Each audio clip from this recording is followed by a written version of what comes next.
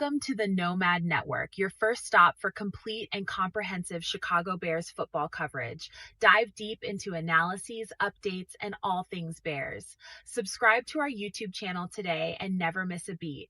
Thank you in advance for your support. We promise to bring you the best because together we're unstoppable. Go Bears!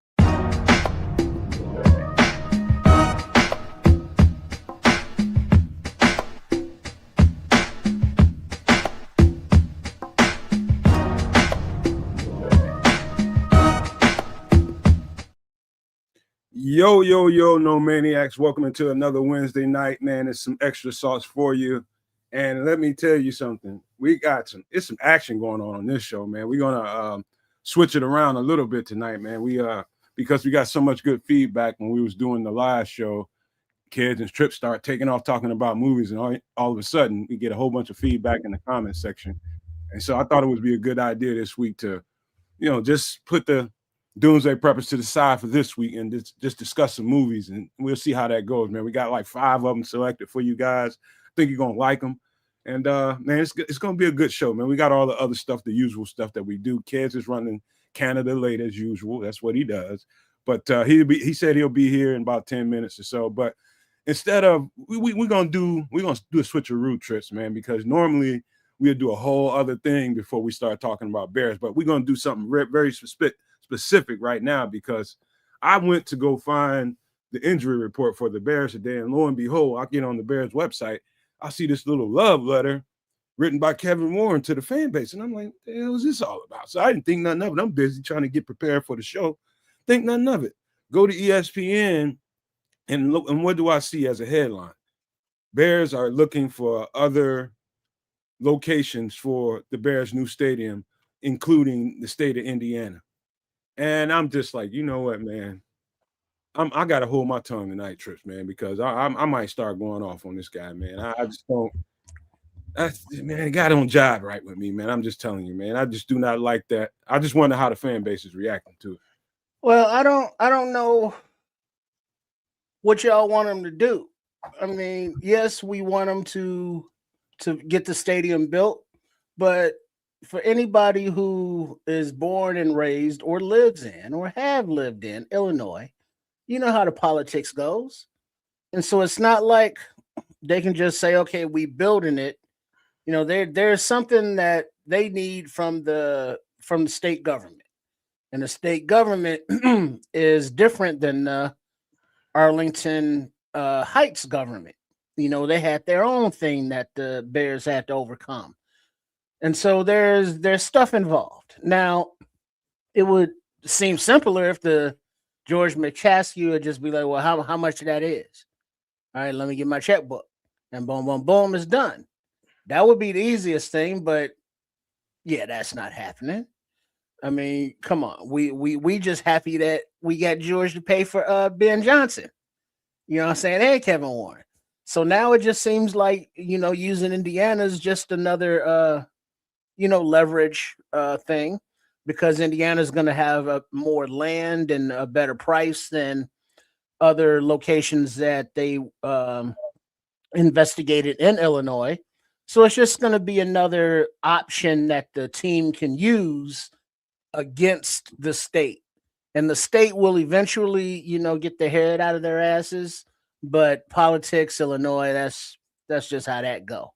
So it seems as though Warren is in a no-win situation, because ownership, is just not gonna cover everything, and the local and the state governments all got their hands out.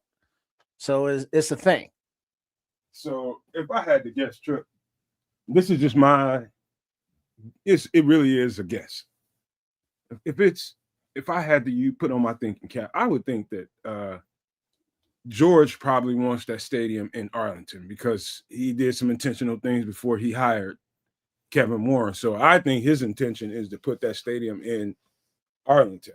However, whatever's going on in the Arlington politics has caused probably a nice little rupture in between him and the owner. Kevin, I think, probably really wants a stadium here in the city, but he probably quickly realized that's not doable. But he went through a whole bunch of posturing. for the fan base and for the state and for the city, to make it look like he was really intent on trying to make something happen here. I really do believe his intent, if he had it his way, that stadium would be 100% on the lakefront. But I don't see that happening. Go ahead. I don't know. I think for nostalgia sakes, the lakefront is the prime location, but Arlington Heights gives them the opportunity to start minting money. I mean, that's just a printing press for dollars, because not only do you have the stadium on land that you own and have full control over, unlike Soldier Field, now they have all the other acreage to develop, with the little bear land, the hotels, the restaurants, and all of the amenities that modern franchises have in their little villages. I mean, just look at Wrigleyville in the city. There's hotels, there's bars, there's restaurants, there's entertainment. During the off season, they have concerts and other festivals and venues with their own stadium in Arlington Heights. Now you can look at not Super Bowls, because they don't have those in winter locations, but bowl games or other college events that they can hold there. It's much more financially beneficial to do it in Arlington Heights, and I don't know if they got it like that. If they could just look, let's just write this check, go and get this land and start printing this money. We're gonna recoup this outlay, in no time. I don't know if it's that easy.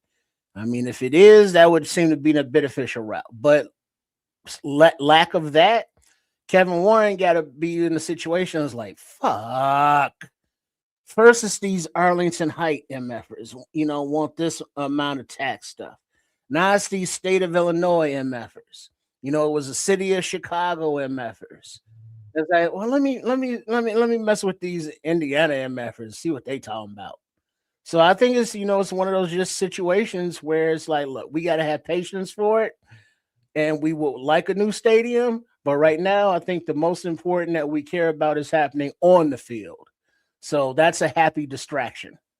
Well, the truth about it is, in between the politics, is the state of Illinois. Listen, you're gonna have to pay your weight here in the state of Illinois. You're a billionaire. You got doing billionaire things.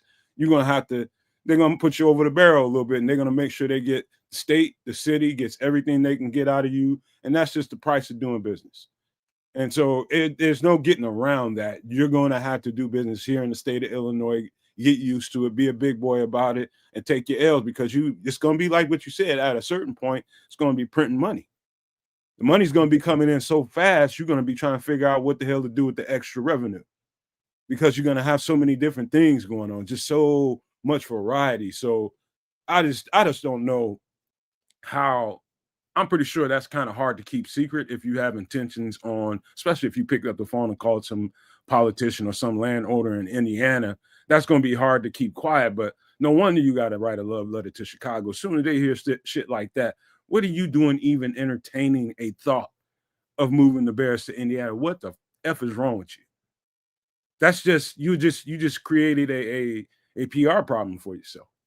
You had a lot of favor going into this month, particularly with the success of your team and some of the moves that you made. Now you make this fumble here, man. This is stupid, man. Even if you had intentions on checking that out, you shouldn't have said it out loud. Shouldn't have said shit.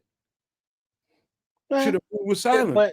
But the thing is, it's a negotiating tactic if it is, and those things, you got to say out loud. So you got to let the Arlington Heights people know. You got to let the state of Illinois people know that they aren't the only game in town, that you got options. And it's like, hey, Northwest Indiana would love that tax revenue that they would get. And it would be a fraction of what Illinois is, trying to tax them for, literally and figuratively. So, playing, two sides against the middle is just a smart negotiation tactic. And that's what, Warren's doing. And Indiana's like, they got no loyalty to the city of Chicago. They got no loyalty to, the state of Illinois. They was like, hey, we can get another, NFL team in our state, because the Colts, they're down there 4 hours away. But that, just think of how much money that would bring into the state of Indiana. So they have a vested interest in trying to attract the franchise. So they gonna make a sweet deal. And as the president of the organization, you got to look at it and just strategically just think about what this week is.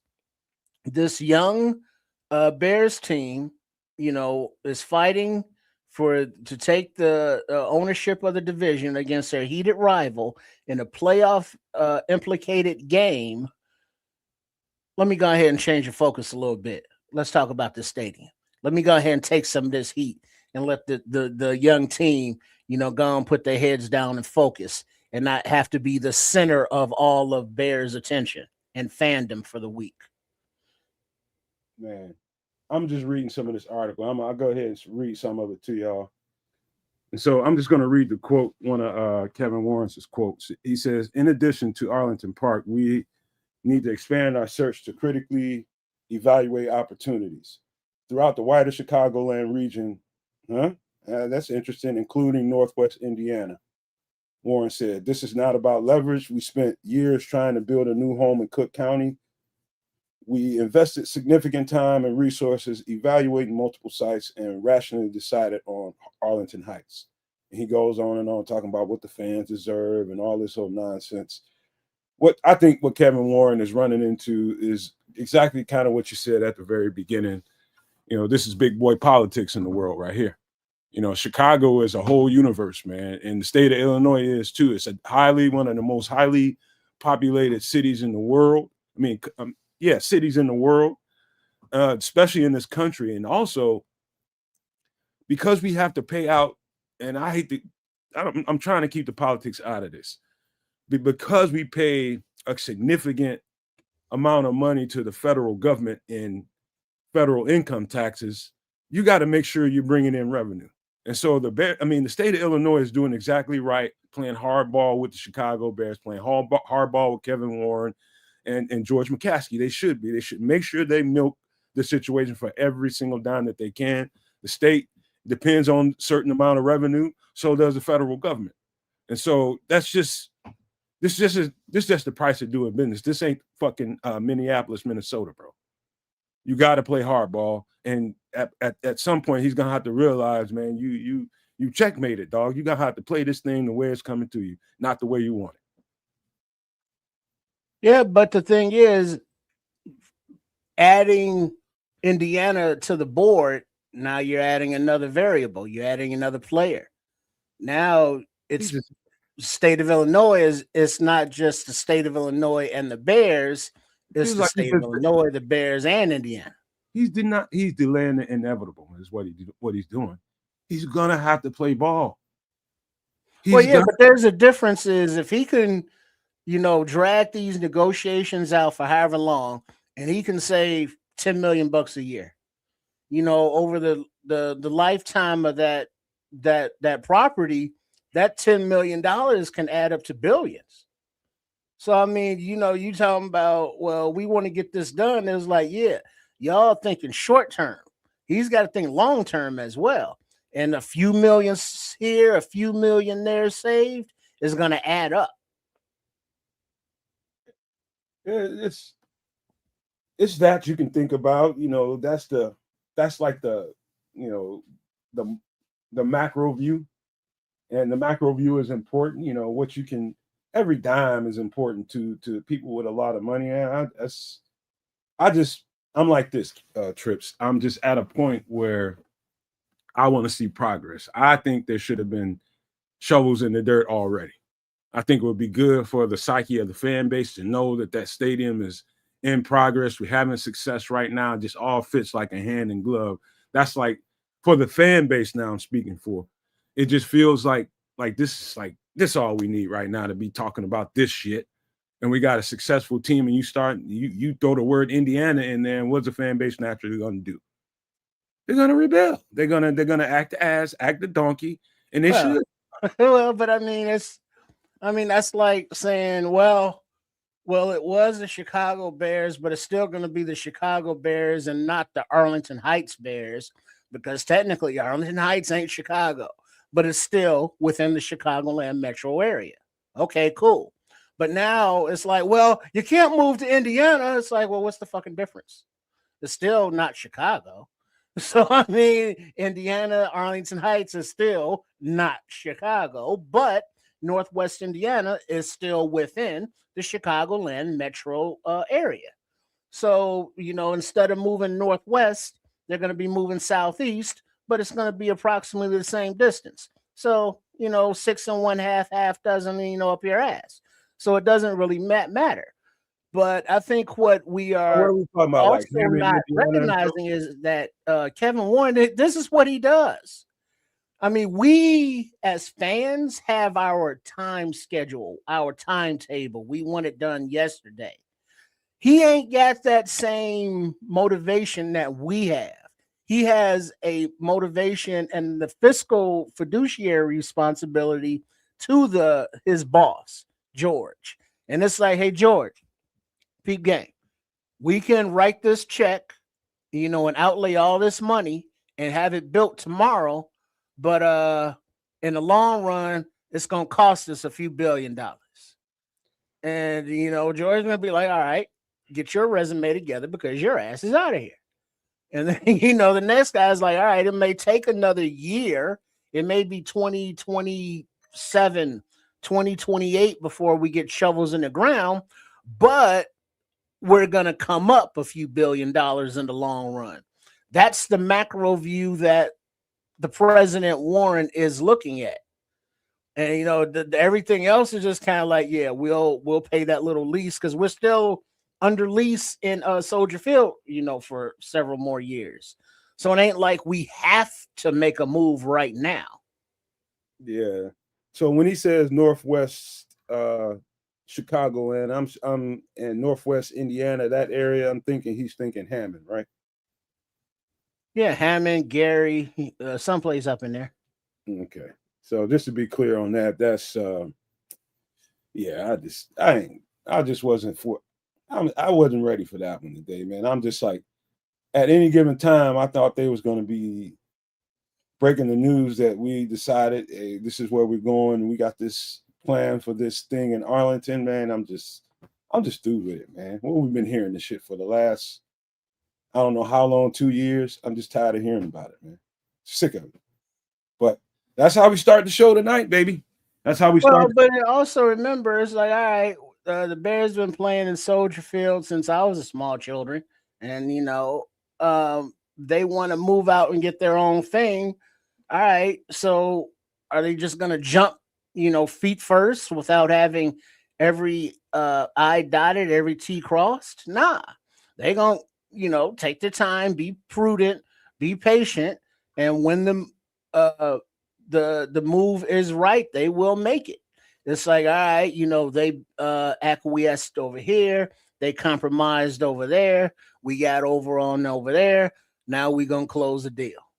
It happens when it happens. You can't rush it because remember, this is big money moves going on, and we having these little money minds, and those don't mix. Yeah, I'm just glad kids ain't here because this shit got me. I like talking about football things. I forget all this. I don't like talking about it. I just wake me up when the goddamn shit's done. Hey, that's part of the business. Man, I don't like talking about it. I can't stand that shit, man, because everybody gets in an argument about how much something should cost, and I don't like it, man. Just don't like it. Well, I'm sure they'd be like, hey, Nomad Network, if y'all want to go ahead and write this check for it, please. Oh, no? Then shut the fuck up. Man, that's what Kevin Warren's saying right now. Man, fuck liver lips, man. I ain't thinking about that cat, man. I don't. He said that to all the podcasters, all the fans, is like, are y'all paying? No, all right, Hudson. because no, okay, but it will get done. It's just a game that they play, a dance that they do, if you will, a little courting, a little flirtation, before they consummate the deal. All right. Well, let me shout everybody out right quick that I see in the chat. First person in, C Mackey 64, Mr. Mayhem busted up in here, Liberty's Outlook, Marlon Johnson. Let me see, AC Adam, PlayStation Man 1994, Chris Spade, Black Sheep. Let me see, make sure I got everybody. Pete Jones II, El Joe Nino busted up in here. Nino. King Jeremy the Wicked 91 busted up in here. Neo Red Pill 99. Leo Factor, Super Clark Khan, Paul Rodriguez, Darren Collins just busted up in this piece right now. Hey man, so we'll get to the Bear stuff a little bit later. I know I got a question earlier for somebody about Matthew Judon. I don't know what that's all about, but we'll talk about that a little bit later once we get into the Bears conversation. But let's get back to the regular order of the show, Trips, and let's be human for a minute, man, and see how you've been doing. How's life been treating you, bro? And what's been going on? It's been cool, just been a little upset with the self. It's like you have things to get done, and it's like, oh shit, I didn't do as much as I needed to do, and it just piles up. And it's like, damn, and I'm behind my own self-made schedule. Of course, I could adjust it, but having that discipline to stay on schedule, but then you get mad when you get off schedule. Say, hey, let me adjust the schedule as long as things are getting done. So that's just the process. But family wise, human wise, looking forward to next week, the Christmas holiday week. For those that celebrate, spend some time with the fam. Which is always good, always refreshing, always fun, and just recharge the batteries and laugh and live and love. No expectations, just with the people that you love, that love you, and just chill for a few days and enjoy that. So got that coming up. So looking forward to it. What about yourself? Well, yes. Before I get into me, speaking of the Christmas season coming up, we are probably going to have to throw an audible next week. And as long as Trips and kids are cool with it, we'll probably have to do a show after Superflex somewhere. We'll probably do 8:00 Tuesday night or something like that if they're good with it. That fits their time instead of Wednesday, because of course Wednesday is Christmas Eve, and most people are going to be moving around at that point or just around family, and they ain't got time to be doing this stuff right here. So that's probably what you can look forward to. You're probably going to get extra sauce on a one day earlier than normal, and that's just holiday scheduling for your ass. So we're going to get with kids and make sure we can pull that off, and hopefully everything goes well. But one way or another, we'll get you extra sauce, before Christmas in there. And we'll see you guys again on Extra Sauce again on the 30th. That is right before New Year's, right? That's going to be, I think that's the 30th. So that's the way. Last episode of 2025. Yeah. Also, it looks like the Bears play the Packers on Saturday. So I'm not quite sure exactly what time. I didn't look that up before we got on the show. So expect that show to come out 30 minutes before the game, like we do every single game. We go out 30 minutes before, and we'll do the live in-game reaction for you all Saturday evening. I imagine it's probably about 6-7 o'clock at night Central. Yeah, it's Saturday, so I don't know. It's not a playoff game, so it's not like 5, so it's probably like 6, 7-ish. Okay, there goes 8:20 Eastern, so 7:20. So there's Siren Collins with the great update for us, hooking us up. So it's going to be 7:20 our time. That means we'll probably go live somewhere around 7 o'clock. So just look for it. We probably go live at 7 o'clock. So it'll be 20 minutes before the game instead of 30. So yeah, that should be fun, man. I like evening games, man, because it gives me time to get things together. It's a little off schedule, but it's okay. You cool with that, Trips? Yeah, it's as long as I ain't got nothing else to do because it's out of the ordinary. And so it's like, well, typically the NFL plays on Sunday, so Saturday night I'm feeling kind of sporty. Went to the bar, caught me a 40, but now it's a game on Saturday night, and they say, oh shit, okay, all right, we cool, nothing was jumping off. I didn't want to go to that holiday party, no way. Stay at the crib, watch the Bears game. Yeah, my girlfriend's off this weekend, so I mean, she's working this weekend. My fact, she just came off of a off weekend. But anyway, talking about being human, we'll get that straight. We'll be here for the live reaction one way or the other. But talking about being human this week, so Trips, something fairly wild happened, not for me, but for my girlfriend. And I talked to her about it. She's cool with me telling this story. So I told you all she's been working in social service. She's working with dementia, Alzheimer's patients, working with that field. And this is her second year doing it. And she's coming off of taking care of her mother for, we took care of her for about 7 to 8 years straight, and took her all the way through to the end with her dementia. And she was just perfectly suited for doing that kind of job. So she fell right into it like fish to water, right? So for the first time since she's been there, she had I would call for her a major incident, right? And so a resident put hands on her, and I don't know. I'll just tell you what she told me. She reacted to it a little unprofessionally. She didn't hit her back. She did a little cussing and she got upset. She was triggered. And she came home upset about it because, words were being exchanged with the people that she works with, co-workers and all that. And, somebody wrote an incident report and she didn't write one. And I got into her soul about that. But we'll get into that part of it. But that's her first major incident under the circumstances. Crisis intervention, those kinds of things. Trips, you've been in this business a little bit for some time, and that the way you're trained is different than most people moving around society. You're dealing with you're in service to people, so you have to be trained to react to things in a certain way. There's going to be some adversity at times, and her having me as her Linus blanket, I'm the perfect person that's been out there for a long time doing this stuff. I was pissed off that she didn't call me. She didn't turn around and walk away, but it's a teaching lesson for her. It's a teaching lesson for her. She came home frazzled, and I read her energy as soon as she walked through the door. Well, it's a teaching moment because after you've been in the quote unquote game for a minute, working in the industry, you realize that when clients are going through whatever they're going through mentally, physically, they're not always in the right state of mind to deal with the staff. And you never know what kind of people they were beforehand. They could have just be assholes who are now just old and sickly assholes. Somebody said assholes? And the asshole shall appear from Canada. What's going on, kids? All kinds of fun jazz. Just getting things ready for the holiday season. You know what it is.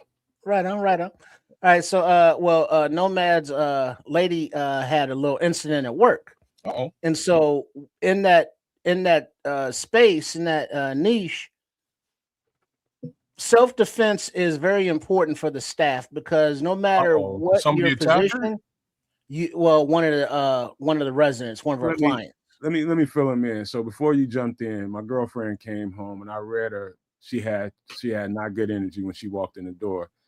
And when she came in, trust me, we had to pull out the whiskey, man. She had to process with her because she had her first major incident, working there, been there for 2 years, but she had a physical incident. A resident put hands on her and she didn't react well. She didn't hit her back, but she didn't react well. She didn't react the professional way.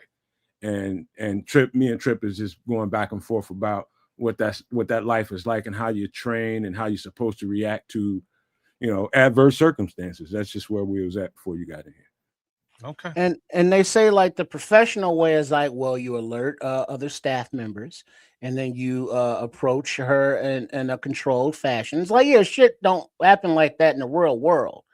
When shit goes down and you turn your back, and now a client is coming at you or putting hands on you, you have to immediately defend yourself, and that does not include running away down the hall, because now you're putting other residents in danger.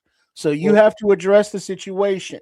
And now that don't mean like you treat the client like it's somebody on the street putting hands on you, or uh, you know what I'm saying, where your response is a little more well, let volatile. me let me paint the picture a little bit clearer. So it's not like she was like attacked; she got slapped, and these Well, that residents. is attacked. Well, it's different than the way you was describing it. Like she had to defend herself. It wasn't that. She they Well, if she if did she just somebody put their hands on her? let me color it in a little bit, Trips, and then we'll go from there. These are very very feeble people. Very very. Depending on who the person is, there are different stages of the disease. Some are a little bit more mobile than the other. Then others are bedridden and can't really do anything for themselves. But this one is somewhere in the middle of there, and she's in a wheelchair. So my girlfriend happened to be leaning down doing Yeah. something for somebody, and she caught her across the face. So Okay. just so it wasn't like a full out I gotta defend myself kind of thing. Okay, well, that's a little bit different. You know what I'm saying? If they bedridden, it's like, hey, I dropped that pillow on your face. My bad. That's a different situation. But in a wheelchair, lashing out. But there's still, you have to defend yourself, because a slap can take out an eyeball. Is the person doing the slapping, do they have fingernails? Are they wearing a ring? Do they catch the staff member's eye in the wrong spot? Now the staff member is without an eye because of a simple slap. Well, So slaps can lead to serious injury. I So didn't you mean can't discount it, because it's still a physical assault. And right, so right. being in a wheelchair, the mobile person, the staff member, can stand up and back away, obviously, Well, I didn't and mean it. get around to the side of the chair to restrain. But there's some situations where if you have a client that is mobile, and let's say a older man and a female staff member, and he's slapping her, that slap it hits different, literally and figuratively. So you're gonna still not treat the old dude like some dude on the street, and take him down in a violent, painful manner to get him up off you. But you want a more controlled, contained takedown, like bear hugs and wraps, where you can put your body weight on theirs until other staff members can get you there to further restrain them safely. So there's levels to restraint and levels to self-defense, but there's always that level of, no matter how on the scale you think the attack is, as a staff member, always protect yourself physically. And then when that altercation takes place, write that shit down immediately. Well, You got to let me cover your ass in Trip, documentation. you're giving good advice, man. yeah, yeah, I yeah. don't. But I got to finish the story because I'm only giving y'all half the Okay. details. I just didn't trigger Trip Kundo. It's not to that level. It's not to that level. Well, here's the moral to the story.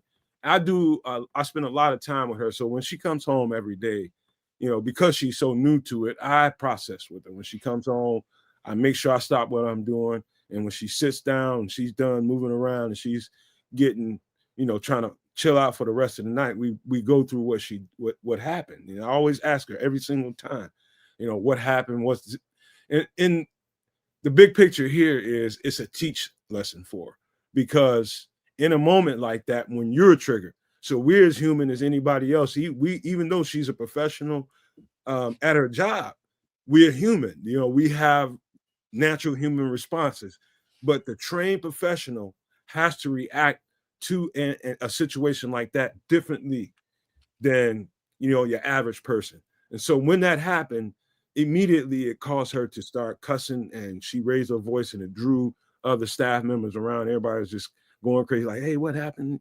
It got crazy. And I asked her, what do you think went wrong? And she was kind of stuck. I said, where it went wrong is when she put hands on you, immediately what you're supposed to do is whirly bird around, walk away from that situation, go get the next available staff, and you tell that staff, hey, you're going to have to go down there and work with her. I can't do this shit tonight with her. She just put her hands on me and I'm mad. I'm going to end up doing something to it. You take your ass outside, start smoking a cigarette, and you call me. She Whatever put you're on going and to do, said, but bitch. you call me, but you got to de-escalate yourself. When you're triggered, you have to remove yourself from that hot spot. That was the first thing I told her. I said, that's where you went wrong. The second thing I told her, she left without documenting the incident herself. She allowed the nurse to write her narrative. I said, you never in this game ever walk away from that. I don't care if you have to stay the next 2 hours. You get in that computer, you open up that program and you write that goddamn incident report yourself the way you experienced it. And don't allow anybody to write your narrative, because by the time you get back to work, the whole fucking shit could get switched around on you. And so 2 lessons I had to, I didn't teach her, but it was just a good time to point some things out to her. And she received it well. That's just the life of this job, this life that we live in these kinds of environments. I worked this stuff for years. I only had one kid take a poke at me, and for some old ancient ass, his dad bought him some classic old Yu-Gi-Oh cards. And this kid thought I was going in to take his Yu-Gi-Oh cards because he was about to receive a consequence. They called me in there to go through the shit with him, and he thought that I was going after his Yu-Gi-Oh cards, and he took a poke at me, and then he jumped down on the ground. The Yu-Gi-Oh cards flew in the air, and he just went in the fetal position immediately, dude. If it wasn't staff in front of me, and this is early on in my career, if it wasn't staff there, I don't know if I might have hit him, because he almost hit me. And that's the first time, that's the only time a kid ever took a poke at me. And so immediately, that's why I told her, I use that as an example. Like, your human reaction the first time something like that happens to you is natural. And so what you do from that, you learn. So did she smack her? All those, nah, she didn't. All those. I gotta ask the obvious question, because like I don't. No. She never put hands back, man, and that was the best thing. You gave her the right directions, man. You did. Shout out to Keith, to the bishop out there in the chat. You directed her correctly. Trip, you're also giving good advice there too. This is like, for situations like this is why I don't have a job like that, because straight up and down, I'm smacking you. I'll get fired. That's okay. You know what I mean? I'm of the mind that, if you take a swing at me, especially if you're a child, like, that's a completely different situation. But if you're an adult, you know better. So you throw hands at me, I'm going to throw it right back at you, so that you could recognize very quickly you should not have done that. And after that, we can be cool. I'm not going in, you know what I mean? I'm not going in full. Begin. You know what I'm saying? I'm not going in full, like, I'm gonna beat your ass and stomp a mud hole in your ass and walk it dry. I'll give it right back to you, so you recognize, wait a minute, you screwed up, and we are on that same level, and we can let the healing be in, like we can move forward. But you also have to know how to write that appropriately in the documentation, kids. Because in this country, we get something in called a professional situation. Exactly. So, like, we get something called CYA, cover your. You got to cover your ass, man. You're nailing it, brother. That's it. And this is why I don't have that kind of job. I'm not sure how I would react in that type of situation. You kind of patient, kids. I think you would fit well. I'm super patient. That's why you'd be a great fit. So don't underestimate yourself there. I'm just saying, like, if I get crossed like that,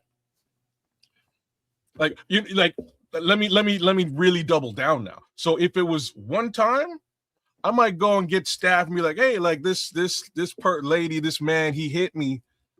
He got physical with me. Let's have a conversation, so everybody else here knows that this happened this time. If this happens again, I don't know what might happen the second time around.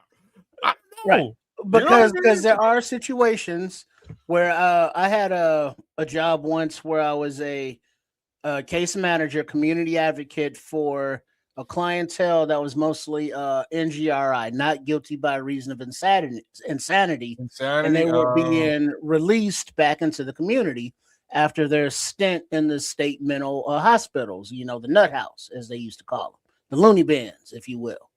And so several of my caseload, you know, had bodies on their record. And, you know, for different situations, you know, one, he was protecting a nurse in a facility when another patient was attacking her. And, you know, a tussle ensued, and the other dude, you know, hit his head and died. You know, so there was a body on him for that, but it wasn't with malice. Whereas I had another dude, you know, that took a razor blade to a chick. You know what I'm saying? So that was a little bit different, but they were all on my caseload. And within that community, these are still people, adults, no matter their mental diagnoses. But you do have to let them know that it's like, look, dude, I may be a social worker, but I ain't no punk.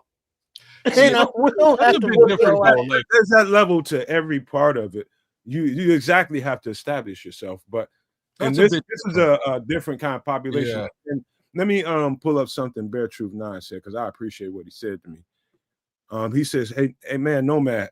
He said, I hope you gave her a good amount of time to vent and relax before you start giving her advice. You know what? That's good advice, Bear Truth 9, because I'm not sure if I did, because you know, she came in on 10, and when she sat down, I was just like, Calm her hey, down. bring it down, you know what I Yeah. mean?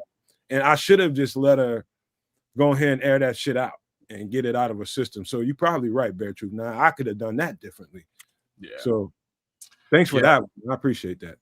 Trip, your example there, like if it's, and that's where I would be awesome. You know what I mean? If it's an altercation externally that I'm not directly involved in, I'll de-escalate that situation relatively easily, right? That's just the type of person that I am.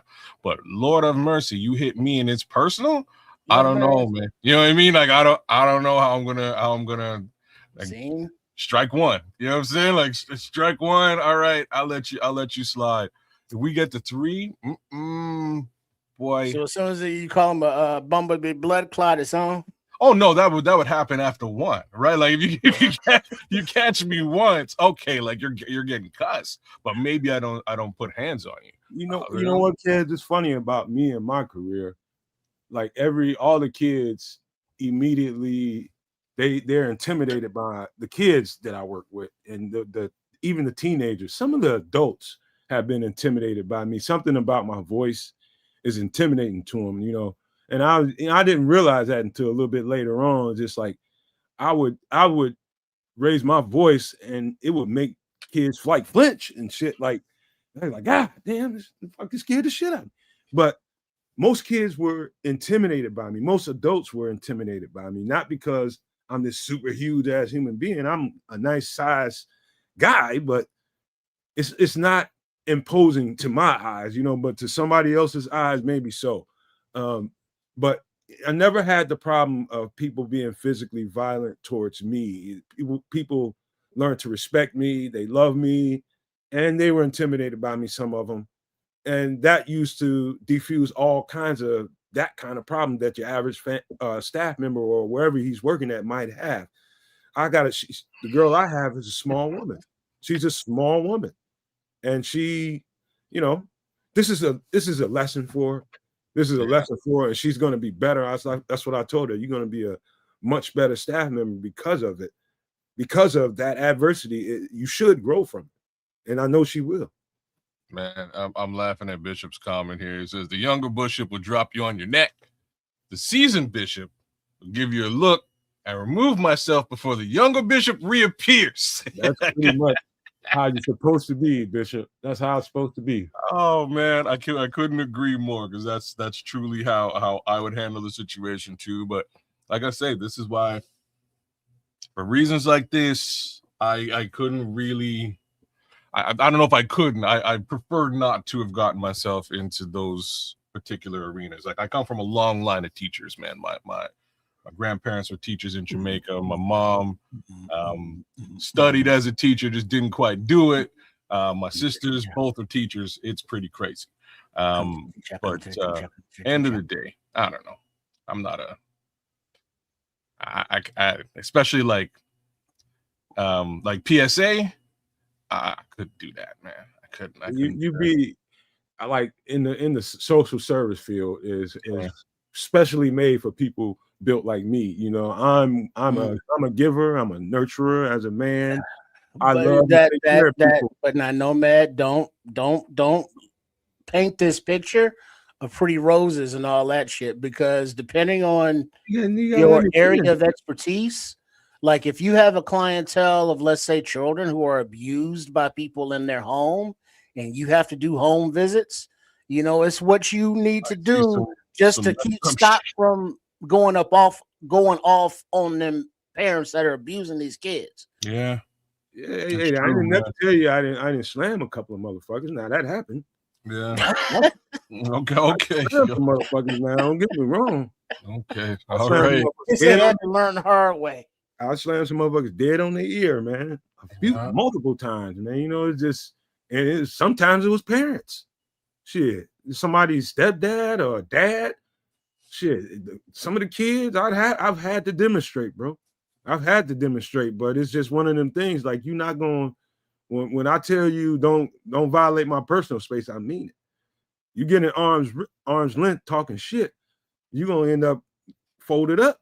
That's just how it is. And you're not gonna story along these lines that I'm just not gonna tell on this show. Save everybody a little bit of embarrassment. Not gonna tell it. Long story short, I had a group of angry parents come visit me after, and we had a very good conversation. That's the answer to that. Shout out to Styles of Page. He's coming home. He's on a plane. You know what I'm talking about. I think shout out to Styles, man. Merry Christmas to you, boy. I think it's I had to share it. I asked her if I could share it, and she was like, it'd be cool, man, because there's probably multiple people listening to the show right now that either are in that service field or have loved ones in that service field, and there's lessons to be learned every single day you're in that field, and that's one of the good ones, you know, removing yourself from a hot spot. And that's what I ended up training people in crisis intervention, cultural and ethnicity training, all kinds of different trainings. But that was one of the key ones I did over the years, was teaching people crisis intervention, the right things to do when these kind of events take place, man. It's not always by the book, but there's certain things that you're going to have to do as a professional to maintain your status, man, to maintain because you do the wrong thing, you can't work in that field for 7 to 9 years. Yeah, this is, like I said, this is why I always sort of was in volunteer capacity for stuff like that, or just, you know, volunteered without being in volunteer capacity. That's this way I don't have that professional, you know, I don't have that professional requirement to answer to somebody when you know what hits to you know what. I can jump my whip and dip and see if you have a problem with it. We can talk about it next week or whatever. But yeah, man, no, I've had to. You can intern at a place like that. You don't have the same civic responsibility. You can be a volunteer. You don't have the same civic responsibility. But as a professional, there's all kinds of civic responsibilities, professional responsibilities, HIPAA laws, all kinds of, you know, first reporting law, all kinds of stuff that comes through that, and you get trained to be able to address all of those things. But it's a difficult field, man. But you got to be a certain kind of person to maintain in that environment, those environments, man. And I think she's special in that way. Well, shout out to the missus, man. Hope yeah. It's a learning process. Yeah, man. All right, man. Any other last things on that? Any other thoughts on that trip, Saked, before we move into some food and drink? Yeah, you gotta, to go into social work, you gotta really love the social work, because you ain't gonna make no money. Well, I don't know about that, man. Depends on what you do. Depends on what. It's not lucrative. You're right. it's not lucrative. He's right about that. Let me read Bad Truth Nine's statement. He says, yeah, teaching and jobs like that take special kindness and want to help people. It does, man. You got to be a certain kind of individual. You have to be very giving of yourself, man. And in my professional career, I've taken it home with me far too many times to count, because I was always with the intention of giving them everything that I had, you know. And that's part of what some of the youngsters have to learn coming up in that business, because whether it be children or mentally challenged, who all have those members of every group that know how to work the system, and that's why they're there, is to work the system.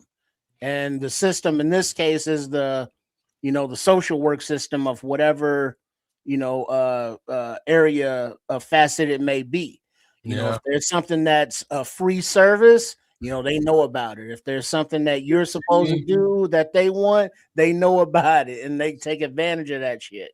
So that's funny. So like I was just about to say, because of how, because of the background that my sisters and my grandparents and my moms have had, I'm like, yeah, all these people basically poor. You know what I mean? Being in that field, nobody's like making money.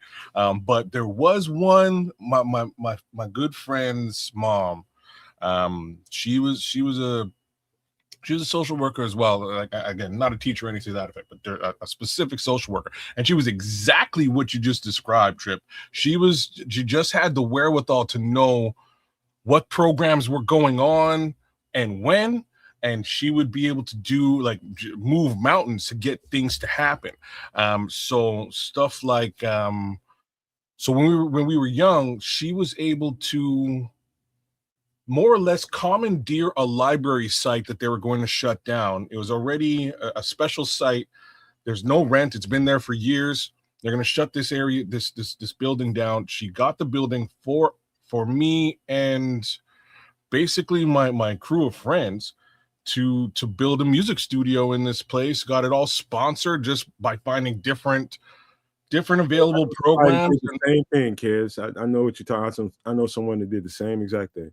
Yeah, man. She was super slick with it, and just had the wherewithal to know what these programs were and move mountains, man, move things around so that kids got opportunities, and she still does it to this day, which is really super cool. So shout out Martella Moore, man. I love that, man. And last thing I will say to anybody that works in this field or even has curiosities about if they can or want to, let me just tell you this, and remember this, keep this in your wallet or your purse, whoever's listening. Self-care is the most important thing that you can do while employed or doing jobs like that, because it's so easy to get lost in doing for everybody else. You forget to take care of yourself.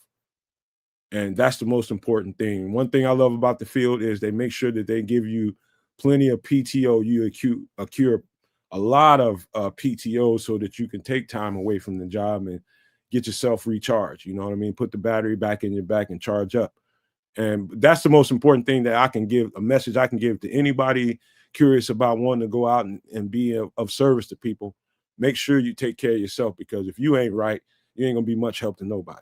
So, especially if you got like a caseload full of borderline personality disorder people. Yeah. You know what I'm saying? Because you always want that far from choking their ass. Yeah, they'll have you. They'll bring you right there to the line, and that's when you know. That's when you know I need to take some time away and do something else. And I remember that trip to Jamaica that I took was on the heels of that self-care I was just preaching to y'all, man, and it was the best thing that ever happened to me.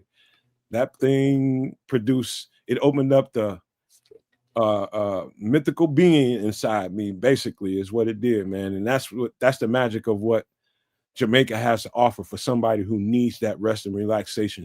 Just some time and space and a place to rejuvenate, man. That's the most dynamic place I've ever been to, as far as I'm concerned.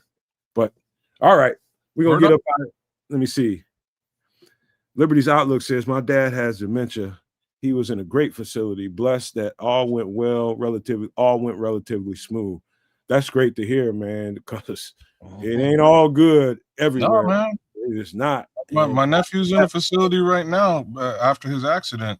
He's got some, he's got some mental issues because, he was in an accident with a bus. Long story short, he's been a little bit of a jerk with the nurses. So, the flip side of it is they kind of have to deal with him as it comes, and I can't blame them.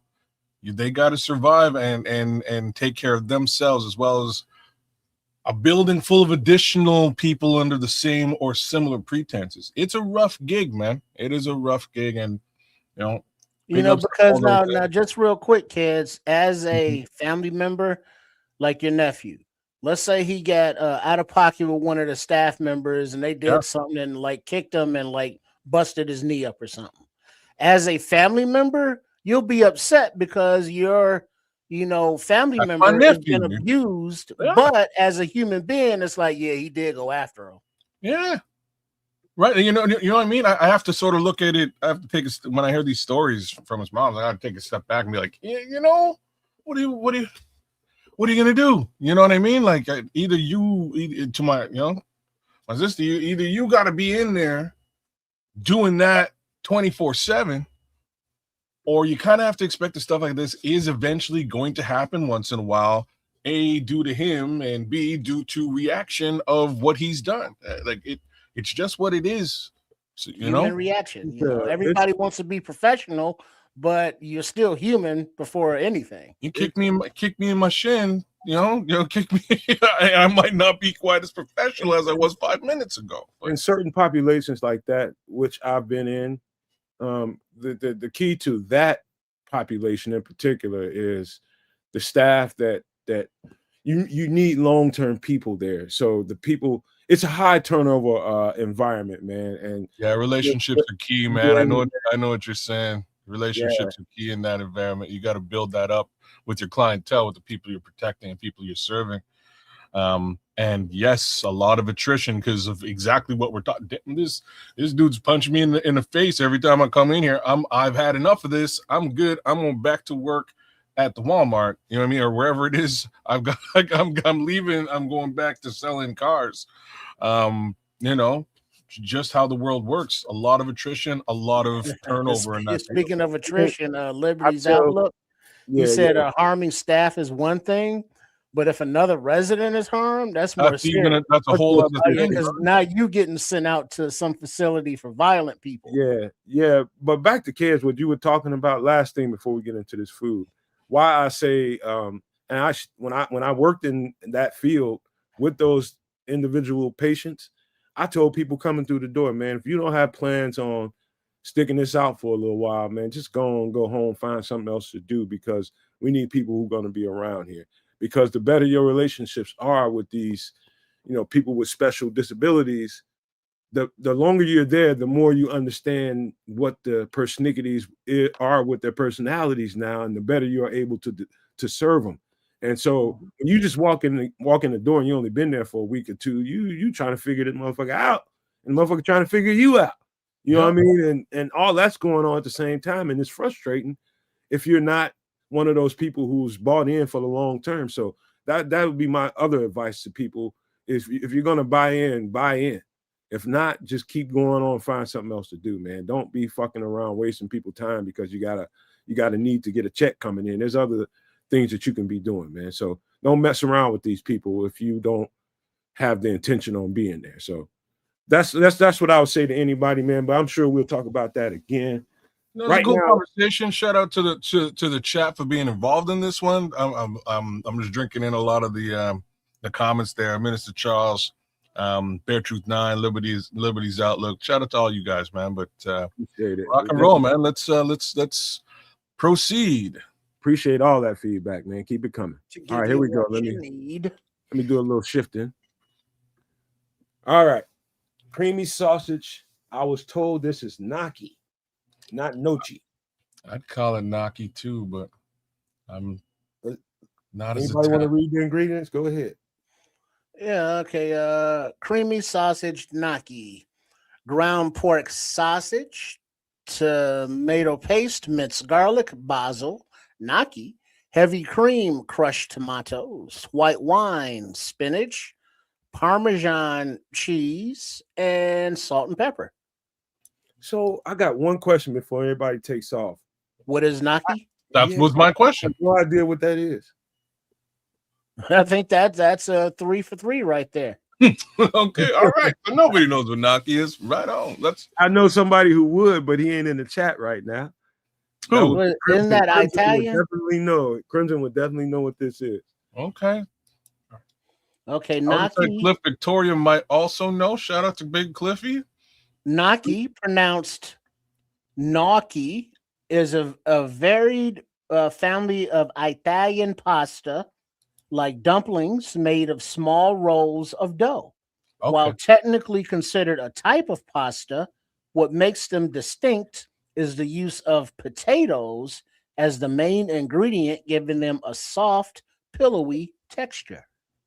So I guess we probably should have figured that out, considering this is like a pasta dish and there isn't any other So, type but this of pasta it's in here. different, Fred. It's different. There's a bread and tomato mixture of a dumpling. Yeah, it is. It is definitely not your typical pasta.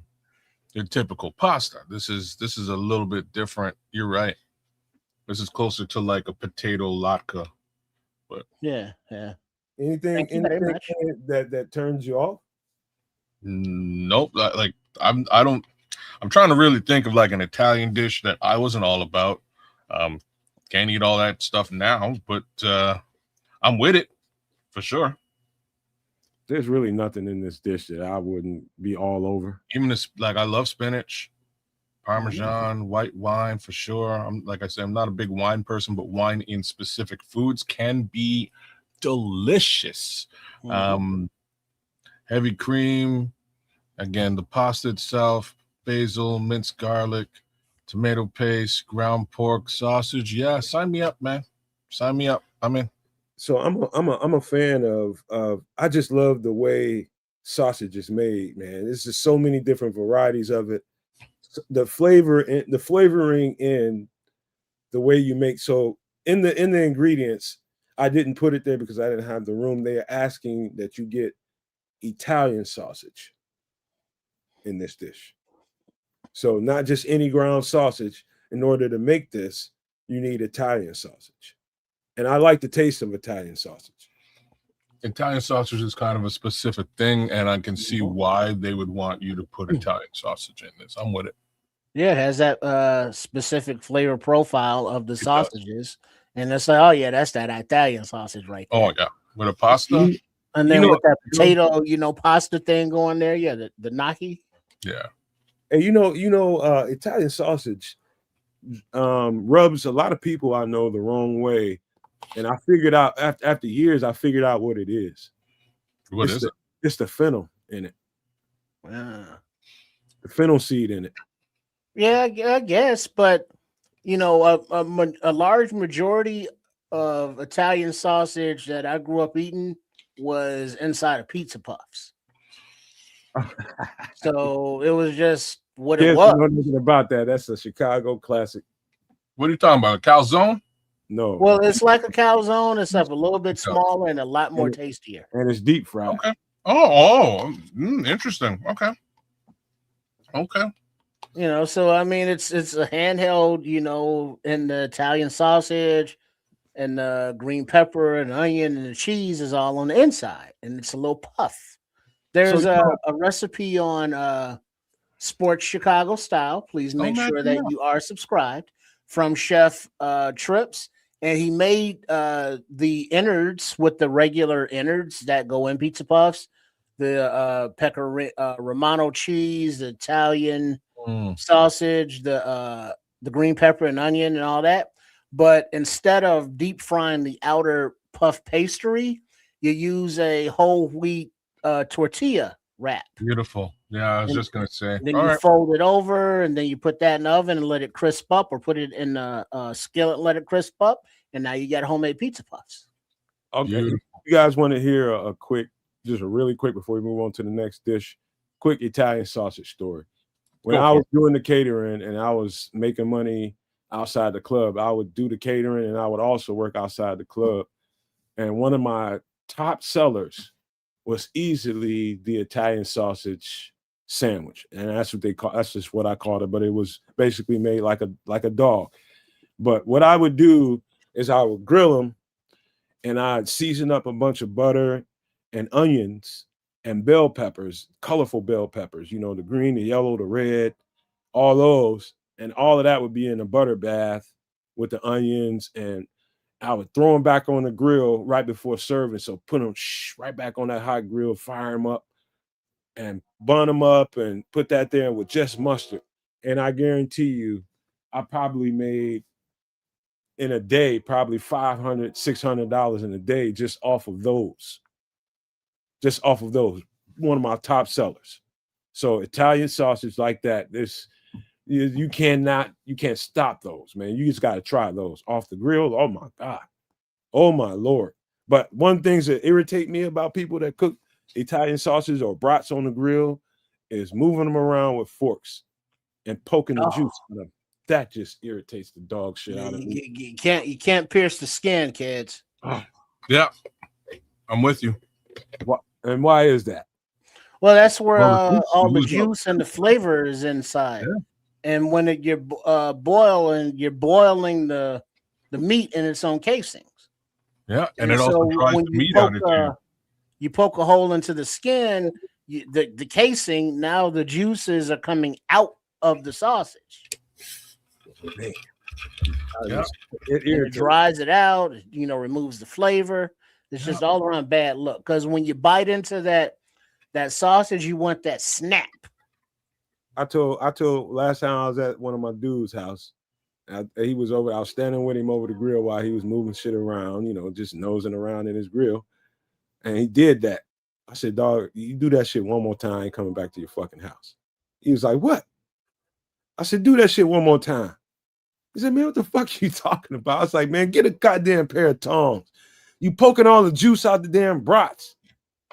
Good brats too, man. I was just like, he's like, man, ain't nobody tripping about none of that. I was like, dog, you can't do that. That's like a party foul, bro.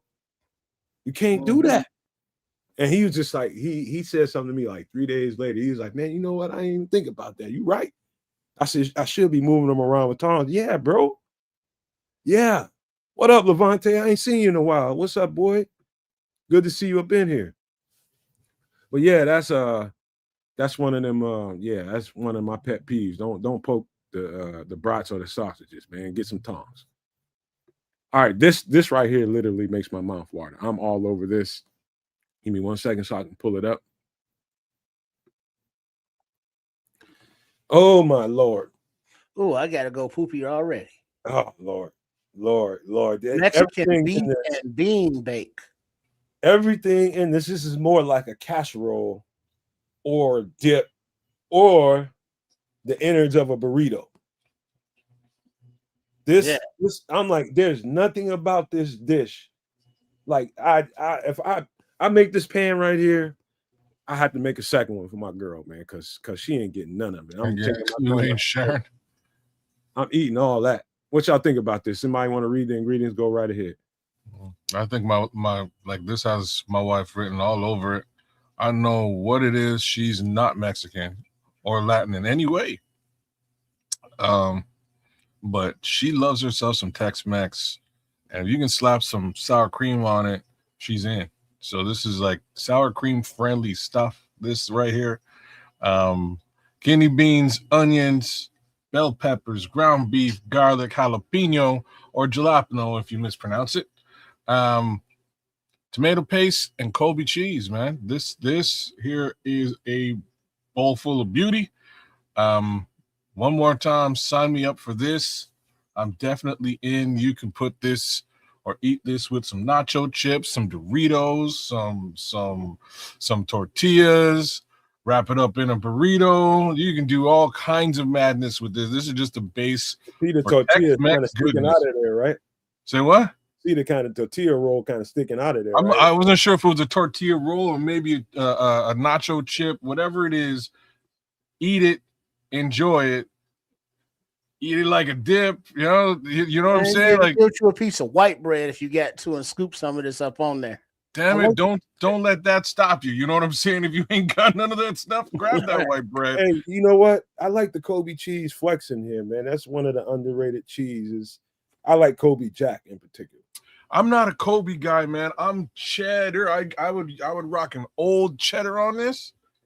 You gotta And be careful with the cheddars now. You get sharp cheddar and you go to trying to melting over this shit, it's gonna foul up your whole dish, bro. I see what you. I know what you're saying. I know what you're saying. I love me a sharp cheddar though. Not Well, what necessarily. Nomad is Not referring necessarily to, on this. No Maniacs, is the sharp cheddar. Is especially if you don't shred it like immediately before using it yourself. Yeah. There's more of a water content in it, and your dip is more oily and watery than creamy and dippy. So that's some of the stuff you got to watch out for with the cheeses and how you they melt, because not all cheeses melt the same. No, So true. absolutely So not. true. It's a great point, man. You got to be, especially with sharp cheddar cheeses. I don't know what it is with that. It's But got a bit of a different kick to it, and I know what you're saying with the kick as well. you don't want to mess with that with chili or anything like a chili. This is kind of like a chili dish in a way. I messed up a whole pot of chili trying to melt some sharp cheddar in it. Mm. I had to throw a whole pot of chili in the garbage. Oh Well, I man. don't know about garbage, but No, it's not. Yeah, really. That's terrible. But I try to. I don't put cheese in my chili. I put cheese on top of my chili. That's how I roll. So, but yes, Tim Basemore, good to have you. Good to see you. What up? What up? All right, so yeah, this right here. I can do this. I'm gonna do this soon. As a matter of fact, this is basically everything I like about a burrito. I don't really care for rice in my burrito. Oh no? No, I'm already doing a little bit of cheating with the tortilla and the beans. That's a little non-keto friendly. I don't need the rice in there too. So you're so right, man. And I forgot because I was like, oh, beans are keto friendly. I forgot, man. Beans are like No, being devoid of beans and fiber, and this is the problem with. So just for everybody's information, if you're doing keto type stuff, the diet for the most part is devoid of fiber, and that's not good for your belly. So be careful. That situation put me in the hospital for a week, and that's how I got off of keto. So I'm kind of back on keto, but I am sliding in some kidney beans here and there. So just so everybody's healthy, man. If you got to get yourself some fiber in your diet, make sure if you're doing keto, you get some fiber. What's the From term? somewhere. Do you aerate your beans? there's no keto way to do it. You just have to not eat them. Yeah. There's no keto way to do it. No, Some of them have a little bit less fiber than others. Here's how you do it. Like the only way that works for like the only way that I can suggest to work it in is you keto 5 days out of the week. You have a cheat day on the weekend, whichever day you choose. Add some fiber into your cheat day. No, that's not. I meant aerate like When you're cooking the beans in water so you don't have the farts. I don't, because that takes forever. Okay. So you know, and it's just facts, right? and we already know that the missus loves it. So. Can't say you gonna skip that whole step. Fuck it, I'm a fart. like I say, man, I'll just come down here, man, in my own little domain and bless my domain. You know, but yeah, man, gotta be done. You gotta get that in you. And that being said, you know, Levante's up on the rice. Because I'm from the Caribbean, we eat everything with rice. I'm all about that situation with rice. So if you're not a keto guy, add that rice in there and love it. If you have to do keto or you're doing keto, this is a pretty keto friendly little situation here, man. So chow down. It's very keto friendly. Yeah, man. You take the beans out of that, it's still doable, still enjoyable. Yeah. Everything in there is keto friendly if you take the beans out. So yeah, man, it's dog. You know, I want to ask you guys a question before we get off of this. Are you I'm probably asking you specifically, kids, because you're in Canada. I know y'all have different traditions there. Are you one of them people that have to eat like not pinto beans, but what's black eyed peas for New Year's? As No, like I it's never like heard of that before. here it's like a Is that like a thing? what do they call that? It's like a Uh, uh, give uh, you good luck or something. not a wives' tale, but just old a slave Tradition, I tradition. guess. Okay, You I never know, heard that just one old before. tradition thing. That's some old African. Yeah, African. Yeah, there's supposed good luck for the new year. Yeah, I never heard that one before. That's news to me. Ancient tradition, brother. Okay. Ancient as time itself. That's been going. I never understood it. I just know that in my family, typically on New Year's, some black eyed peas would show up, and I never thought none of it. It didn't. It wasn't until I was older, and I heard that. So I'm like, really? And I asked my mom, I asked my grandma about it, and it's like, yeah, man, it's like, yeah, you didn't know that? I'm just like, no, I just ate the shit because it's good. Yeah, I never heard this one before. This is news to me. Sounds like a new tradition you might want to start, brother. Let's see. Black eyed peas symbolize luck, resilience, and prosperity, especially in southern United States culture, where eating them on New Year's Day is a tradition linked to their history as a food for livestock and the poor that helped people survive hardship, particularly during the Civil War. They represent coins or wealth when paired with greens, money, and cornbread, gold, signifying a hopeful, abundant future. Damn. Kids, there's two beans that I love the most. One being a northern or navy white bean, love them. The second one, I don't know if they're right there, neck and neck. I can eat the shit out of what are they again? Look, Black kidney eyed beans? black eyed peas. It's still a bean, but Black they eyed call peas? it Okay. black eyed peas, man. I'm yet to meet a bean that I'm not a fan of. You never had black eyed peas? Tell me I've you've had, never had black eyed no, peas. Let's I've had get black it eyed peas. started. I've had black beans. I've had chickpeas. Different. Um I've had kidney beans. Clearly, that's I what we call told Great Google peas. northern beans. And it's about that time I get my ass to Mars. What it do, Quattro, Quato? what's up? Quado. Yeah, man. This is all right, man. I could just look at this shit and just drool because I just love everything in this dish, man. Dog. Damn, Grant. And I especially love dishes that you can do in one skillet. So you brown your ground beef there in the skillet, then you throw those onions and bell peppers in there, then you throw all that other stuff in there, and then you throw the whole skillet in the oven. You know what? Bake it like that. This is G Man. He says I make my own homemade Italian sausage. I use he's probably saying ground fennel in mine instead of the fennel seeds. That would probably land a whole lot better with people that I know that don't like Italian sausage. If they just ate it and didn't have that seed to crunch in their mouth or to taste in their mouth. Don't you make ground fennel from grinding fennel seeds? Yeah.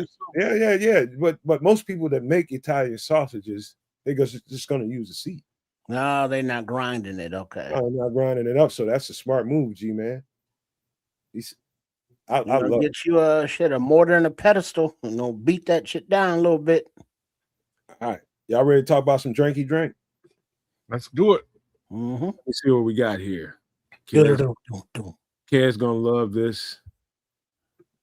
Funky Cold Medina. The rum punch. This has got my mama written all over it, man. Yeah, this is exactly what she'd be whipping up. Mama Cass about to drop it like it's hot. Oh, that's it. So light rum, pineapple juice, orange juice, dark rum, lime juice, the grenadine, and some ice.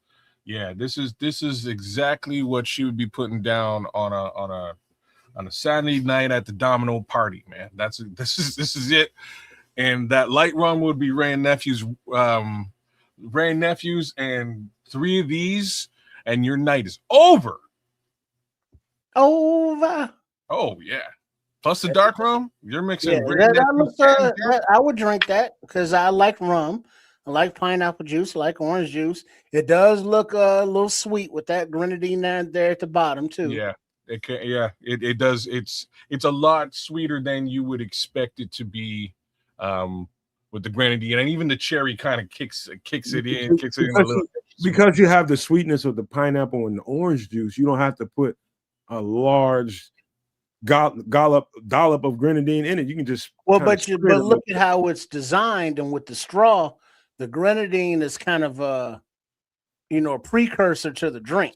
That's why you give it a spin, Trips. That's why you better give it a spin, because if you drink that top piece down and you get to the grenadine, for some reason, I don't know, I don't know what it is. It might be the ice, it might be the liquor, but that grenadine it'll just sit at the bottom. You know what I mean? It will literally just sit at the bottom. It's heavy. It's so heavy. There's all the syrup in it. It's kind of syrup, and it goes right to the bottom because it's the heaviest part of the drink. So that's why you have to give it a spin. Swaggy, I would totally leave the grenadine out. If it was me, I'm not about it. I would leave it out. My mama loved it in there, and she was all about that little sweet kick at the end because, like I'm telling you, the light rum we would be using is it's overproof Jamaican rum, and it's just a punch in the face. So she kind of, once she gets through that, she needs that little sweet kick at the back end to make it worth her while. I'll tell y'all on a side note, a delicious freaking New Year's drink for your ass: crushed ice, pineapple orange juice, and champagne. It's almost like I think it's kind of like a mimosa, I guess. Like a mimosa. Yeah, that's kind of like a Hawaiian champipple. Okay. Yeah. In the Caribbean we call it a shandy, but yeah, okay.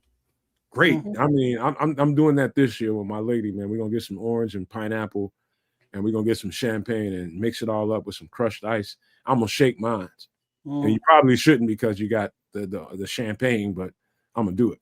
I saw a short or video or something about the younger generation sampling Mad Dog 2020 for the first time. What? And and it was like, oh yeah, I remember Mad Dog 2020, of course, because we mentioned Wild Irish Rose Richards, but also shout out to Boone's Farm. But this rum punch we're looking at right here is definitely a Boone's Farm Mad Dog kind of flavor. I've had it before. It's good.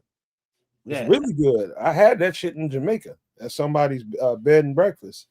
Yeah, it's tasty because all the juices in there and the rums are very subtle. So it tastes like you're drinking a fruit juice, sweet fruit juice. Was the rum subtle in Jamaica? Not at all. Well, I mean, it's there, but it's like, ooh, you're drinking a drink. But this is what I'm saying. It's kind of like the Long Island iced tea subtle. That Ray and Nephew's that rum, man, it is the furthest thing from subtle. It is a straight up punch in the face. It's like you're drinking. The only thing I can really compare it to is rubbing alcohol. It's the closest.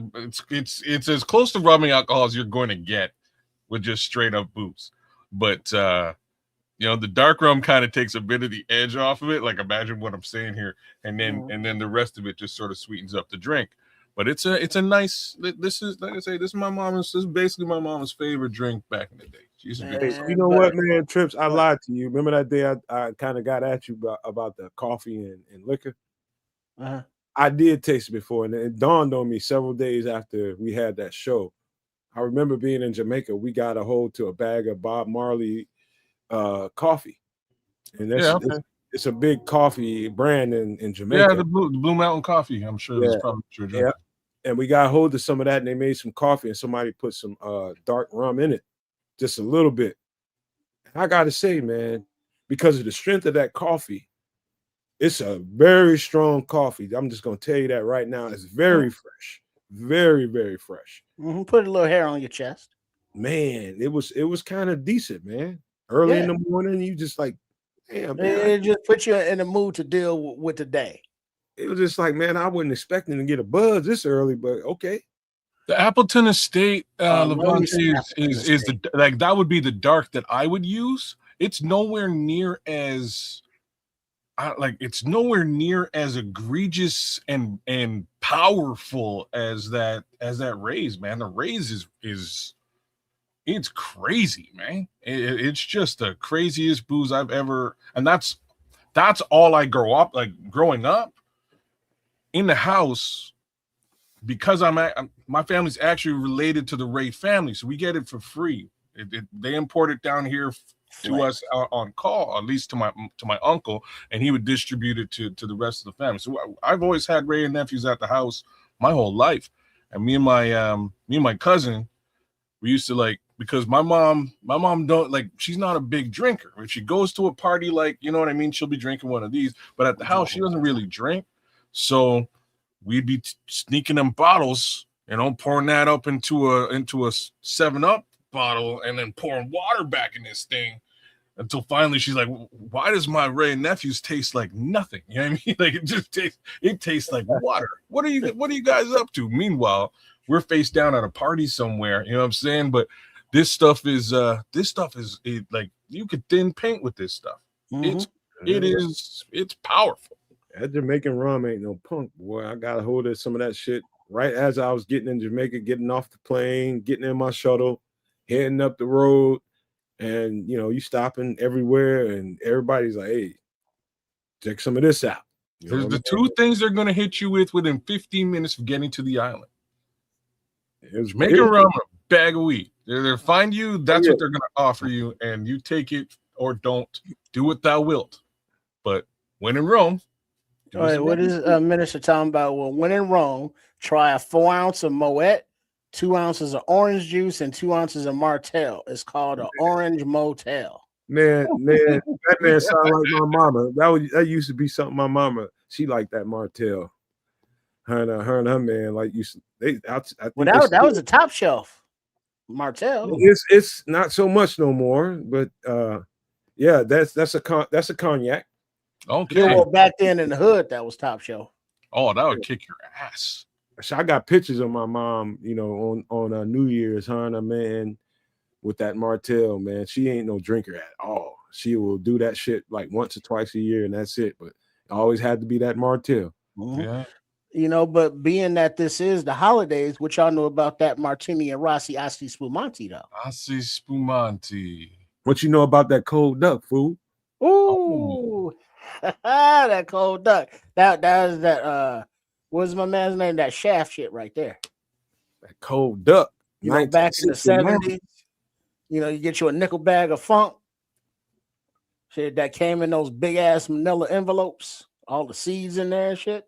I was a shorty, but I saw my dad do it. Too funny. I know somebody probably sold it to him, but we'll get into that later on. But now looking at this drink though, and it's the holiday season, I'm seeing this rum, and my mind just goes a little bit north to the island of Puerto Rico. Oh, and the coquitos, because it's that time of year, and basically that's like eggnog, but it's not eggnog, but it's got light rum, dark rum, medium rum, and eggnog. Basically, but yes. Well, I got something for you because you're the resident whiskey guy. This next drink is kind of. I was thinking about you when I did this one. I'm gonna see what you think. So, well, that Kids is a whiskey guy. You kind of. What do we got here now? Whiskeys. Okay, I'm in.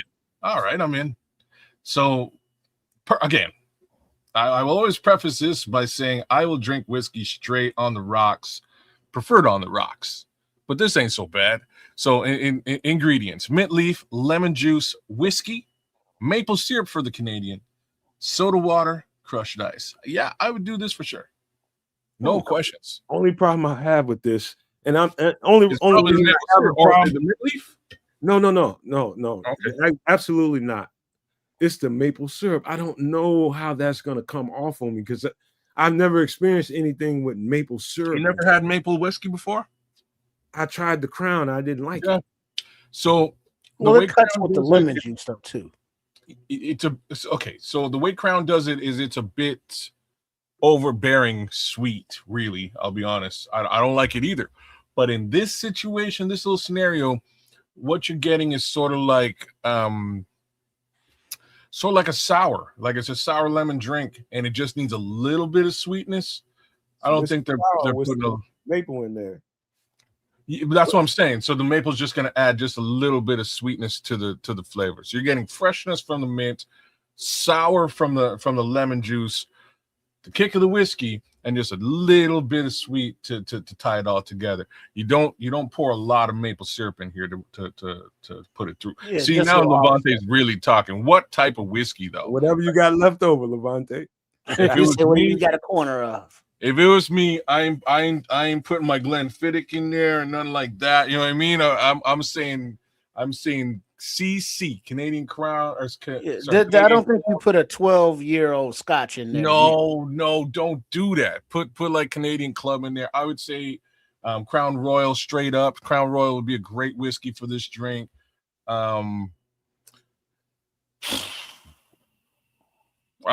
Jameson would be good for this drink, although I'll drink Jamie on the rocks too. I like Jamie. Jamie's great whiskey. I got that in front of me now. Yeah, Jamie's good stuff, man. I really like the Jamie. But yeah, like those would be the three that I would suggest you rock with this. I wouldn't suggest a Jack. Like Jack's, yeah, the taste of that Jack will fuck this up. You know what I'm saying? It would mess this whole thing up. Like Jack, I can only take in a very specific manner, and like I do Jack and Drambuie. That's my shot. Put them together, and boom. They say take that soda water up out of it. You don't need it for the most. I'm not a fan either, Devontae. Well, that's going to add a few aeration to it, a few bubbles. Yeah, it gives it another that effervescence. Yeah, I like a little bubbly, a little spritzer every now and again, depending on what I'm drinking. Something like this. I haven't had the Black Barrel before, Minister Charles. I'll have to test it out. I've had it. Yeah, is it any good? Don't let me be the one to tell you no, because I like stronger flavored whiskeys. I'm not a fan of, and some of that kind of whiskey definitely has a distinct smoky flavor to it, and it definitely hits you on the back end. I don't like the aftertaste. Okay, I can see what you're sort of saying. So maybe it's so there's a Scotch called La Floeg. Oui. And my cousin's a whiskey guy. He swears by it, but to me it tastes like fucking leather. You know what I mean? Like you ever like accidentally lick some leather on your leather jacket? You know what I mean? Like that's like how you imagine walking into the. How you accidentally lick some goddamn leather? Hey, weird shit happens, man. You know what I'm saying? Like weird things occur. But that's what Lafroig tastes like to me. I'm like, this is smoky. Have you ever walked into the Coke store? Yes. And you know how that leather smell hits you? That's what I'm talking about. That's what it tastes like. You know what I mean? And I'm like, I don't know if I want to drink this. Like, I want to wear it, but I don't turn up. You know, by the time you turn up one or two, it's all good. Yeah. After the third one, you kind of forget about it. But I've never had one of these, but I have had a mint julep. I'm still laughing at kids. How the fuck you accidentally? Hey, I'm not just trying to. I don't know. I'm not sure if that's ever really happened, but like that's what it. That's what you lick your Michael Jackson jacket when you was a kid. No, I used to. Man, I gone through some phases, man. I used to rock during my real enterprise days, man. I wasn't like about no suit. I had dreadlocks down to my back, and it was just like tie it up and rock like a real expensive leather jacket that nobody could deny. You know what I'm saying? Like that was rocking no members only. White shirt, black tie, leather jacket, hair. Some of that new leather. That was my style. That's what some of that new leather smell is so strong it will get into your mouth. It's so strong in a leather store. This is what it tastes like. That's what I'm talking about, bro. Yo, what it do, Crooked? What it do? But yeah, that was my style back in the day. That's how I conducted enterprise level business. Because, like I say, especially in the winter, I'm not trying to like the dudes that I used to go to work with. These guys would wear like a long, like three quarter inch or trench leather jacket over top of a suit. And I'm like, that's crazy. I got to wear 2 jackets out just to do business for 15 minutes. Like, this is ridiculous. I'm not about that, man. So I'm just gonna wear my tie. That's professional enough. A shirt, button-up shirt, white striped shirt. That's professional enough. And rock like a badass with wool leather jacket in the winter. And that was my winter style. And it worked out very well. All right. Last thing before we get out of here is, whiskey for a lot of people, depending on what the whiskey is, and there's a lot of good comments in the comment section about, and Ked said a couple poignant things too, talking about certain whiskeys. You just don't want to, Yeah. Don't tarnish the whiskey with the funny tasting drinks and shit. You know what I mean? Get some middle of the road whiskey and make your whiskey smash. You got some good top quality, top shelf whiskey. Don't be fucking it up with this stuff. Now you got some middle of the road stuff, and you just want to try some stuff. You got some guests coming over, your girlfriend or your lady, your wife. She prefers something a little bit more mild. You go down this road, man. You go down a road like this, and you do some stuff. Is there anything about this, Trips? Because you said the least about this. Is there anything about this that turns you off? No, I'll drink it. Right. That looks like a little something that you sip on maybe a nice brunch day. I don't know if I'm, having this if I'm going out, to the club. You ever have a whiskey sour? Oh, I yeah. have. Yeah, this is kind of like a whiskey sour with that mint fresh, but a little bit more water, and that's where the soda water comes in. Like just a little bit more water. A bit of a, I'm gonna say like you'll get 5 gulps out of this glass, and that's it. So you hit that thing a couple of times, and you're good to rock. This would be a nice little drink. Mm-hmm. I had the last whiskey sour I had was with some scotch. And I had three of them things, man. And boy, I had a good night. I'm just gonna tell you that. I had a great night. And I'll just leave that there. Great night. Just gonna put that out there. All right, so here we go. Now we need to discuss some Chicago Bears. Before we get into the injury report, let me pull up something. So I got to give a shout out real quick. DeMarco Jackson, Defensive Player of the Week. I don't know if I heard about that. 7 tackles. I did not. 2 solo, 1 sack, 1 interception. You talking about investment, and you just scoop this guy up and look at what you got out of him. Look at what you're getting out of him. I was saying this stuff at the end of the show or in the middle of the show. We just did the live reaction. How much we've gotten out of some of these young guys that they just brought in here and just, what, we're going to give you an opportunity. Let's see what we got here. But man, Defensive Player of the Week. Defensive Player of the Week. Holy shit. Look, I could not believe myself watching this game and how effective this guy was. All right. And we just recognize what's going on here. This is I don't know what's going on. Like, so I saw somewhere today that the Bears somehow lead the league in injury, like missed time, which is like just a crazy stat to have seen. I don't remember what the exact stat breakdown was, but it was like the Bears lead the league in injuries. This guy's a backup player that I don't even think was on the squad at the beginning of the season. No, they just got him mid-season. I found this guy, plucked him out of nowhere, and he's playing his heart out, leaving it all on the field, and being so effective that all game this past Sunday, I was like, man, look at this guy go. He's all over the field. Oh snap, there's an interception. Like he was something else. And man, I had to give a shout out at the end of the game to him and Noah Sewell for the way that they've been playing in the absence of, again, the vast majority of that linebacking group. Even TJ's back, and I think last week is probably the first time we saw like real TJ this season. So like these two guys have really stepped into their own and done a man. You know what, Anthony? You know how hard it is for me to say what I'm about to say, man. Because like my boy made some faux pas, but at this point, he's done some great things with respect to depth. Just the word depth alone that I didn't see coming at all to get us to where we are. So again, I'm gonna start it off by saying big ups, Bears down to DeMarco Jackson this week in becoming the Bears defensive player, or sorry, the league's defensive player, or NFC defensive player of the week. But also big ups to Ryan Poles, man.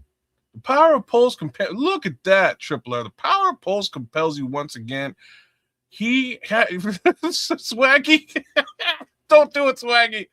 Like I say, I've had my issues and I probably still will, but somehow in the most happenstantical manner, this shit's working. So I can't take it away from the man. I got to give the man a little bit of love for it. And there it is. I mean, because you can't say he's been terrible when he has a team that's 10-4. This is true. This is what I'm saying. They're performing.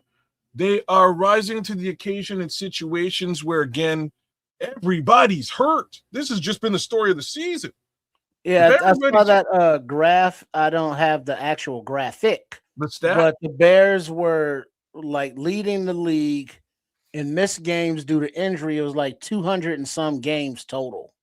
Yeah, something like that. And they were like by far, the most injury riddled team this season.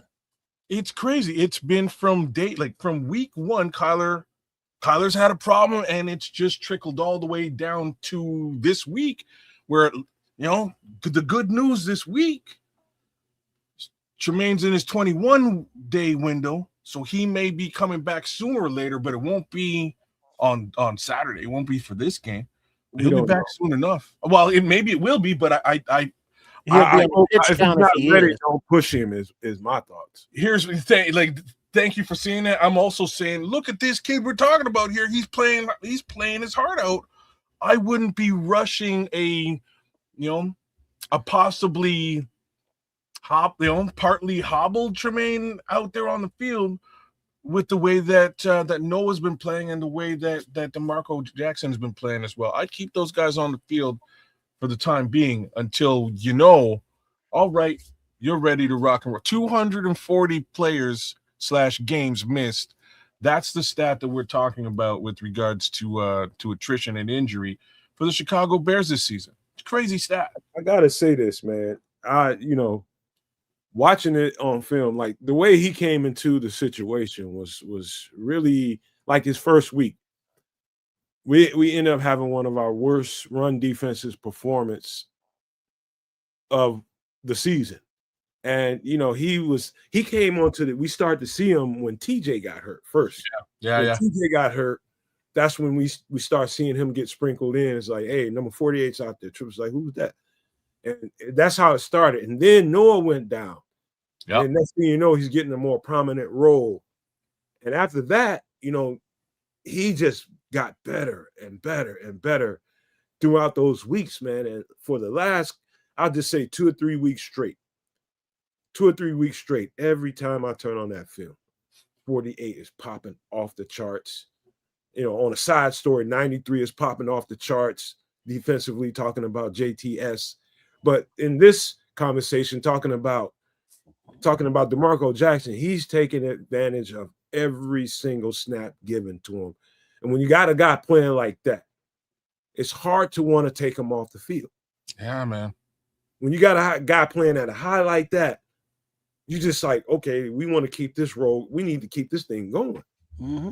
And I love that they're doing that. Same thing's going on with Nashawn Wright. Same thing. Same fucking thing. He's hot right now, and it's hard to take him off the field. Look at the commonalities that those two players have in Jackson and Wright. Jackson was a 5th-round pick in 2022, but he needed time to develop, of which this coaching staff has been able to do with him. Nashawn Wright was a 3rd-round pick, I believe, 2 years ago. And, he was languishing on a practice squad up there in Minnesota, but Al Harris and Dennis Allen and this coaching staff has been able to, develop him and get the best out of him thus far, earning him a massive, free agency paycheck. So the coaching matters aspect cannot be overemphasized, but you also have to look at these players. He's in year 4, Jackson, and he's now getting on the field and able to show that it's like he belongs in the NFL. So it takes time for some of these players to develop as well. They have to be in the right situations. It always does, man. It always does. And that coaching matters piece is it's of the utmost importance. And there's things to be looked at. And again, I just gave Ryan Poles a little bit of love. I'm gonna leave my love there. But I will say this with respect to coaching matters.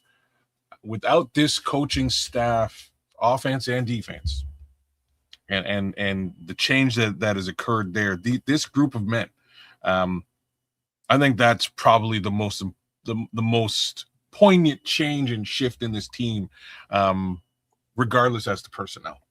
I think they're really putting these guys into positions to succeed, and they are succeeding, man. And that's a thing of beauty right there. It's an aggressive scheme, Yeah. and it's not a very passive scheme at all. It's very aggressive, and it fits players like him, man. He's a very aggressive football player.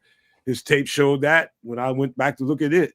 He's an aggressive downhill, I'm a sure tackler, I'm going to get on your ass type of football player. And it took him this long, really, as a professional to really get meaningful minutes. That's not preseason. That's not, all the whack-ass games that they have to play and they have to sit for a whole year because they never get on the field. He's getting meaningful minutes, and he's playing some great football, dog. I'm talking about great linebacker play. It's excellent. Hawkeye's asking a crazy question, and I'm gonna pitch it to all you guys. Do y'all think we have a Hall of Fame coaching staff? I would say members, yeah. I don't think this secondary's having the amount of interceptions they're having without the tutelage of Al Harris. Kevin Byers a vet, and he may have a few picks, but I don't think they are able to do what they have done and able to step up and fill in for next man up positions. I don't think this running back room is who they are without Eric Bieniemy. And there's talk that Kansas City hasn't been the same since he departed, that staff. I don't think this offensive line is doing what they're doing without Dan Rochar. Trip. I gotta pause you. Because I didn't really think about the Eric Bieniemy effect with regards to Kansas City up until you just mentioned it just now.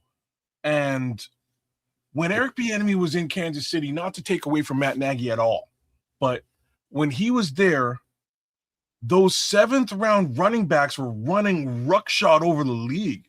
Pacheco and them, yeah. Pacheco, what was the other? Hunt. Hunt's a little bit of a higher up pick, but once Hunt high layer. There's another guy too, and I'm blanking at chat that catch me on who the other running back in Kansas City was. But when say what? Dante somebody? No, he's thinking about Edwards-Helaire. Edwards-Helaire, that's who I'm talking about. Those two guys are late round selections. Beal, that's another one. Beal as well. These 3 guys were running all over the league in championship fashion, and nobody saw that shit coming. Nobody saw it coming.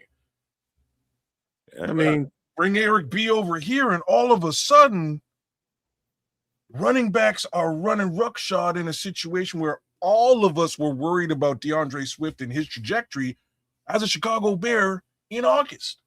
It's if you look at the CH was first round. Okay, my bad. Okay. If you look at the offense on its face, it's the running game is very similar to what they did in Denver years ago when they had Shanahan as a head coach. Years and years ago when they had Terrell Davis, it's a one cut, get up the field kind of scheme. It's predicated mainly on wide zone concept. So that slant run. So you're got the whole line slanting to a side, and it's a stretch run game plan. And so you stretch it, whether you hand it off or whether you toss it to the stretch run concept. And the game plan is to cut and find the gap in between the guard, center, or the guard and the tackle. One cut, get up the field, get you 5-6 yards. That's what the game plan is designed for. And you have to have a coach that emphasizes stop all that goddamn dancing, make a cut, put your foot in the ground, and get up the field. That's what we're benefiting from right now. He's emphasized to them, make a cut, get on up the field, put your shoulders down, make some yards. Instead of don't be bullshitting around. When you see the lane, press it. Go hit it. That's what's happening. So, back to the original questions. I don't know who asked it. See? Hawkeye. I don't know if this is a Hall of Fame coaching staff, but it's definitely an all-star coaching staff. Bear Truth has doubled down and said, better question is this a Super Bowl caliber coaching staff? I'm going to say absolutely, definitely a playoff caliber coaching staff without question. But I think this coaching staff I'm trying to figure out where the weak link is, and I don't know if there is one, right? The offensive line coach is solid. The running backs coach is super solid. Head coach is amazing. Defensive head coach, DC, off the charts. Defensive backs coach, same situation. The only guy I think we don't hear any noise about is maybe the linebacking coach, and defensive player of the week is a linebacker for the Chicago Bears, right? Like this is okay. So that leaves Garrett for the defensive line. It leaves defensive. Okay, so that's probably our shortcoming. All right, that is probably the shortcoming. Maybe I don't know if I can blame. That's getting better.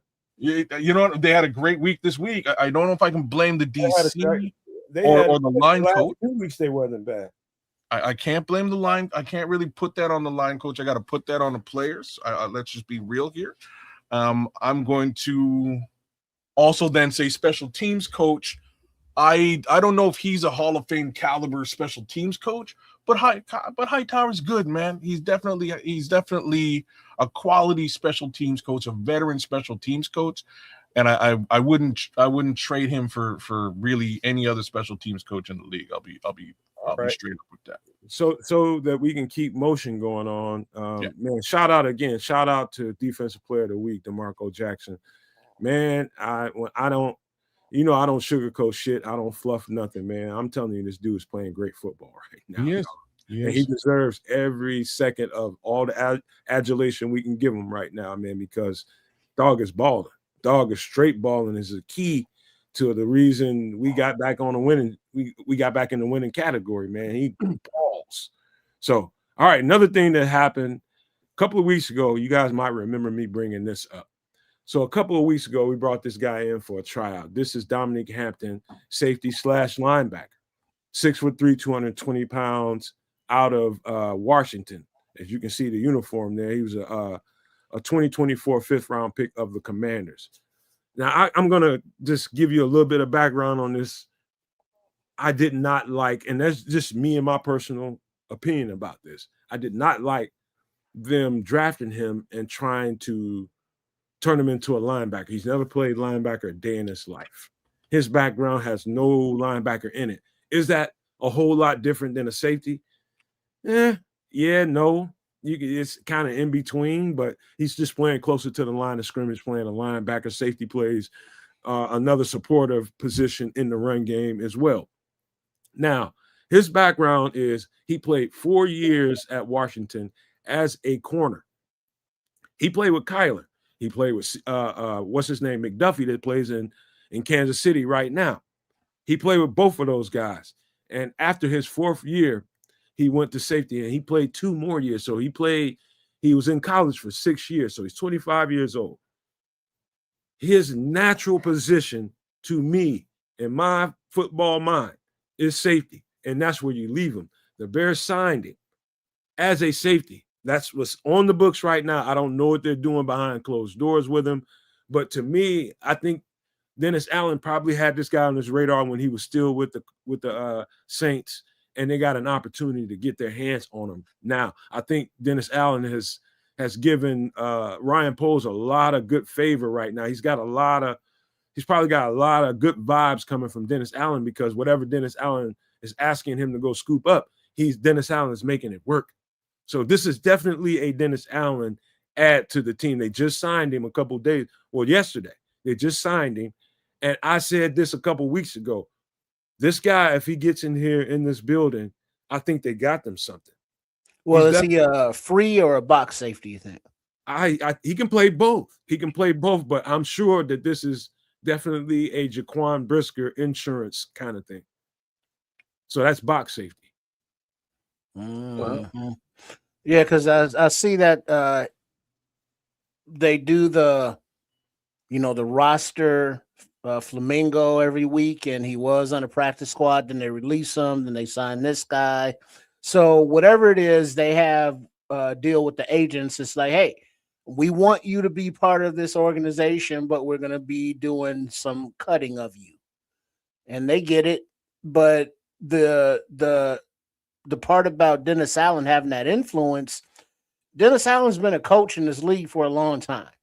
Part of his responsibilities is scouting, during the offseason for his teams.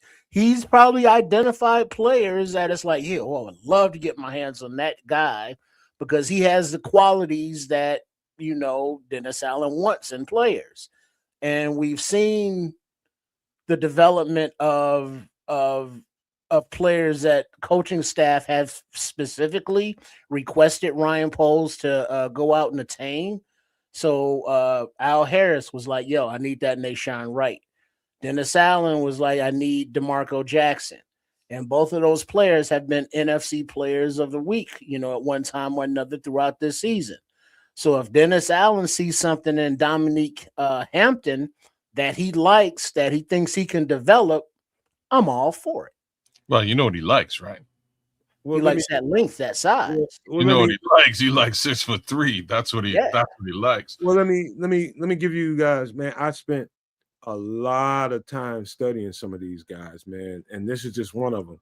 But I did spend a particular amount of time studying him in particular, and he was one of the guys. He was on my wish list for the Bears in that draft. Like, man, we need to get our hands on this guy.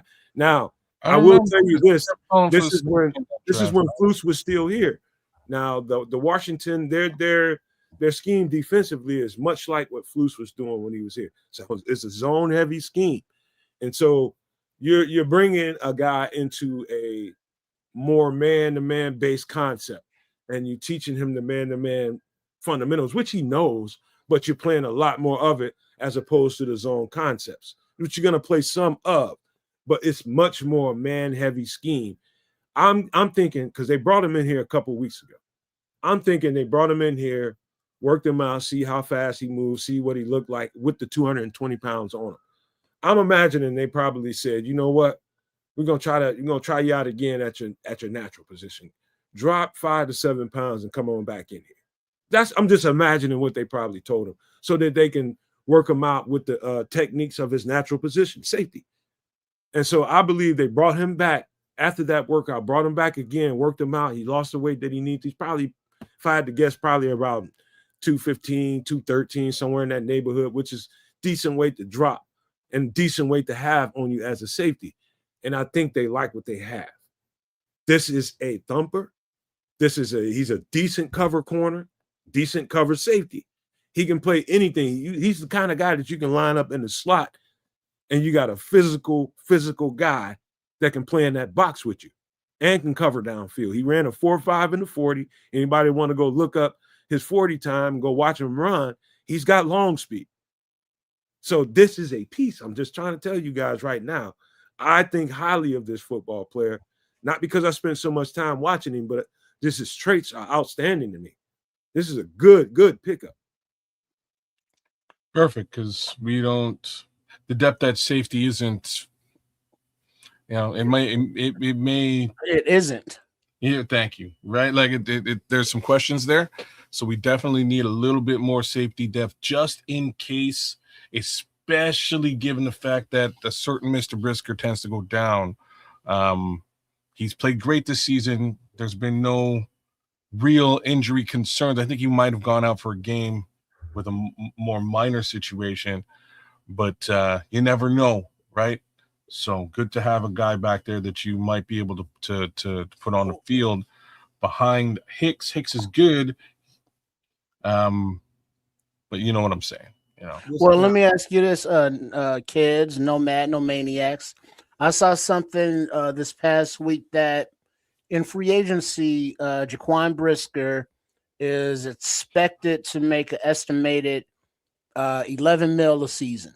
So that's a 3-year, $33 million deal, as opposed to what it looks like they may be doing here is, with players like Hampton and other practice squad guys, it's not about this season for them seeing the field. It's about their internal development for next season and beyond. So if they are, let's say, developing Hampton, because we're talking about him as a safety, and you get Byard considering to resign, you got Kwani B considering to resign. Do you bring back Brisker at 3 years, $33 million? Nope. That's gonna, so that we don't get into this long ass conversation, because we do got to move. Listen, all I can tell you is this: whatever the Bears' priorities are and whatever they decide to do, it ain't up to me. Number one. Number two is I can tell you the difference between Dominique Hampton. I think you better sign 31. Make sure you got him back in this building. You give him what he wants. That's what I'm trying to say. Let's just put that to the side. Like we ain't got to talk about that. Now, this whole thing with Jaquan Brisker, what I prefer to do is tell you the difference between the two players. Everything that I just said, he's a little heavier than Jaquan, packs more of a punch than Jaquan, healthier than Jaquan, and he's more fluid an athlete in transitions and his long speed, closing on the ball in the air. There's qualities to Dominique Hampton that I would say Jaquan Brisker can't really match. Wow. Now, and I think this is a long-term kind of thing here with Dominique Hampton. I'm like Trips. I don't think he touches the field this year because they signed him off the street. So you don't have any requirements, as you don't have to give him some I think you're making a mistake by not putting him on the 53. My thoughts about that. I think he's that good of a piece. Fair. Not putting him on the 53 is a fucking mistake, but we'll see what they do moving forward. But I don't like being put in that box of what should we do with Jaquan Brisker, because we got to keep moving. So before we do, I'll just give my quick 2 cents, and it looks like this. Just like you said, Kevin Byard, as far as Jaquan directly is concerned, I expect them to draft a safety anyways this season, right? So coughing up another 33, that's the third position that you need on this team. I expect that to be the third round pick. That being said, 33 mil for a safety when you're likely to replace that position with a rookie. You can develop this guy, get him on the field. You can put the rookie on the field again, depending on where you get him in the draft and what his caliber is. So that's my 2 cents. Got to put that money into Byard. I wish G-Man, I wish I can show you the difference in the transitions. Like when you're in phase in a route. So I'm covering the receiver and the receiver is breaking on his route. How I transition from, covering the route to closing on the ball when it's in the air. Those are transitions. And some of the stuff, like, I'll just say Jaquan Brisker, what hurts him more than anything, in my opinion, is he's a little stiff at the hips. He's a little bit stiff and rigid. And this guy's completely opposite Dominique Hampton. He's extremely fluid, extremely. And that shows up when coaches are sitting on the sidelines watching these guys moving around in drills and different things like that, how fast he gets to a ball when it's in the air. Those kinds of things show up in practice. They show up on tape when they go in the building and start reviewing practice. And it's like, look how fast he just closed on that ball. Look at Jaquan close on the ball. Those are the things that's going to be the difference in, finishing plays and different things like that. Those are going to be the things that determine in practice, because if he sees the field this year, something probably happened. You know what I mean? But as long as they have him on the team, that's what they're going to be evaluating. And that's the difference between him and Jaquan Brisker. So I'm going to give my last little portion of this. So let's make a deep playoff run. And I'd like to see Jaquan Brisker do some damage, get a pick or two, make your impression felt, my brother, because I think you can go into free agency and make crazy paper. That's my thoughts about it. I just don't know that the Chicago Bears are going to be willing to pay you in that capacity, because they got to pay the guy beside you. Kevin Byard? Oh, yeah, no. They got to pay. This is what I'm saying. They got to pay Kevin Byard for sure. He's getting paid. Kevin Byard's getting paid, dog. That's what I'm saying. Kevin Byard's getting paid. They have to pay Kevin Byard. I don't see them also paying Jaquan Brisker. So let's go to effing Super Bowl and get Jaquan Brisker some money while we're at it. If he's on his way out potentially, let's put him in position to make some good paper off another team. All right, let me get this down. Yeah, and Byard wouldn't be long-term signing, like I would say a 2-year deal, 20 mil or something like that. Money got to go around, right? So like even though Swaggy in the chat is saying what he's saying, like that's what it's going to look like. It'll probably be another 8 to 10 mil, 2-year deal, maximum 3. I don't even see 3, but probably 2 years, 15 mil, 20 mil, somewhere in and around there. Double digits, bro.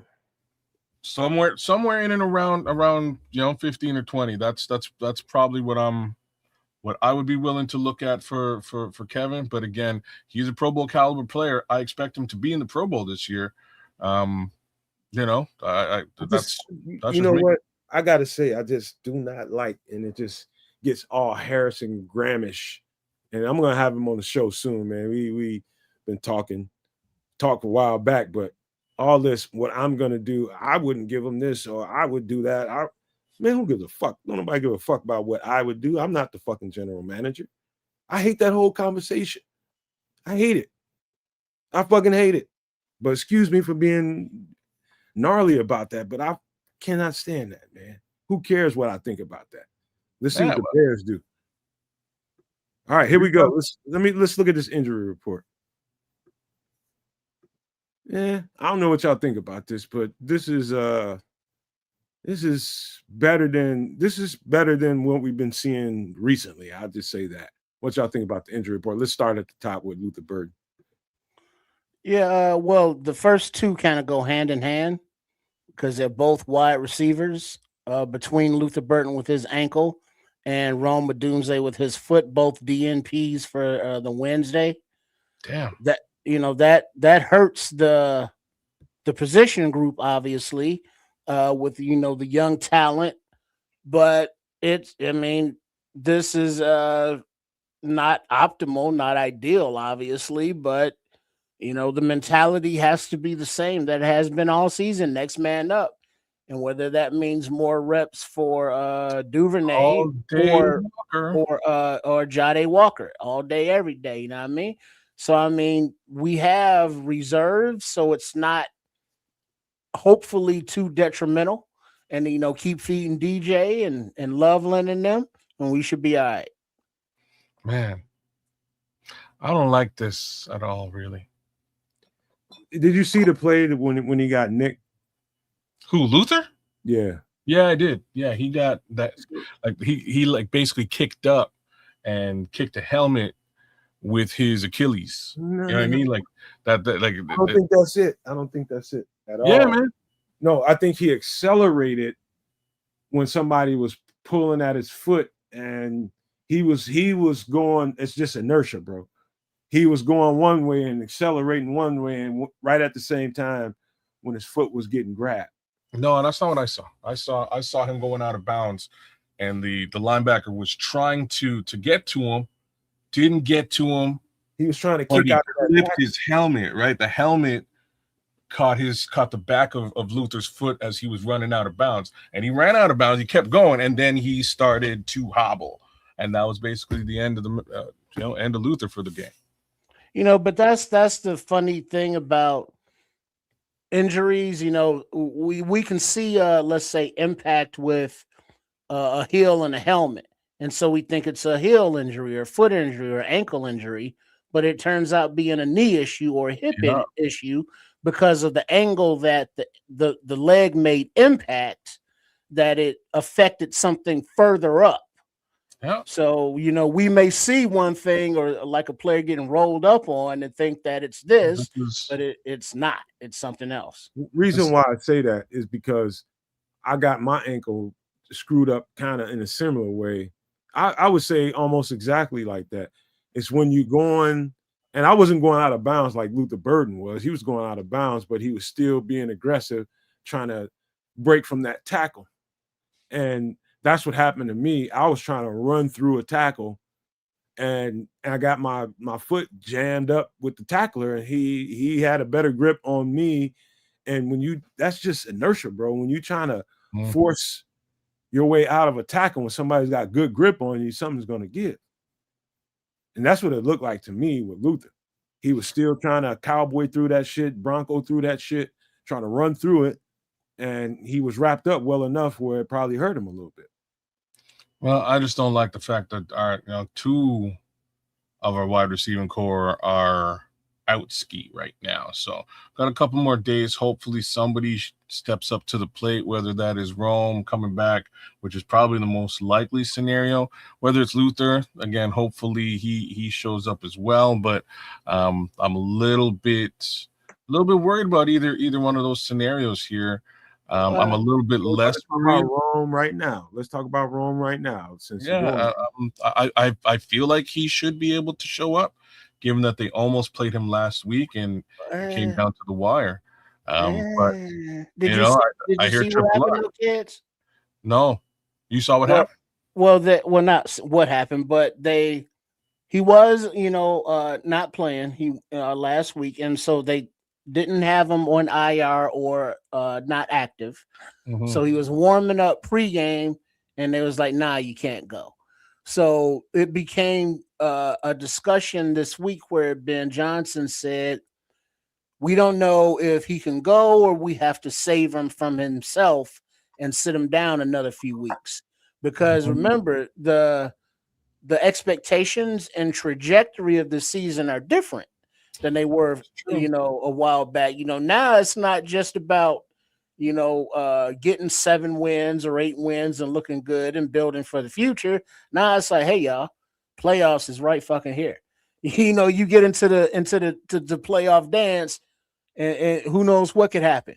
So it could be a situation where it's like, we would love for Rome to play Saturday, but if we gave them another week or 2 off, we can have them into a postseason run, but we don't want to count your money before you have it because you're not in the postseason yet. So you're kind of in that precarious gray area. That's exactly the way you should be looking at this, in my opinion, is exactly that. You should have learned something from Kyler getting back on the field too fast and him going down in a before the game, in warm-ups and shit like that. That should be a telltale sign he hasn't had enough time. You don't what's good about this injury, and I don't think there's anything good about an injury, but if you had to draw something good from it, is the development of the chemistry between other receivers. And so other guys are becoming more live during the process, and Caleb is starting to have the trust other guys other than Rome, like we were talking about kids during the game, the live reaction. Him not having his binky is making Caleb get better at identifying other people on the field, which is what he should have been doing a long time ago. But so happens that Rome gets hurt and he's having to do it automatically that way. Either way, this is a good thing to me, the team and Caleb Williams. The fact that Rome's not there, so he hasn't had that guy to focus on, because there's a lot of times you'll see him just look at Rome, and that's the only place he would look and throw the ball. One way to prevent him from staring down Rome is, take Rome right out of the equation. Yeah, that's an interesting look. I didn't really think about it that way. I hope that bodes well for everybody else. So fingers crossed with respect to the offense.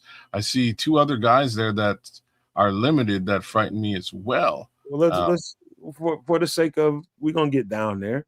That's why I kind of left it ambiguous. So let's cool. Let's talk about Eamon. Well, if you want to, go ahead. Sure. I'd like to see him on the field. I have a feeling he might just make it on the field, but I think we're okay without him right now. He is helping out on special teams. He's adding his value there.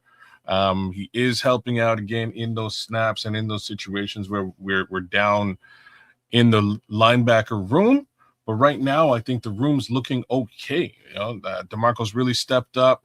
Noah's back. He's not injured, as is TJ.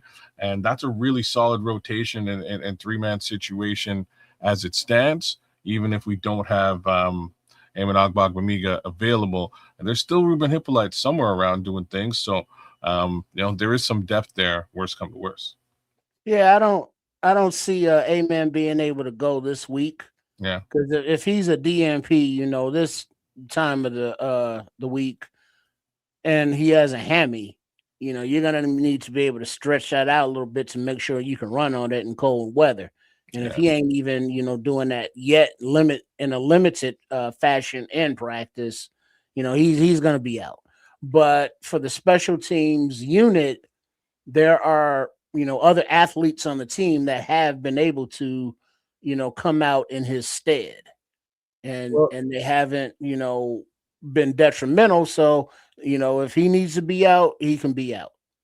Another little nugget to keep close to you guys. I'm talking to you two guys and everybody. Like if you get 2 or 3 DMPs in a row from a non-starter, that's alarming. That's probably a telltale sign that guy's not gonna be a factor. He's not gonna be a guy we can depend on that week. But if you get 2 or 3 of those in a week with a starter, that's typically during this part, especially during this part of the season, that's usually like, hey, just put them to the side, man. We're gonna let them rest, and later on in the week we'll start involving them in the walkthroughs and all that kind of stuff. That's typical of some guys need rest, and then some guys are actually hurt, and we shouldn't have him out on the field. He needs to be in the training room, and that's what it looks like for Eamon. Well, that point that you bring up also made me take another look at this report, and there are 2 names that I was expecting to see that I haven't, or I'm not seeing: Tooney and Jarrett, because pretty much the entire season they've had old man rest throughout the week, but they not listed here. Yep, that's it. They're finally, all those weeks of not practicing is finally paid its dues. Now they don't have to, they ain't listed on the injury report, and they just practicing regular. So that worked out that way. So like Eamon, it's a hamstring. He's gonna need probably about 4 weeks to get that right. 3 to 4 weeks. It's no pressure to get him back at this point. It's nice to have him, but it's no pressure to get him back on the field. No need to push that whatsoever. But the next guy, Tremaine, okay, so his practice window opened up like we thought it would, like we said during the live reaction. Yep. And the question is, everybody wants to know, is he going to be back on the field? And here's the thing.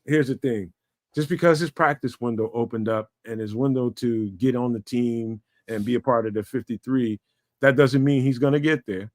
Now, the beautiful thing about what Tremaine's situation is the guy we just talked about at the very beginning of the Bears conversation, how well DeMarco Jackson is playing.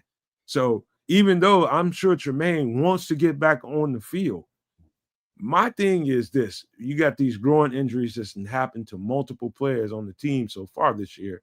You want to make sure you're airtight, ironclad with that process of making sure he's right before you put him on the field. And so Kez might have said it earlier in the show, we probably won't see him this week, probably see him the week after. And if that happens, I would understand why, just because DeMarco is playing such good football. I think we're okay in the linebacker room, man. There was a lot to be worried about a couple of weeks ago, but it sort of shored itself up very well. Like even in a situation where Tremaine, TJ, and Noah Sewell were gone, right? With the three of them missing, DeMarco Jackson stepped up and really held the fort down. So did Amen Agbagbamiga. But that being said, I think we're in a good place with the linebacker room right now, even with Tremaine in limited capacity, working his way back onto the field.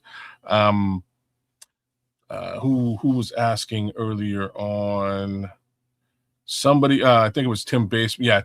It was Tim Basemore. He was asking about splitting time when he comes back. And I'm under the impression, and I hope that they do. I hope they split snaps across the board, right? Just give him some load balancing to get back into it and ready to rock in full football shape. I'll say don't expect Tremaine to be back in a full football shape until potentially playoffs.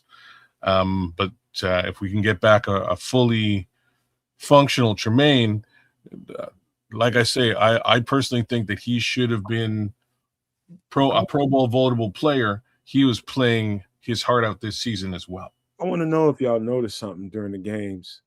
Do you realize that they green dotted DeMarco and put TJ at will when TJ got back?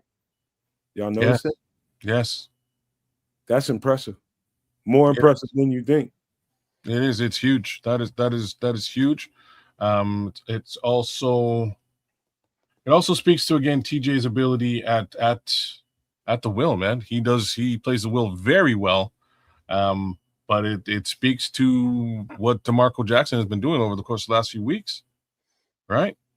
Yeah, but sometimes when they catch TJ out there in coverage, it's like, oh shit. Yeah, this is true. Under the circumstances, that's probably the best thing they could have done, because TJ, I would imagine since DeMarco got here, they've been giving him run at Mike, and they've been green dotting them and training them and getting them used to the calls, getting them used to the shifts, getting them used to the motions, and doing all the communication stuff that you have to do with the green dot. And so when TJ comes back, TJ naturally can go to the will without question, and it's flawless for him. But as opposed to DeMarco, who's all his reps has probably been Mike, that's probably not as seamless a transition. And this is the other piece to that, right? It's that, once again, Noah went down along with everybody else, right? And they were giving Noah those green dot reps before, and they had to figure out who's going to get him and run that spot. And that guy happened to be DeMarco Jackson, and he did favorably in the position. Give him another opportunity to do it again, shines. Eventually, Noah comes back, and it's a situation right now where you probably got to run with DeMarco. Maybe stop for a second for people that might not know exactly what you mean by green dot. Explain to them what a green dot is on the helmet with the football players on defense. That's you're the middle linebacker. You're the Mike. You're making the calls. That's your role, right? Somebody has to fill that role. Initially this season, it was Tremaine Edmonds. They'd moved Tremaine from the will over to the Mike position. He was your middle linebacker, your green dot guy, more or less. Once more, quarterback in the defense, quarterback in the linebacker group. Tremaine gets hurt, somebody has to do it. So in preseason, they were training Noah Sewell to do it, and he got a bunch of looks at that position in preseason. And then when Tremaine gets hurt, he kind of fell into that position. And sometimes when Tremaine was healthy, he fell into that position and just got the opportunity to man it and was playing favorably. But then everybody gets hurt. Tremaine, Noah, and TJ, everybody was hurt. What do? Well, you train up another guy and you give him the opportunity to do it. They find this guy in a practice squad somewhere, pull him over, give him that opportunity, and he's shining like a diamond. So that's where we are. If you can hear the Mike linebacker talking, like in between while the offense come to the line of scrimmage and they're going through their shit. And if you can hear the middle linebacker talk, slide right, slide right, slide right, slide left, stay. You're gonna hear a lot of that. You hear him if he waves or talks behind him. Directing traffic, brother. If he waves or talks behind him, it's usually the safety talking to him, telling him something that he's seeing, or he's telling them something happened in the formation and to come down closer to the line of scrimmage or stay back.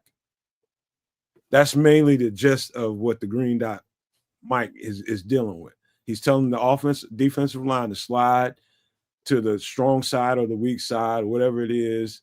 And if they got to slide again, telling them to stay. That's mainly it. But you got to be right, though. Based on the formations, you better be fucking right. Well, you hope you are. If you ain't gonna fucking see the field. And if you're wrong, hopefully somebody figures out you're wrong quickly and you know what I mean, it can make up for it. That's the best thing that I can say there. But that's the green dot or the mic is your Brian Urlacher, your Will is Lance Briggs, and just to give another kids at the last second, he might be get that B gap, Javon, that B gap. Javon might hear that at the last second and he'll twerk up and get ready to fire that B gap for whatever reason. But it's a lot of communication that goes on out there. And we don't hear it because we're fans watching the game, comfortably. But there's a lot of things that happen when the coach calls a play. You have to make the coach right with that play call. Yeah. And your communication is key. And so DeMarco Jackson just deserves a lot of credit. So does Noah. And so does TJ and Tremaine for being able to be flexible. Everybody's run that position this season. Like it's kind of interesting to point out, but for a minute there, TJ was in the MLB position, actually for the better part. But they've switched it around. They've given everybody the opportunity. They've moved Tremaine to Will and given Tremaine the opportunity to run the show. And then not run the show, just play on instinct. And we're seeing the best version of Tremaine Edmonds, period. It's just unfortunate this last little while, right when Pro Bowl voting opened up, he got put on IR. And I think he's got sick. I think he's tied with Nashawn Wright for interceptions. He's having a hell of a season. Hey, you know what, Trips and Kids? Imagine us three were a part of the defense, right? It takes a certain level of trust, and I had to point this out too. So all of a sudden, DeMarco Jackson gets the green dot, and he's the quarterback of the defense. Let's just say it's you, Trips, and you're giving the directions, right? And me and Kids are listening to your directions. Let's just say we're on the defensive line, and we're shifting when you're telling us to shift, going left, going right. And all of a sudden, at the end, he's telling us, this is a run left. And so shoot gap going left. Shoot whatever gap you see going left. The question is, do we trust Triple R knowing his job well enough that we should shoot that gap like he said? Once you get to the end of the game, by then, of course, you're going to trust him, because you've had that game as a history to see whether he's been right or not. And I don't think the coaching staff is going to give him that responsibility, without him being able to make those right calls and those right reads. At the very beginning, it's not that seamless. It's just like, hopefully he knows what he's doing. And we're going to try to listen to what you're saying, Trips. And all right, he says, shoot this gap over here. All right, this is going to be a run left. All right. Got to be able to trust him. It better damn well be a run left. And even if it's not, if you're a defensive lineman and the green dot tells you left and you go left and the play goes right and it ends up being a big play, and as a defensive lineman, you go to the sidelines and your coach be like, well, what the hell? Why'd you go left? It was like, we got told to go left. No, but in between that, I'm going to be on your fucking head. Mm-hmm. I'm gonna be on your fucking head. Kids should be on your head, but I'm for sure be on your fucking head. Hey man, what the hell you doing? And then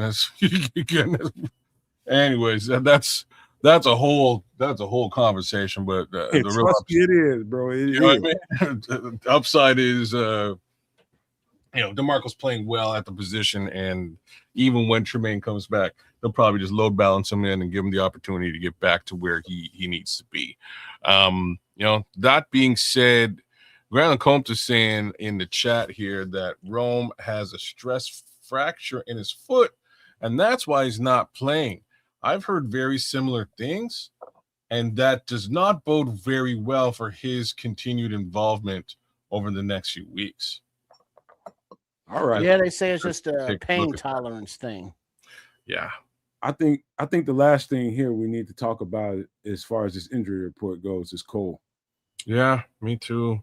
I expect DeAndre Swift to be playing. Cole Kmet got hurt, man, and he's one of those guys. He's one of those guys who doesn't ever miss a game and doesn't ever get hurt. Even after getting hurt, he popped right back up, and after a couple of steps, looked like he was fine. I'll be surprised. I'll say it now. I'll be surprised if he doesn't show up to play football this week. Surprised. Mind you, he's a human being, and sometimes you get hurt, and him getting hurt in a situation like this, especially with those two wide receivers down, that's big. I think we really need a Cole Kmet this week to make a difference. You know what, kids? I think it should be said, and this is just the ultimate respect that I can give Cole Kmet, because he's made us some kind of other materials. Something. Yeah, man. Yeah. Man, it's a lot of people were upset because we gave Cole Kmet money. It's like Cole Kmet doesn't do nothing. Stat box watchers, not understanding, what it takes. He's had his fair share of drops, fumbles, and all that kind of stuff, just like any other football player. You want to see that be tapered down. You definitely haven't seen as much of that this year. There's a lot of onus he's put on himself about that kind of thing. And I think Cole Kmet is worth every freaking dime. And I just, you don't really know what you have until it's gone sometimes. And like Cole Kmet, when he's not out there, I feel him not being out there, especially in the running game and the blocking setups that they're doing with the offensive line, chipping and all the different stuff that you see on film that's not really worth talking about on these shows because we got so much other stuff to talk about. But Cole Kmet is worth his weight in gold. I'm telling y'all right now, he is. And I just respect that guy just because of the competitor in him and just how he's made, man. I don't know how he walks away from some of the shit he deals with, but he does. He's been nursing a back injury all season, right? So like there's that factor as well. But yeah, I have my qualms with the Kmet re-signing, and it was just the timing of it, not the dollars or the cents or the player, just the timing. End of the day, he's, in my opinion, kind of reinvented himself.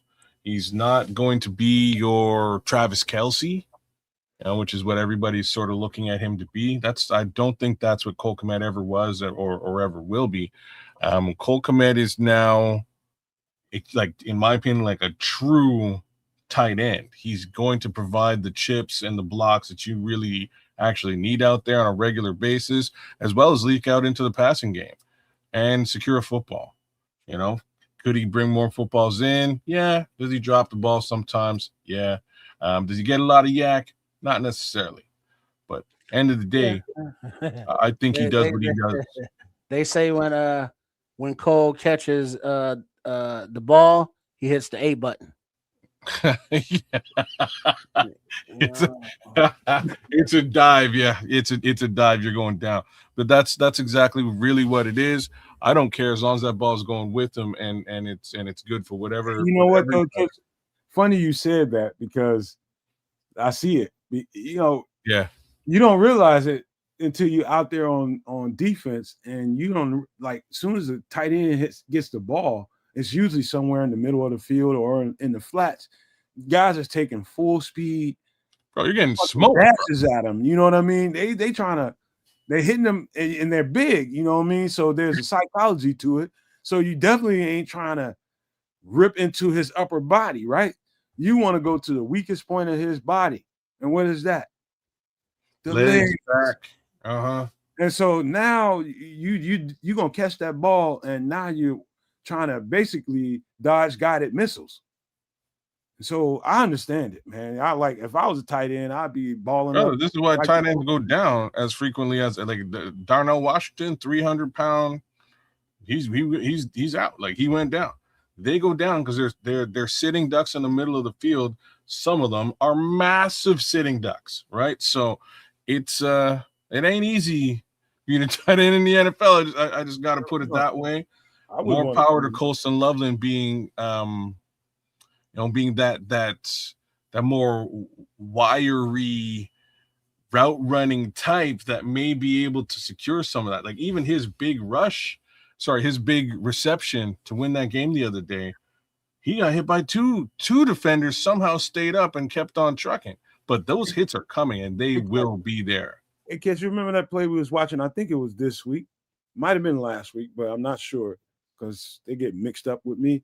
Mm-hmm. He got taken out. He got his legs taken out from under him. And we was just like, holy shit. It's this week, man. And he just held on. Yeah, dog. I don't like some of them hits are hard for me to watch because I know what they're trying to take his damn legs out. Yeah, brother. And it's the only way that you're gonna do it against a big 250 plus guy, right? A guy that size, you're not going up top. I've been that hit man. I know what it is, man. I'm undersized. Tight end is 250 something pounds. I'm not going to hit him in his strongest part of his body. No, that would be stupid on my part. That's how that touchdown I was just describing happened. Both of these guys hit him square in the body, and they just bounced off of him like they didn't even hit him at all. He spun out, and next thing you know, he's in the end zone. You don't want to have to deal with that. Like if he fucked around and shakes a tackle and starts to get a couple of steps in front of him, that is the worst thing. You don't want to see that. You don't want no parts of that, brother. I'm telling you right now. You don't stiff arm some fools, man. He'll stiff arm you like Marshawn Lynch too. And we also gotta, just make sure we give Kmet his props because he will drop the ball, but he's a good blocker.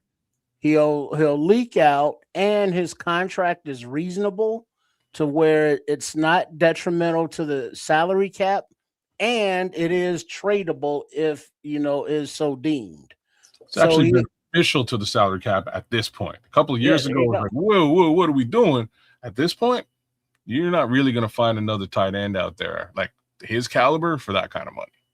Just right. Not. And so he's under contract, and we see that how Ben Johnson is deploying tight ends. So you got Loveland and Kmet, but then also you got Smythe in there as a tight end, as a fullback. So they're deploying the tight ends, numerous tight ends often. So we need him, and he's a good part of this team. And he's usually, beat up, but he plays. Yeah. So to have him back out there and available is good. So him being even in a limited fashion in practice on Wednesday is a better sign than a DNP. Yes, sir. One last thing before we get into the Packers conversation. We're gonna lay into that pretty good. When it comes to defending a tight end and having to make a tackle on tight end, when I said you want to hit him in the weakest part of his body, the lower body, the legs, the last place you want to hit him is in his thighs. Just telling you, right? Yeah. You'll kind of get kneed into oblivion, brother. Man, dude. You know what I'm saying?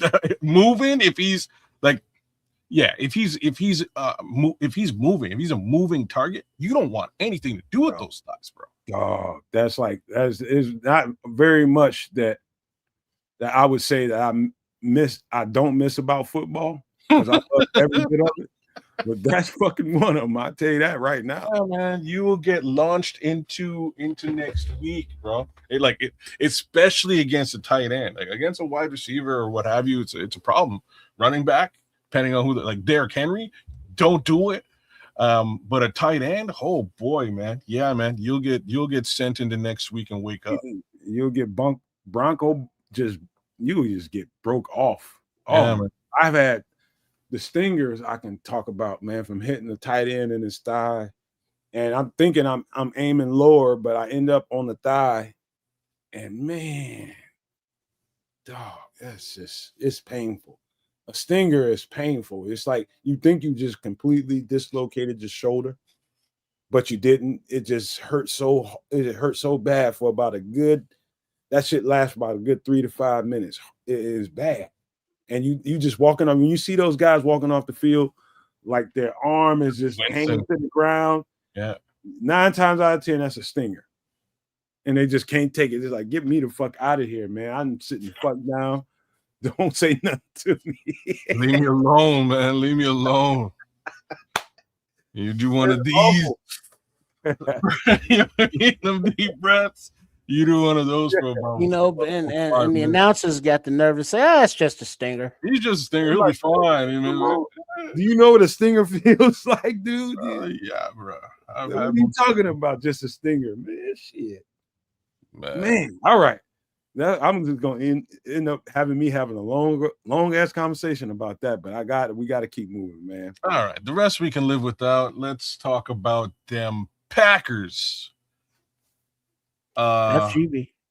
F to the G to the B. Isn't it right though? So we'll start it out from here. I watched that game, man. I watched that Broncos game versus the Pack last week. And the first thing I got to say ain't about the Packers. It's damn, them Broncos look real good, though. Just got to put that out there. Now, moving back to the Packers, there's film now on what you do and how you beat this team. Just want to put that out there as well. So I'm quite certain that these Chicago Bears have been in the lab cooking it up, trying to replicate what did Bo Nix and the boys do that this team just couldn't stop. Talking about defensively, right? Yeah. No, well, both sides of the ball. Like they shut them down defensively. They also tore them up offensively too. Right? Like both sides of the ball. This was a very good football game with regards to the Denver Broncos and how they played the Packers. So I'm hoping, much like anyways, I'm hoping that they utilize some of that film and they'll be able to exact some revenge this week just by looking at some of the nuances difference that team used to play against the Pack. The other piece is the more obvious pieces. So on a bi-weekly basis on the Superflex Fantasy Football Show, every Tuesday, come check your boy out at Kez the Canuck, 7 Eastern, 6 Central. I tend to make fun of Christian Watson and the fact he just can't stay on the field. I'm like, he's one of the most talented wide receivers I've seen in a while, but unfortunately, kid just can't stay healthy. He's back on the field. He's bound to be on IR sooner or later. Just how it works for Christian. Whoops. Christian gets hurt in this game relatively early into the game. So that means this is more or less going to be the Jaden Reed show, potentially some Bo Melton love, maybe some Romeo Dobbs love it if he's not also hurt. That's what that's going to look like. No Christian Watson.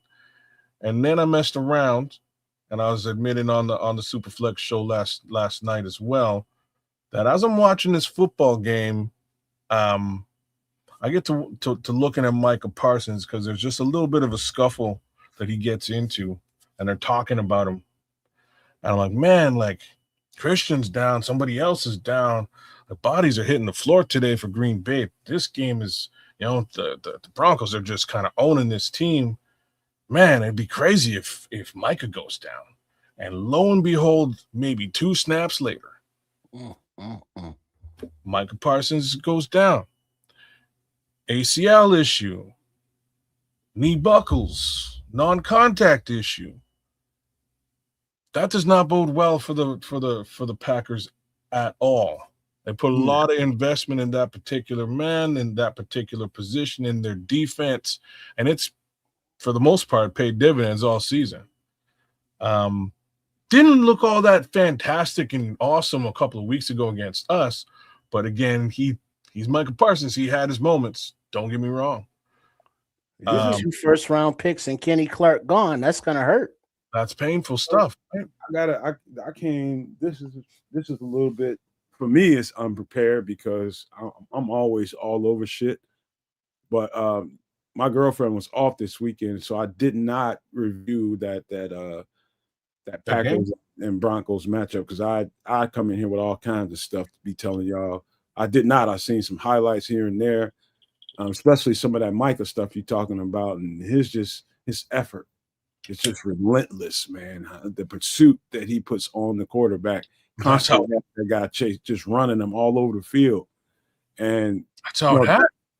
That being aside, one thing I want to caution the fans, like I always do, man. I cautioned them before this first Packers game, and I'm just like, all that shit we talking to each other, on social media, dog, don't disrespect this team because they're good. And they're gonna find out a way. Even with Micah Parsons down, he was like the cherry on top of the cake. The icing was already there. You got number 52 that can really get after your ass. They've got Van Ness that can get after people. They've got guys, man. So Micah Parsons, just because he's not there, don't think this team should be counted out because they should not be. They still have a ferocious defense, man. They do. And that's just so. We're talking about the Green Bay Packers here, right? So you're damn right. They will do what they can to make his absence as minimal as possible. And that almost goes without saying. And they'll do the same thing with Christian Watson on the other side of the ball. They will layer in guys to try to make that a non-factor. What I am going to say though is somebody of that caliber, and we. Oh, I don't know what just happened. He dropped all the way off, didn't he? His wife just unplugged his ass. No, bounced myself right out of my own show. But yeah, like we saw it last week. My boy Micah would just sort of, they were moving him all over the line and behind it, like layering him up in certain situations to just get pressure, and he gets it. Like that's not something everybody can do. So that's where things get a little bit different. And in that regard, I'm going to make a bold statement and say this now. The Bears had a very hard time doing anything offensively early in that football game. I think there's going to be just enough additional time for Caleb Williams to get things diagnosed and done.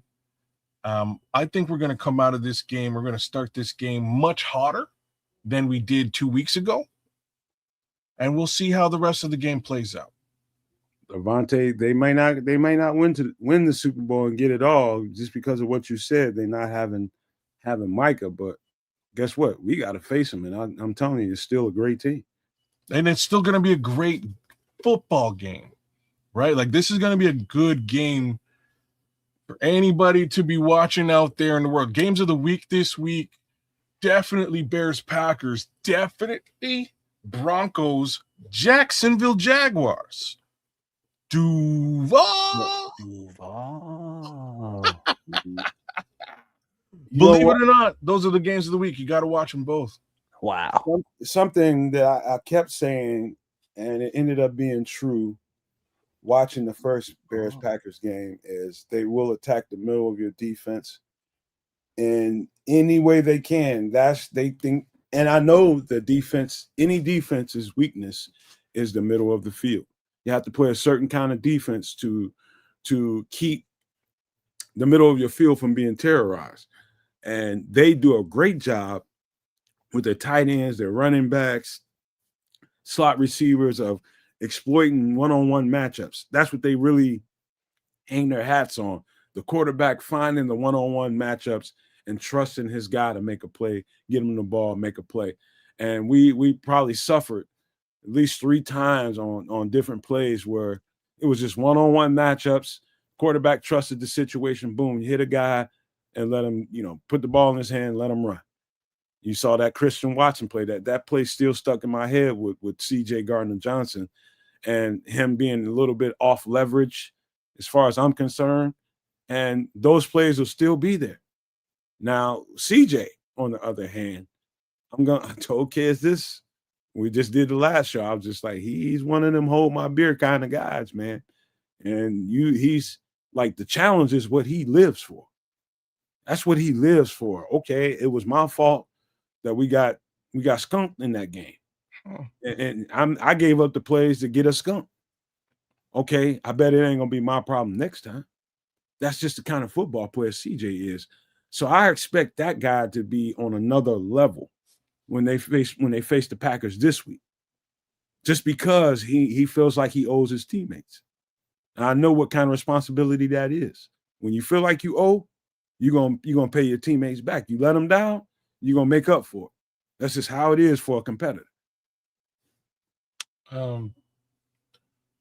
Just want to give shout outs to Joseph Archer and Ralph Love and vidIQ who just jumped in. Big ups to all y'all. Look, I hope CD Johnson is CD this week for sure. And you mentioned the Christian Watson play. He also got burned on a Bo Melton play out of the woodwork, and it's funny because nobody really expects Bo Melton to go out there and do anything. And against the Bears, he's been a dangerous commodity on a couple of occasions now. Well, aren't they switching them back and forth between wide receiver and cornerback? He's like the poor man's Travis Hunter, but it works, right? Like it seems to work, especially when. Hold up for a second.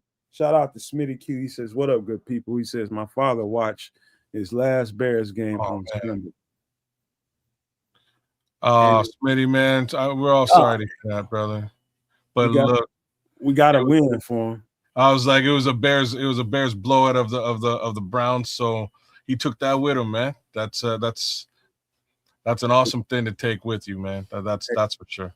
Hey, Smitty, good vibes to Dad, man. Good vibes to you, and just know, man, that this life never stops at death, man. It just keeps going, and he's gonna keep going, man. And just keep good spirits, man. Good vibes about it, man. Keep your energy up, bro. Yeah, energy exists forever, man. So big ups to you and your family. Strength to you and your family. Strength to your pops, man. May you rest well. May you rest well. Indeed. Yeah. But yeah, man, them Packers though, right? So I think we have this one, guys. Like I am gonna say, hold your thoughts, man. We just got a super chat. Oh, Cloud Chasers Radio is all about it. We got to show them some respect here. Right way. As we do, let's also do.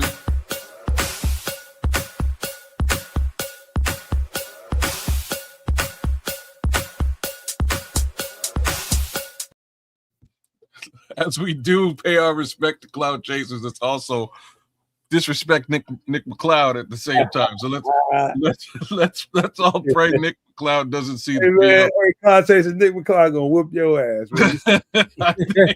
I think Bears win by 10 points or more in this one. Bear down. Much love, fellas. I couldn't call what the numbers are going to be in this situation, but I do think it's going to be a Bears W. I think the Bears have seen what they needed to see. A, they just faced this team. B, they just watched this team get beat by another team. C, Micah Parsons and Christian Watson are both out. Like, these are the 3 reasons that I'm sort of looking at this as a bit of a different contest. I was really hoping that we could have a healthy Kyler Gordon back on the field at this point. We don't, because my thoughts is that those crossers and drag routes they love to use, Kyler's great at handling those. Like he's elite level at handling those particular types of passes. CJ apparently might not be, but as stated, if CJ just gets in the route within the first 5 yards and just beats you up a little bit, put some hands on you, that's going to throw off the timing of the route. So I'm hoping that he's all about that, and that's what this thing looks like this time around. I'm also hoping that Dennis Allen sort of paid a bit of attention to how we got beat last time, because that was basically the bulk of the offense. Like, Jordan Love wasn't trying to go deep, and when he did, it wasn't great. It didn't look great. I know one thing, Nick McLeod. If I'm Dennis Allen, I would love to keep him.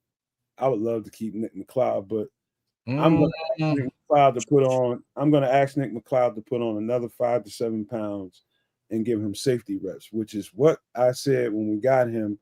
You know, different things that he did when he was with the Giants before he got here. I thought that his safety reps looked better. Even some of his slot corner reps look better than his boundary stuff.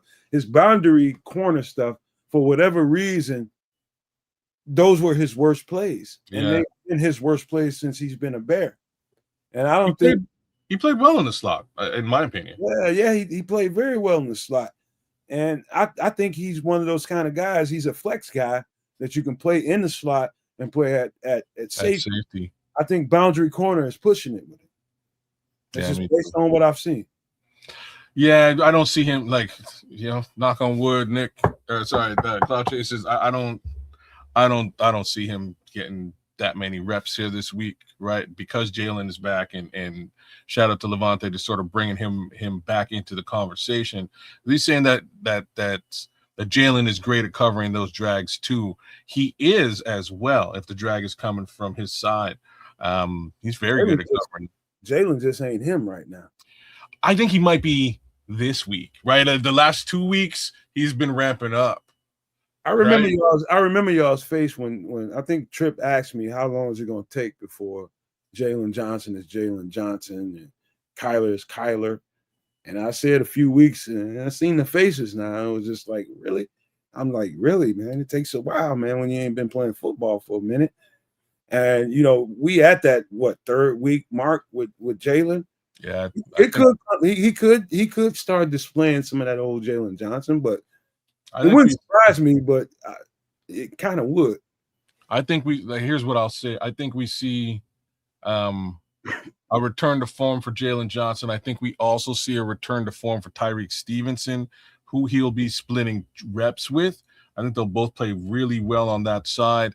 For the most part, on the other side, I don't see anything happening against Deshaun Wright. I think at this point in the game, they really have to focus on those drags and crossers, because his physical makeup is a mismatch for most receivers on the other side. And last 2 weeks ago, the Green Bay receiver had to grab him out of the play to ensure that there was not an interception. And that's how blanketed he is on the receiver on the other. That was Jaden Reed. So I don't see him going, rainbow ball the way that he likes to do it against this team right now. I don't think that's happening. All right, Trips, you've been awful goddamn on quiet, man. Now we're gonna get ready to close up this Packer Bears rematch in a minute. Now you ain't said a whole lot. Yeah, not a whole lot to say. It's a bitter taste from a very short, time since the last one. The team seems to be focused on it. Both teams have injuries to overcome, and both teams are playing for something. Now,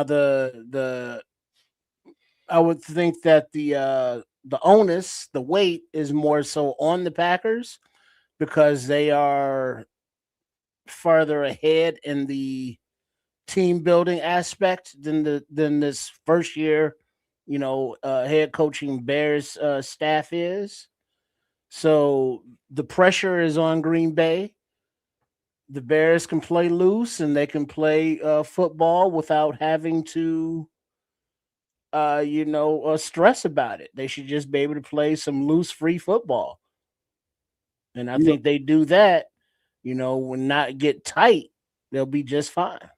You know, one of the great things I think about the NFL, people don't really give enough credence to, that no other league does, whether you're in whatever level of football you playing on. No other league does this but the NFL. When you get 2 cracks at your division rival a year. And so that's a great highlight for me. It's been that all my life, knowing that, you know, you might see your main adversary twice. You know? Again. Yeah, you know what I mean? Because how sour grapes would it taste like only having to face the Packers once and they got us, having to deal with that whole thing in your mind for an entire year. I just look forward to it, bro. I love it. What's weird to me right now is that in most of the divisions, it's like save the best for last, right? Like these two divisional rivalry games are happening in most of the divisions. I'm finding there's a few. Hate to do it to you again, kids, but no, it's cool, man. Bring it in, Cloud Chasers. Cloud Chasers Radio. Give me a second. Vanessa Williams, save the best for last. Save the best.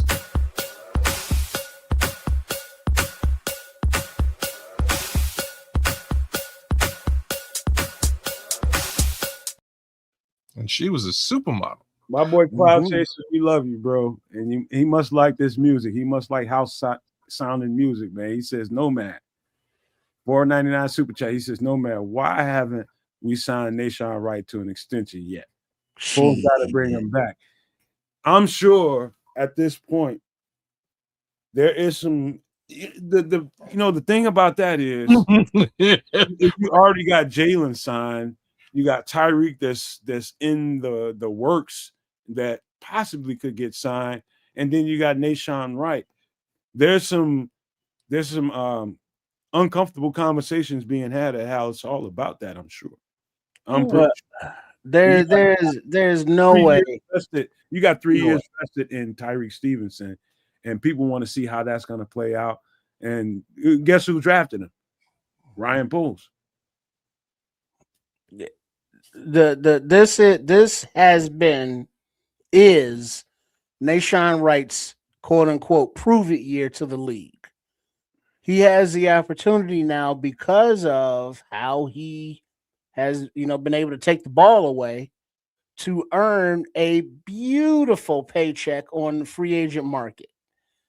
And it would be a team-friendly offer, quote unquote, to have him stay here on this roster.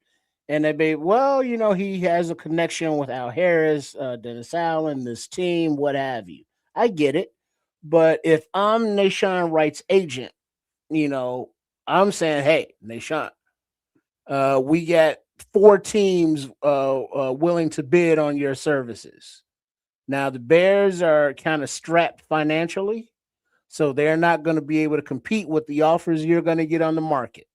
So either you go for your, generational changing payday, or you stay with a team-friendly deal and take less money. I love it, Cloud Chasers. I love it. He says, shout out to Cloud Chasers Radio. All right on, Cloud Chasers. Look, so I'm with everything you just put down, Trip. And remember earlier in the show, I was giving Ryan Poles props. Like that, throw that out the window for a minute. There's a lot of money tied up into a lot of places where it should not be right now on this roster. Before you finish that conversation, we probably should get to Joseph Archer's comment. He says, no matter if we don't sign Nahshon Wright, what can we get from him? You ain't get nothing. Comp pick. We can't, maybe a comp pick. We can't really get nothing. And this is why I'm saying there's little things that Ryan Poles probably should have been doing earlier into this season. But again, we don't really have a lot of cash available that we can spend until next year, and you get that little bump from the rights, from the TV rights and all that. Right now, in my opinion, if a lot of that money wasn't tied up into contracts like Dio Dangbo, etc., I think he probably should have paid and or extended a Nahshon Wright weeks ago before it became an obvious, oh shit, this kid's going to the Pro Bowl. Hey, so, you know what the good thing Kevin is? Byard, same thing. The good thing is we're successful right now, and there's probably a lot of buy-in. There might be some hometown discounts going on. In the event that the season doesn't finish the way we want to, and they see a whole lot of opportunity in the following season, there might be some guys that might be a couple, 2-3 guys that might be like, hey, you know what? Let's get together, man, and get the Super Bowl. And So, I would see Kevin Byard I was just being more on that he's the guy who'll do that. You want Kevin Byard to be on that, but he shouldn't. He will be because he's no, old. he will. Right, like he's older and he can see the value in I agree. He can see the value in sticking around Chicago. He's a leader in this locker room right now. I agree with that fully. And he's already made millions of dollars in the league. He's already hit it. He ain't had a big bite out the apple yet. He had a good chunk before he kind of unceremoniously got bumped not out. like he deserved. Not like he deserved. Maybe. Kevin Byard? Yeah. Well, he's not going to get a big bag now. He's on his golden year contract. Oh, he's gonna get a nice chunk out of. Well, but that's the question, though. No, Matt, is if you're in Byard's situation, it's different than Nahshon Wright. Byard is a veteran. He has a couple years left in the tank. Does he want to go to another team, another situation? Or does he want to win a Super Bowl? Money. What I mean? Kevin Byard don't want to go no goddamn way. So he's found a home here, to finish out. Whereas Nahshon Wright is like, I need to, smart. If he's smart, he won't hamstring himself. But if you're talking about money and cap situation stuff, who they're going to prioritize more so than the other is more than likely going to be Kevin Byard. And if we can get Nahshon Wright, that would be a plus. That's just basically how it's going to probably play out, in my opinion. So the other portion of this is that Kevin Byard is also, being a vet and having been paid, he's also smart enough to understand that the more money he takes away from the team, the less money the team can spend on other pieces, right? Like he's that level of vet at this point at 32, pushing 33. Wishful thinking, bro. It might be. I'm hoping that all of these things are factors that Kevin Byard is considering, because I think he should take, a high-end team friendly. And let's go win this whole thing. If we win it this year, fantastic. Let's go win it again in 2026 is really what I'm trying to say. But then we turn the page to a Nahshon Wright, because I would be remiss if they just let the homie walk. You can't really do that. I think all of this goes by the wayside, and this is gonna rile a couple of feathers here, but this is the kind of stuff that goes on in NFL boardrooms when they start thinking about what to do about this salary cap and what to do about these players and these contracts. Let's just say they find a trade partner for Jalen Johnson or something like that. Now, I'm not advocating that. I'm just saying if they did, that would procure some situational benefits for us, I would say. Well, yeah, that would, but now look at it like this. If we are sold on the fact that coaching does matter, we say, hey, we can let Nahshon Wright walk because we still have Al Harris. Al Harris can develop another Nahshon Wright. We don't have Al Harris though, Trip. What if yeah, if we don't. There's talk now. There's talk. Well, hold on. Well, we can't get too far ahead of ourselves. But if he being Al Harris is retained, it's like, okay, he can coach and develop, the next talent to be re-signed and or traded and or flipped, because that's what good teams do. They let go of good players because they can't keep them all. This ain't Pokemon, and they can't pay them all, and so you got to get assets for the good players that you can. That means you got to flip them. And when you have a player like Nahshon Wright, who has just written his own check this season because of the turnovers, Other teams are going to pay for that. And the most that this team can hope for that is a comp pick, depending on, the numbers and all that stuff. But we can do it again and replicate it with the coaching staff. Now, if the staff isn't here or, Al Harris gets the opportunity to be a defensive coordinator and he moves on, well, we have to see how Graziani and the rest of the staff can develop talent. But we can't keep the player because now remember, if a big salaried player like a Jalen Johnson or a DJ Moore or whoever has the biggest contracts is moved, would you rather have that money tied up in a Nashawn Wright or maybe make a move for a Miles Garrett? Hold on, before you go, Kez, before you go, let me speak to Bear Truth 9's comment. He says, want to say Dennis Allen's specialty is DBs. No doubt. That's how he made his bones is as a DB's coach before he ascended to defensive coordinator.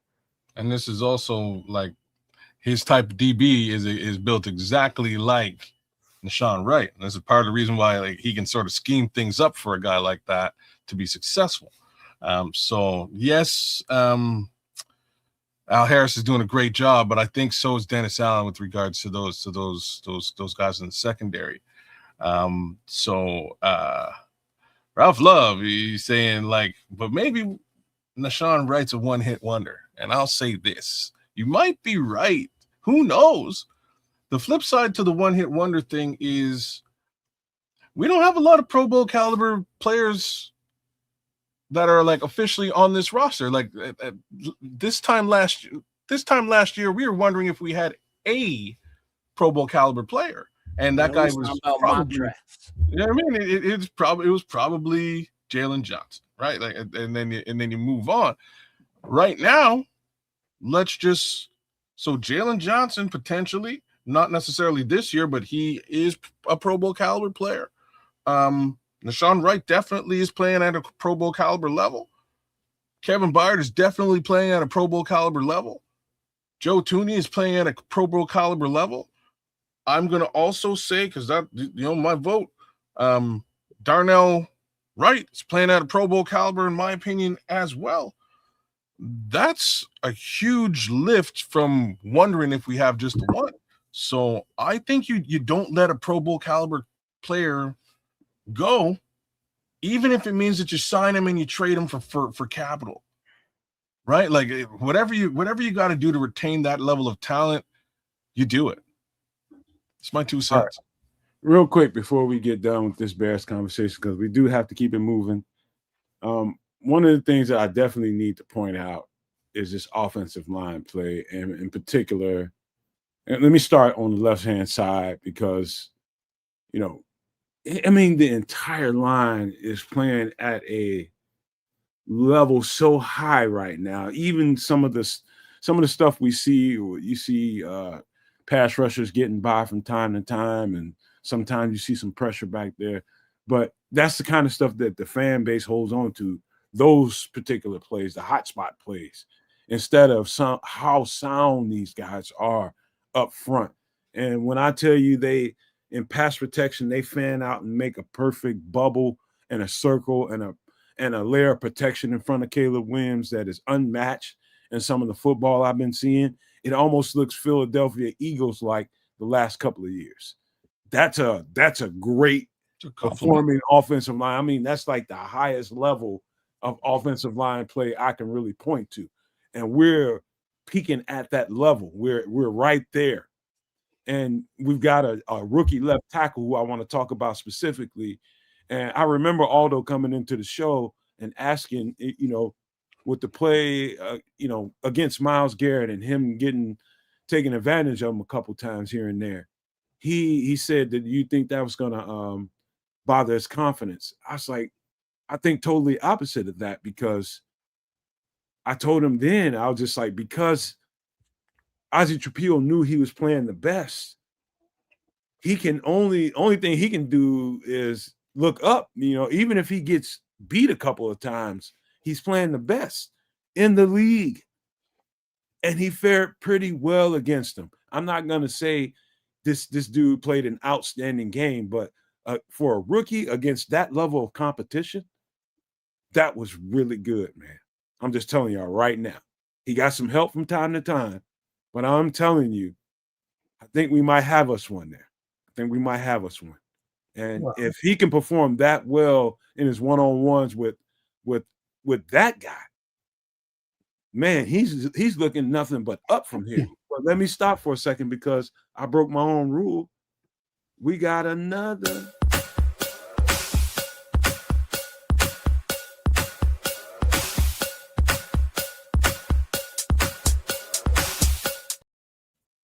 Thank you, Bear Truth 9, and everybody, Cloud Chasers. We need the donation so we can pay the bills, man, because it costs every month. But we appreciate you. He says, Bear Truth 9 says, Brisker or Gardner, who would you rather resign? And I hate that y'all putting us pitting one against each other. But if it's me, I'm just going to be honest with you based off what I see on film, Bear Truth, and I'm just giving it to you honestly. It's going to be CJ Gardner-Johnson. Yeah, I would prefer to give CD Deuce a 2-year deal. Imagine where I'm at here now. Again, I've only said it 100 times. Don't like that guy, but I love that guy. So in this situation, I'm paying Gardner Johnson too. You know how hard that was for me to tell you that because I'm a Brisker fan, I'm a Kyler fan, and I always root for these guys to get their money. But the truth being, when you pose a question to me that way, I have no choice but to give it to you the way I see it. And I'm gonna always do that so long as we have this channel. I'm gonna always tell y'all the truth as I see it and let you guys form your own opinion about what I said or what you see. And I'm just telling you, football one-on-one says you sign CJ. Yeah, I'm a 1,000,000,000% with you on this one, man. I think that guy's just the jerk we need. And he won't be extremely expensive. And it's not a long-term deal. Oh, snap. And you could put him back there at safety too. And his versatility. Oh, snap. I didn't really think about it that way. You could put him back there at safety. Now you got Kyler on you line Kyler up in the slot and you got CD Deuce back there. This is the last thing we'll before we move on to other things. And this is going to be an interesting. No, well, can we do that? No. So I'm just going to speak to it. He says, Joseph Archer says, what about if we franchise tag Nation? I think the only person under these circumstances that gets a franchise tag under these circumstances, and if there's any, and I don't think this is the right thing to do, but it would probably be Darnell Wright. Well, no. He's coming to his contract. No. I know, but like you give Darnell Wright a 5-year. You pick up his 5-year option. Well, I'm just talking. We talking about the laws of probability here. Now we ain't talking about exactly what to do, but if somebody was to be in line to be franchise tag at this point, I think it's Darnell Wright. I don't know that you can pick up the franchise. You can put a franchise tag on a player that you did not draft. So that's my little 2 cents there. I'm not sure if you can do that. Can you do that? I don't know. See, that's where I'm a little bit confused. I thought the franchise tag was sort of reserved for players that you drafted, and yeah. I don't think you can franchise tag Nation Wright. I don't think so either. That's sort of what I'm trying to say. Don't think you can franchise tag Nation Wright. You could franchise tag potentially, as you're saying, Darnell Wright. But in my opinion, you don't do that. You just get him for cheaper for the next 2 years. You extend him 5-year option, and push that payment out a couple of years. Because again, in my opinion, this Bears team should be in the Super Bowl the next 2 years, and then you pay him large when everybody's, when this dynasty's in. I got to tell you guys an uncomfortable truth, and I'm not just talking to you two guys. I'm talking about the No Maniacs, Super No Maniacs. Here's the uncomfortable truth about success. You end up always losing a few guys. You end up losing, of course, the coaches. That comes with prosperity. And so you're not going to be able to take care of everybody.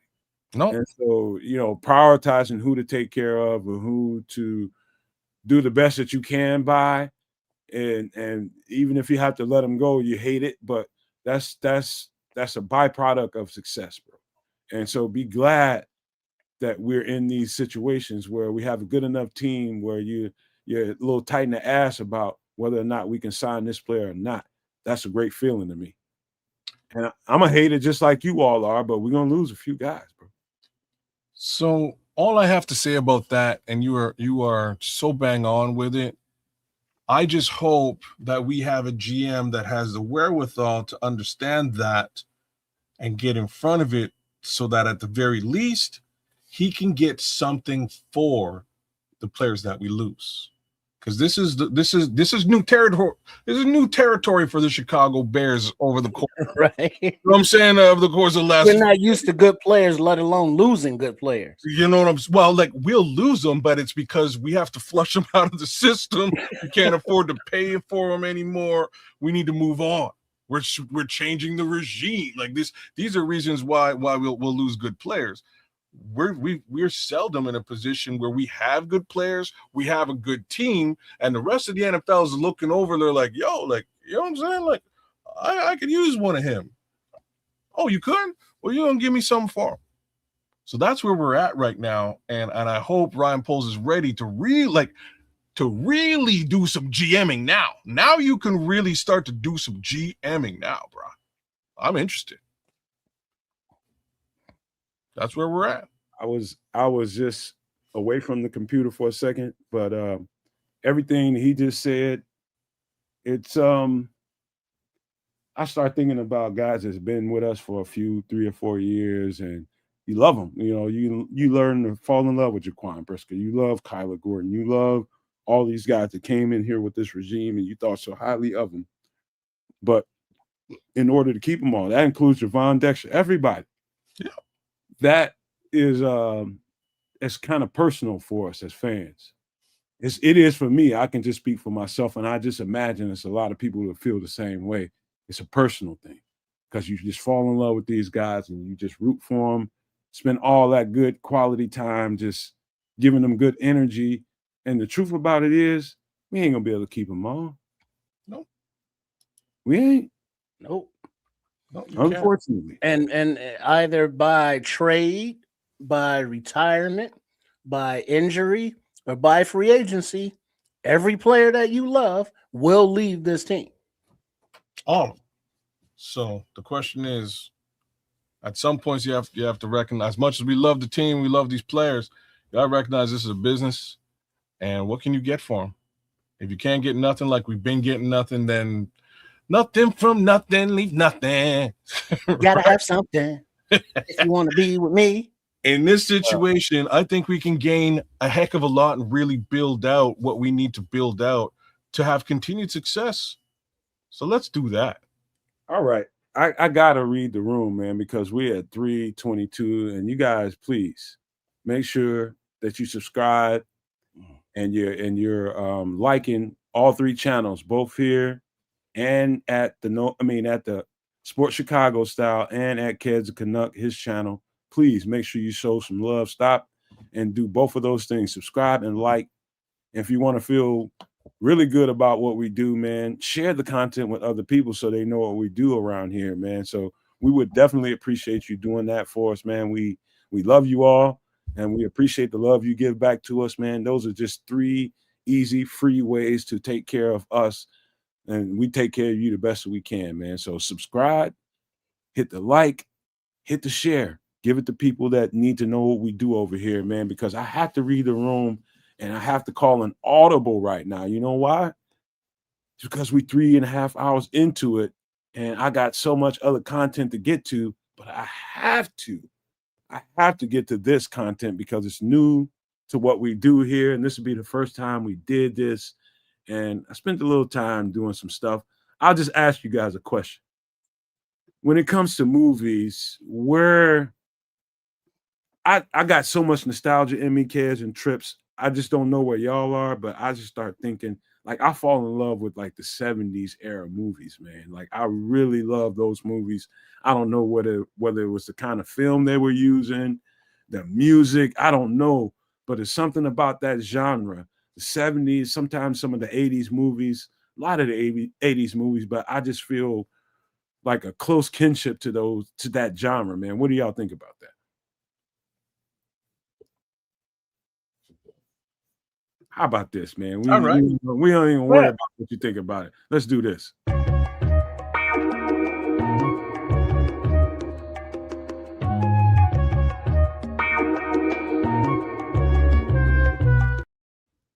Damn, Negro. That's Right? what to say. All right, you want to start with that one? All black exploitation on us. We can say that one, and we can get to some other stuff. It's up to y'all. Y'all, we will roll this the way y'all want to do it. Where y'all want to start? Well, since Sam Jackson was right there, we can start with that one. That's always a good. Quentin Tarantino's always a good look, always a good conversation to be had. This is a classic. Did the sounds match up with what we're doing here? I think that the sounds were very. I think Quentin Tarantino would approve. Appropriate. All right, Yeah. Take off, fellas. So this is a classic. This is something I think everybody should watch at some point. Pulp Fiction. If you haven't had the opportunity to watch this, go do it. Along with Quentin's, I don't know, 6 or 7 other films, they all kind of have that same similar 70s funk that Nomad just brought to the table, including Reservoir Dogs has a little bit of that feel. Jackie Brown definitely has that feel. Most of them do, I think, with the exception of Snap. Django's not really 70s. Django's a little bit well before the 70s, as well as the one 1870s with Christoph Waltz. The name of that one I'm blanking out, but it's a movie about Inglourious Bastards. Inglourious Bastards. Thank you for getting me right before I had to give some what it's about. But yeah, so yeah, that's Quentin loves that genre. He loves that era of time, and he does a great job of sort of bringing that feeling into his films. And Pulp Fiction is nonetheless just that, right? It's sort of an ode to that era. A lot of John Travolta in his comeback tour, getting funky with it and dancing with Uma Thurman, and there's a lot of throwback to the 70s in this film that you'll feel. But Sam Jackson with a Jerry curl kind of speaks to it. But it's sort of a gangster film in its own right. A little bit gangster, little bit ensemble-esque, right? This is what I would call a bit of an ensemble film. And the biggest thing about this film in particular is this film had a shoestring budget. It was an independent film, right? This is during the time when Sam Jackson was a lesser known actor. This is when John Travolta had basically gone 4 or 5 years without being in a film at all. It might have been a longer period of time than that. It was definitely his rebirth. This is the resurgence of John Travolta. The one actor in this movie that I think who wasn't really in a resurgence phase would have been Bruce Willis. Again, another awesome actor. So that just sort of rounds out some of the people you're going to find in this movie. Again, Bruce Willis, Uma Thurman, Sam Jackson, Quentin Tarantino has a bit part. Well, even the British couple, bad Timothy Tim Roth. Tim Roth is in this movie in a short. Harvey Keitel. Harvey Keitel is the Mr. Wolf in this movie. I promise not to be talking too much doing you guys' movie review, but I have to say this. Do it. When we decided to do this and decided to start talking about some of these movies, I told you guys, my mind automatically goes back to some of those eras. And I had to do some kind of intro and some kind of music. And I happened to be thumbing through, and Pulp Fiction was on my mind the entire time, kids and trips. I don't know why, but as I was, doing the graphics for the show, that just stayed in my mind. And I was thumbing through some of the sounds that I have, some of the tracks that I have, and I stumbled upon this one. I was just like, this has got to be the most perfect thing for the first time they do this. Yeah, And he went straight jazz flute with it, like what's his name? Why am I blanking out? Like Will Ferrell in Anchorman. That's exactly what I was thinking. That's what hit my mind. I was like, this is perfect. And that's like a 20 ass movie too. But this is a great movie. We won't get into like what it do, like what goes down. Feel free to check it out, watch it on your own. But this is definitely a classic, and feel free to layer in some of those other Quentin Tarantino classics. I have to say, Reservoir Dogs is a great movie. Again, very similar in concept. A little bit overlooked. Great movie. Another ensemble cast. But that's what you'll find from Quentin. He'll sort of put together these ensembles, and these guys get together, and they really do a great job of telling some sort of 70s ass, gangsterish story. And it Right. just, and it's one of those movies where it's like you fall in love with the sociopaths. yeah. And it's Yeah. like, oh, he's a cold-blooded killer, but he's adorable. Yeah, he's hilarious, and he's so well spoken, right? And, stuff like that. The banter and conversation in all of these films is it's classic. It's stuff that you'll remember and take away. Just a little throwaway conversation about Royale with cheese. That's exactly what was popping in my head. That exact conversation about the burgers, right? It's stuff like what I talk about with regards to going to Amsterdam and stuff. But this is what they're talking And then about. when he said, "Yeah, I'm not religious. That's just some cold shit I learned from the Bible." Before I smoke somebody. Hey, you know what, man? And I won't be able to talk about nothing else other than Pulp Fiction because I've seen it a few times. But this is the perfect cocktail of sex, drugs, and unaliving. You know what I mean? Yeah. And put it with a twist on it, with a twist of lime. And some of the, the era, and you start thinking about the time. Every time you watch this movie, you'll start picking up other little cues about, the level of communication. Somebody having the foresight to know that I need to hire somebody to clean up other people's mess because I'm not finna run out there and be taking care of everybody else's bullshit. So I'm gonna hire me a wolf, then on the spot, come take care of all your shit that you done just fucked up. Hey, do you see a sign on this garage that says "Dead Ninja Storage"? Snap. And that's why I started it with the damn Negro. That's all you have to say. Because all they had to say is, Mr. Oh, you sending the wolf? The guy was genius, man. That's the guy all was you had genius. to say. In a devilish way, he was genius. That's all you had to say. Well, hey, all right. So that's Pulp Fiction. Do your Quentin Tarantino? No, hold on. The best part of that movie was the scene when Samuel L. Jackson comes into the room with the college kids. And to this day, every time I see these dudes in there eating that, what is that? The Kahlua burger. The Kahlua burger, whatever it is. Aloha burger. I want Aloha burger. Burger and fry. And I think that was intentional in the design of the film, is make that thing look like you want that burger. Like, I want that burger now, just thinking about it. It's a hilarious scene, man. And like, to make the scene even better, is a young Phil Lamar from Mad TV. So he kind of that's his part in the movie. He has a very bit part, but he is so taken aback by what's happening in this situation and being asked and inquired upon, questioned about his Aloha Burgers combo, right? Like, he doesn't know what to do. But it's a great What? It's a great scene. And shout out to Phil Sorry, Lamar. did I break your concentration? Oh, snap. One other scene that's very funny to me, because one of my homeboys pointed out to me. I never really paid attention to it until he called me. He's like, "Hey man, you watch Pulp Fiction?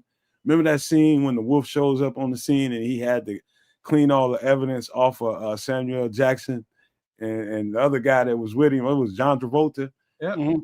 And he sprays the water hose on it. He said, watch that motherfucker tense up as soon as that water hit him. He's like, God damn. His whole body tenses up. And every time I turn that movie on and I see that part, we cracked up laughing for about like a half hour. He said, both of y'all been to the county. You know the drill.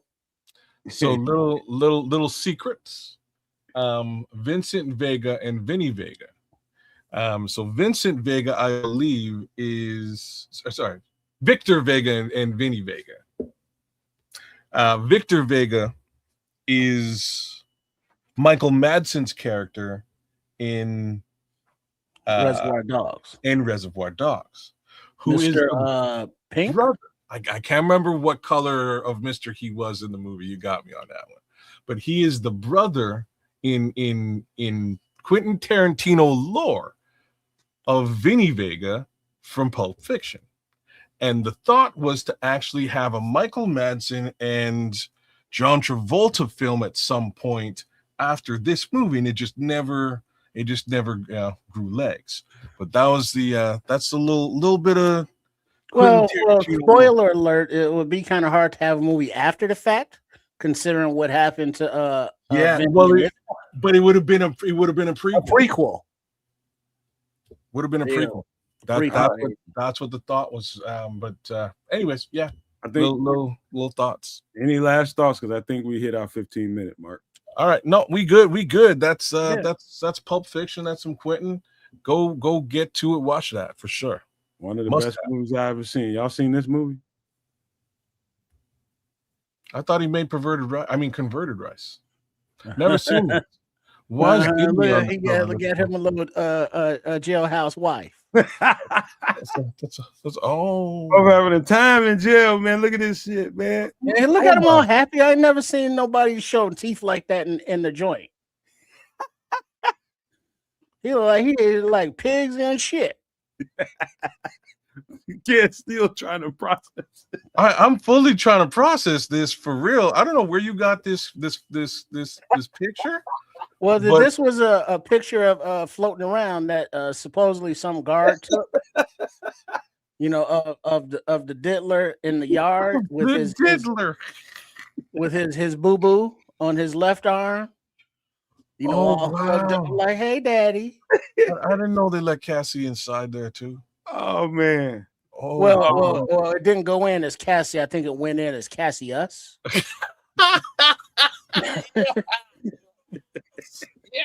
You know what I'm saying? Oh, line that up so nice. You knocked that right out of the park, man. Oh, that was great. All right. I had to get a little pit stop in there, man. That was great. That was well done. Uncle Ben's. That's what Diddy looked like, man. He looked like Uncle Ben. He need to put his ass on that rice right now. Yeah. All right, let's get to what the happens next. when you don't have that. It's not. What's the stuff? Grecian formula. Let's get to the next one, man. We gotta get on this, and this is when I'm gonna shut up because Classic. Wow. So, two of the movies we just finished talking about, Reservoir Dogs being the first one, and the second one being Pulp Fiction. That Mr. Wolf we were talking about is a older version of the guy you're seeing right now on the cover of this movie. His name is Trip. Harvey motherfucking Keitel. That's Harvey Keitel, y'all. And in this movie, oh boy, is he a bad lieutenant. So, when you're a kid and you're sort of presented with the idea of of what the police are about, you play cops and robbers and stuff. Well, read the descriptors right there on the movie poster. I don't know if I can. You might want to do it for me. Gambler, thief, junkie, unaliver, cop. Keitel has given us one of the great screen performances in recent years by Roger Ebert.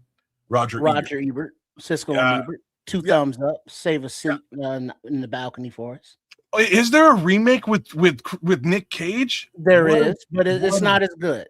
It's not. What a jerk! Nick Cage will do anything. This is a classic film, and me and Nick Cage have ups and downs. There's ups with Nick Cage as well. We can talk about later on, but this one here, oh boy, he basically, all those things that Tripp just sort of said, he really proves that altruistic idea of a police officer that you might have carried into, carried from childhood, might not exist in the real world. You know what I mean? Like in the real world, it might be this guy that pulled you over. Yeah. And he might be doing some real all this stuff that on the clock.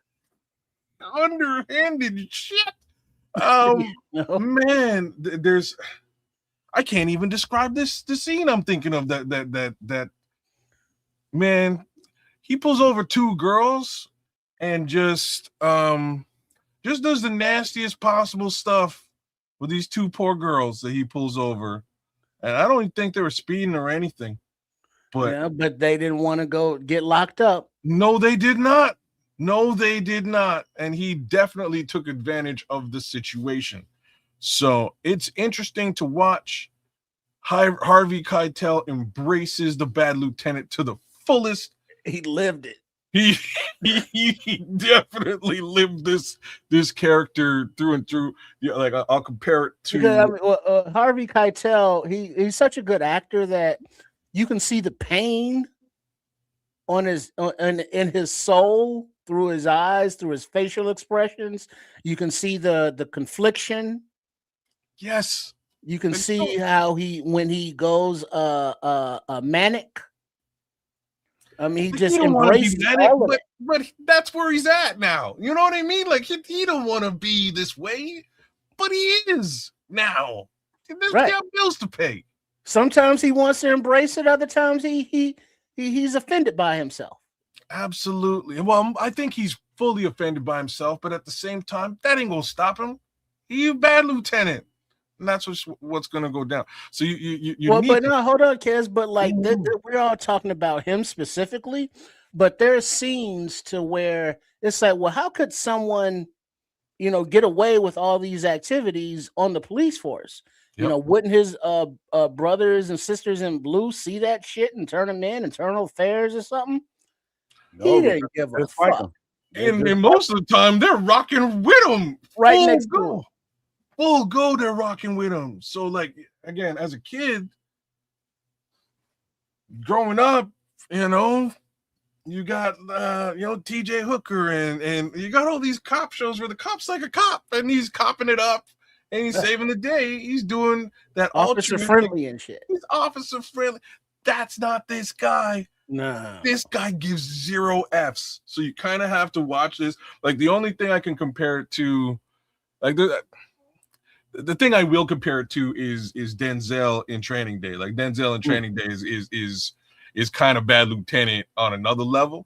But this is the first time the first time something like this concept is really introduced in film, and they do a great job of putting it down. So big ups to Harvey Keitel on this one. I gotta admit, y'all need to go check this one out. Now, have you seen it yet, Matt?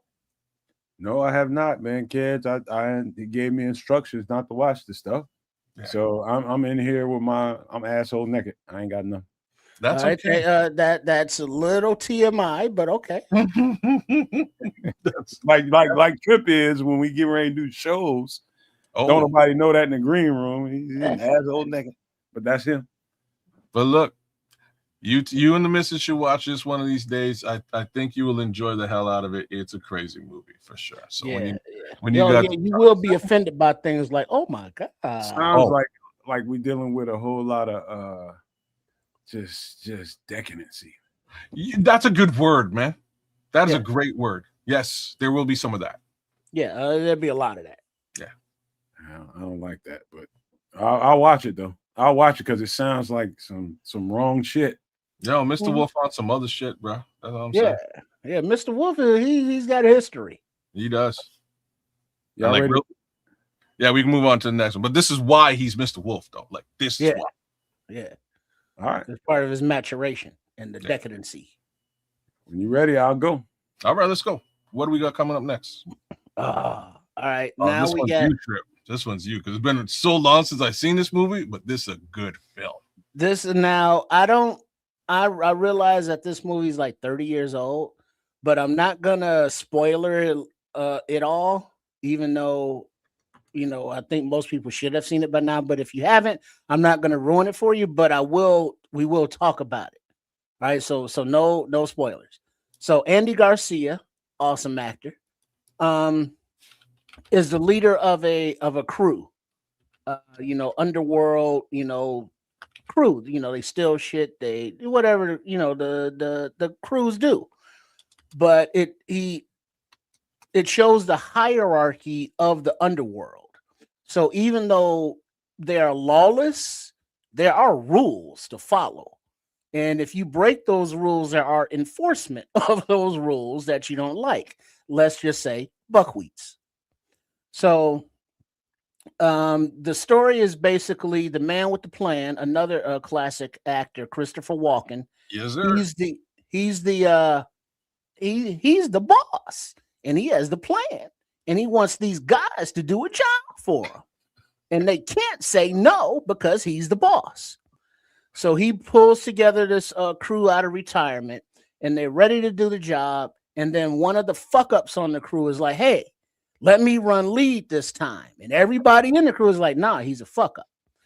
But Andy Garcia is like, "All right," he's trying to summon his better demons. He's like, "People can improve. All right, you run lead." Needless to say, he fucks it up. And so the rest of the movie is, they're in Denver, so things to do in Denver when you're dead, because now the man with the plan, Christopher Walken, is got a little salty with him because they messed up.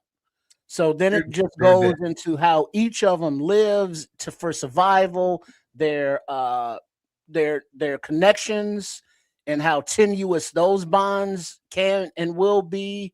You have people thinking about their legacies and what happens, when I'm not here anymore. Then you have people going into their bunkers and hunkering down and ready. And so it's just an ensemble cast of a lot of good names, actors that are come together to navigate a tenuous situation. You got Bill Nunn, you got Steve Buscemi, you got Andy Garcia, you got Treat Williams is another one in there. Treat Williams. Yeah, because he was the fecal freak. Yeah. I mean, so you get all kinds of things going on in this movie, and it's like, hey, they all just chill because it's all about the boat drinks.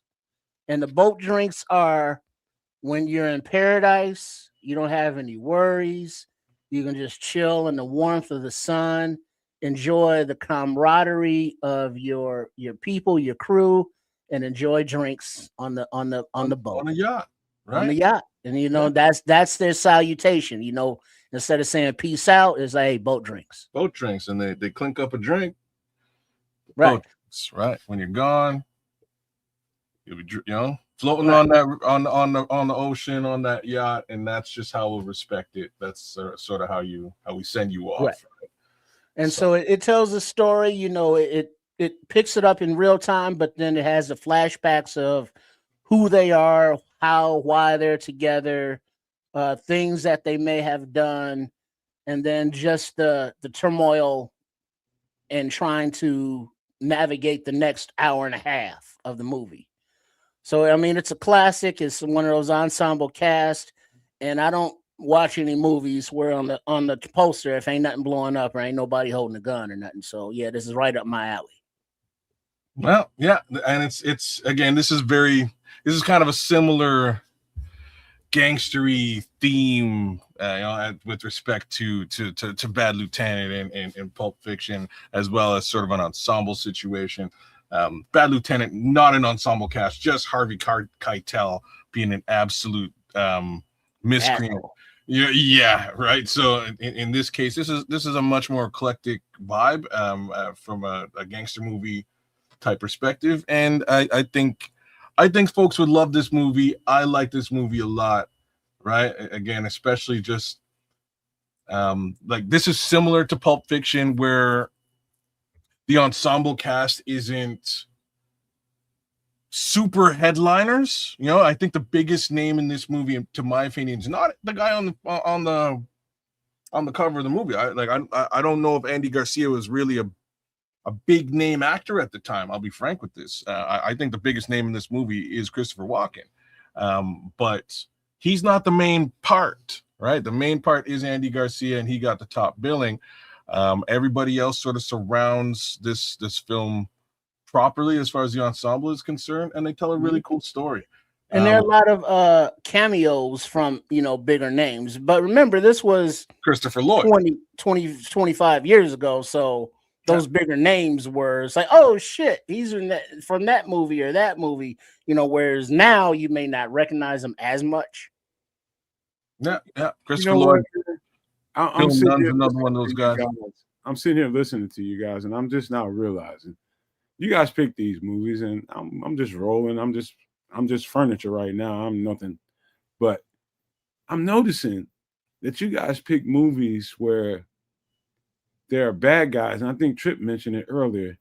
These are horrible people, but they have some kind of something to them, so they don't want. They have a humane side to their evil. They're evil. Some of them, yeah. They're evil, but they still have. They want you to know I'm still human. I have a heart. That's what makes it's funny you're saying that. So that's what makes Bad Lieutenant an interesting movie, because you can kind of feel his pain with being such, as Tripp was saying, an asshole. You can feel that pain in this movie. Andy Garcia's character is like, I'm trying to be out of all this. I'm trying to be out. I don't want to be a gangster anymore, but I got to do this job and get this job over with these guys and get out of this. Oh, shit. You messed up. You know what I mean? You messed up, and now they want to off us all. So I guess I got to sort of figure my way out of this situation, and hopefully everybody doesn't die. And this hold on. But before he figured his way out, or during, he's also trying to figure out a way for his crew. For everybody, one of them. Absolutely right. And as he's going through, this is why you connect with Andy Garcia, because again, he's a gangster, but he's at that level where it's like, you know what, I'm trying to hang up my hat and move on. Boat drinks, right? Let me just move on to that yacht and really get out of here without losing my life.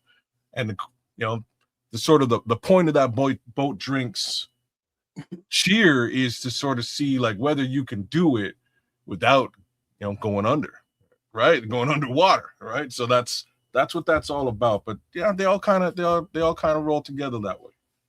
This evil people that show you the humane side of them. Yeah, as both of y'all are bent towards those characters, obviously. Well, these make for great movies, because you get what you're getting out of these films is you're getting a relative full spectrum of of the growth of a man. Christopher Lloyd, Williams Forsythe, man, Jack Warden, Bill Long, Buddy Guy. Oh, I forgot Buddy Guy was in this one. There's a Glenn Plummer. Glenn Plummer's a bad Junior. Glenn Plummer's a bad MF though. Like, I gotta give Glenn Plummer some props. He's in a lot of movies that he doesn't get a lot of respect for. He's in Showgirls, and he's that dread. He's that little dread in most of the movies. He's a little dread. Just a little character actor dude. Yeah, man. He's really, really, really James good. Caan. Oh, I forgot James Caan was in this. Yeah, James Caan. That's a lot of firepower in that. The cast is just, and again, it's sort of an ensemble cast of folks who, for the most part, aren't super huge name actors. Like, very similar in style to Pulp Fiction. This probably came out maybe a year after 95, and Pulp Fiction, I believe, is 94, 93, 94. 94. Right. This is the same general idea, saying, hey, you know what? If Quentin can take a whole bunch of guys who might not be, top billing at the box office and tell a really compelling story and make a really awesome film out of it, we can do that too. So like there's a bunch of movies along these lines during that time, and some of them are classics. I have to admit, this is one of them. I already know if I'm gonna watch these movies and probably want to smack y'all for having me watch it, because these rotten people, but in a cinematic, from a cinematic point of view, they can the music. I'm one of these people that everything counts in a movie. I listen to the music, the score, everything, all the scenes. Like, I'm different that way. I listen to all of that, and it makes a difference to me. I know right now I'm gonna watch this stuff, and I'm gonna be just like, oh my god. Shit, I forgot Don Cheadle's in this movie too, man. Yeah. There's a lot of You people in this wild movie. now, dog. You wild. There's I all love kinds Don of Cheadle. stars in this movie, but they Yeah. weren't stars at the time. At the time, right? They brought a lot of people together and made a really cool film out of it. And this is things to do in Denver when you're dead. We gotta do Devil in the Blue Dress one day, but we'll get to that. Okay, that's a great movie. Mhm. All right, before we get to the next one, I gotta say, I apologize to everybody that came here for the Buga Sphere content and the paranormal content. I'm trust me, I'm upset that the fact that we can't get to it because I put so much work into it. But sometimes during a live broadcast, me and my big mouth, including my co-host, we get carried away sometimes, and we chew up a lot of time. And at times you have to call an audible to make sure that you get to what you need to get to. And I apologize to you all for that. So therefore, I will make sure that we double down in the days ahead to make sure that you get more than your money's worth of that. So I just apologize for that, because I know a lot of people came that are watching on the sidelines waiting for that content. So yeah, I just Quatu, shout out to Quatu, man. That's we're just doing something a little different this week, but it'll be back. We'll be back with the paranormal and doomsday stuff in a week. Full force. Trust me, we coming right on back with that. All right, y'all ready for the next one? Yeah. What do we got? Oh yeah. Okay. The Usual Suspects. Flip it. Now, this is another ensemble cast, and I think that seems to be the kind of the theme General tonight. theme. Yeah. You know, and it's because it's like if you like foods with a lot of different flavors, you know, this is what we have. So now we got Kevin Spacey, you know, this is before his thing, you know, all his your digs. Yeah. Benicio del Toro, Gabriel Byrne, Stephen Baldwin, Chaz Palminteri, Kevin Pollak, Pete Postleth, Giancarlo Esposito, Don Haida, Susie Armis, Jack Shear, Kyle Brescher, and a whole shitload of other people. But basically, this is a crime drama, I guess, where the cops are investigating a crime and they don't have any leads. And so the movie title, we're going to round up the usual suspects, which means, you know, these are people with a rap sheet that we know are criminals and that they're good for something. So let's bring them in, see what their alibis are, if they know something. And so this is basically the premise of the movie.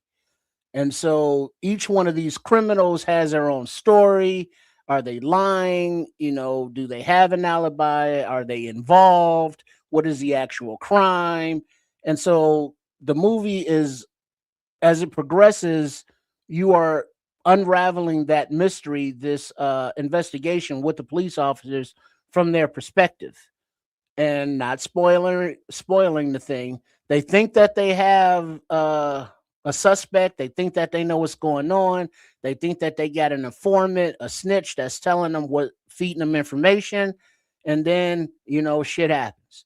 So it's one of those plot twisty kind of things, you know, the twist endings where you got to pay attention.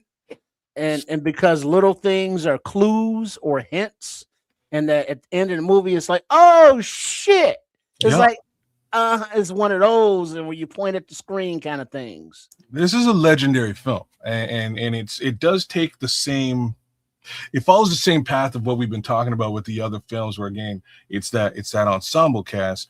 This ensemble cast at the time, again, much like Things to Do in Denver When You're Dead, was a bunch of nobodies. Like Stephen Baldwin is like the third Baldwin brother who's Right, the famous. least famous.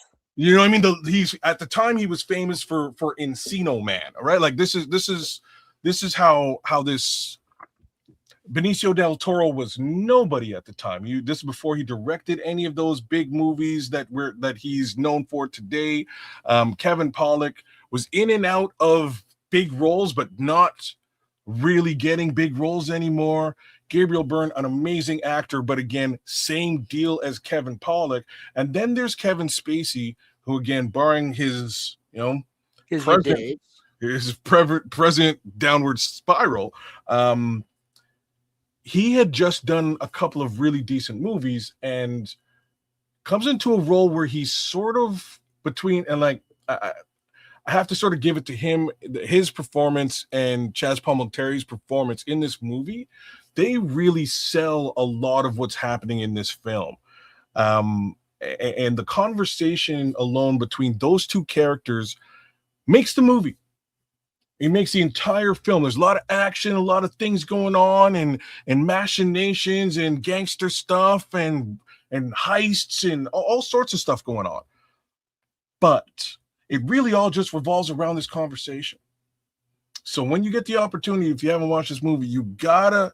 I know Mr. Mayhem, he's a hard guy to stand at this point in the world, but the reality is, damn it, like. You have to give it to him in this movie. Like, he's a good actor. There's two things. He is a good actor, man. Like, he is a good actor. It's really unfortunate where he, like, you know, is your digs. You know what I'm saying? Like, it's really unfortunate how what he's about. But Kids, can I say something if you don't mind? You can. Yeah. One thing I've learned about watching a cinematic performance is if you reel in all the other things about life, it's gonna screw up whatever it is that you're trying to admire. If you came to watch that movie objectively based on how they put that thing together, if you start worrying about what someone is in his personal life, he might be a piece of shit. But to go watch that film objectively based on what the producer, the writer, the director put together, and the actors tried to portray in that film, there's a certain amount of objectivity that needs to come with it. Yeah, that's true. But that's like saying, watch Space Jam and listen to I Believe I Can Fly and not have thoughts about R. Kelly. You know what I mean? Is because at the time, Spacey didn't have all that stuff on him. He was just an actor. At the time, R. Kelly was just singing. But now that we know there's things afterwards, it's like now we see the movie or hear the music, it's like, oh damn. I don't blame Mayhem because I feel the same way. I have that problem too, man. I feel the same way, but sometimes you have to. I feel it should be another layer to who you are, just so you can enjoy that film.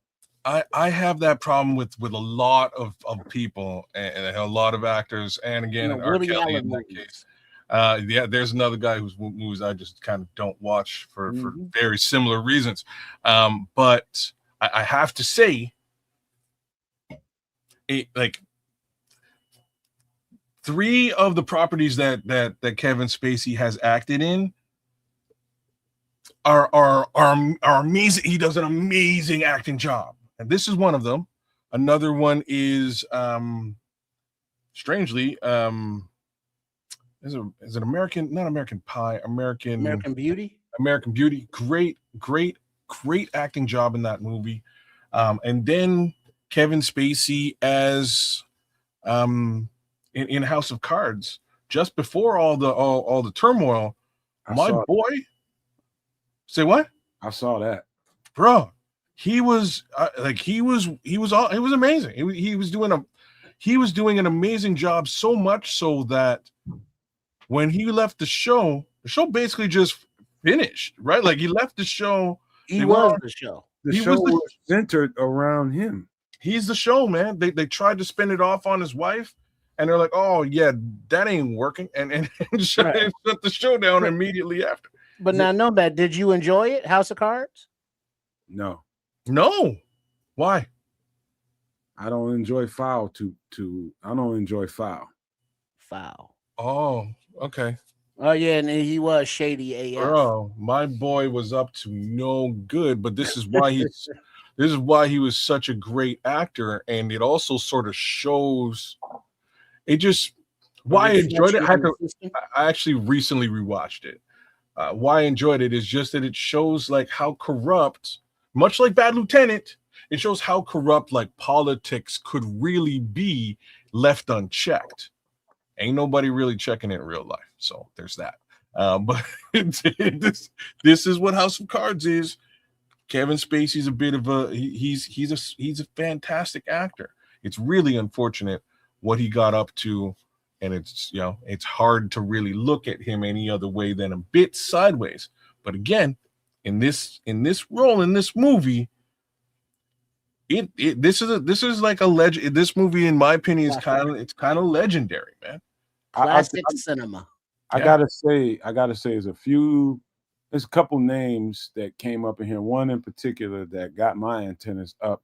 It's gonna make me and my lady figure out a way to find some time to watch this. There's a guy in here that you mentioned, Trips, that I didn't know that was in this film, Giancarlo Esposito. Mm-hmm. I think he is one of the best actors in the world. Mm-hmm. From his start with Spike Lee, and Do the Right Thing. Yeah. Now he's progressed on to his people will know him mostly from Breaking Bad. Mm-hmm. Hermano's Chicken. This generation knows him from that. Well, I know. It's funny. You know what I know him from? You know what I call him every time I see him? Bugging Out. Yeah. From was it School Days? No, he's in that one too, but it's from. You gotta watch Spike Lee movies. Do the Right Thing, right? Do the Right Thing. Bugging Out. Do the Right Thing. He's the one who trips out because somebody steps on his Jordans. He loses it. Right. He was like, "Yo, white boy step on my Jordans," and he loses it, man. But he's gone from that to being a respected actor. Bro, he's big up. Bro. He's big up. He's they got him in Star Wars now as like a super bad guy and stuff, and he might play its potential to play Professor Xavier in the upcoming X-Men side of the MCU. Like crazy stuff for him. But speaking of the X-Men, this movie is directed by the director of the X-Men films. Bryan Singer directed X-Men 1, X-Men 2 and 3, I believe. I think those 3 are all Bryan Singer. He directed the most recent he directed Superman Returns. A lot of just over the top superhero movies, which this is not. This is just a fantastic tale of some gangsterism gone sideways, and and a brilliant gangster at the end of the day. Like this is a gangster who's known as much technically for his mind as he is for his underworld deeds, and that's what this movie is all about. It's fantastic. Can I throw a little audible in here? Shout out to the Scrolls that just busted up in here in his presence. I have no idea who he's talking about here. Michael Madsen's first movie. You know him. I know Michael Madsen is, but I don't know. My father plays his best friend. The movie kind of Red Baron's father. Oh, that's cool. That's the Scroll saying his daddy's in Against All Hope. Let me check that out. I don't know if I've ever heard of that. That's why I wanted to point it out to y'all. I don't know. I've never heard of that movie. Yeah, Against All Odds, but that was Phil Collins. That's Phil. Well, was Phil Collins in the movie, or did he just sing the soundtrack? No, that was one of those brothers in the movie. He just did the soundtrack. One of the Bridges boys. One of Lloyd's Bridges boys. Yeah, you're right. It was almost a one-off. That was it's a good movie. That one too. I wonder who your dad is, Scrolls. Who's your daddy?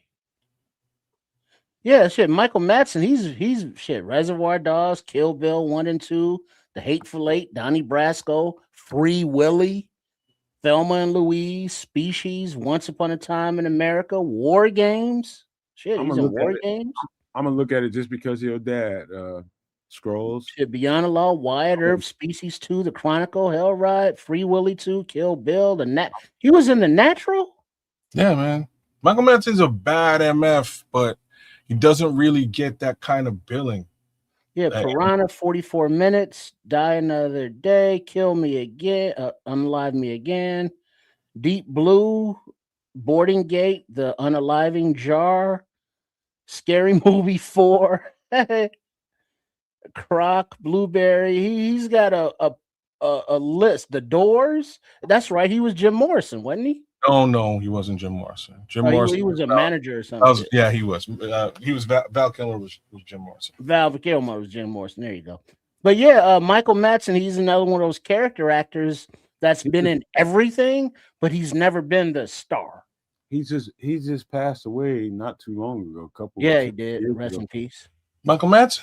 Yeah. 2-3 years. Yeah, buddy. Oh man, rest in peace, Mike. I didn't realize that. And then a rest in peace to Rob Reiner, Meathead and his wife. Yikes. Yeah, that happened as well. That's another unfortunate little situation. That dude was hilarious. I didn't realize that Michael Madsen had passed away. Yeah, it wasn't too long ago. Couple years ago. Maybe not even that long. Maybe not. I don't think it was. I don't even think it was that long. No, it's this year he passed away. It's just this year, 2025. So it's only a couple months. It looks like. A lot of that going on. All right. Any last thoughts on The Usual Suspects? Yeah, this is one of those movies where you sit down, you get some popcorn, you put your phone down, you don't be chit chatting, and you pay the fuck attention. Yeah.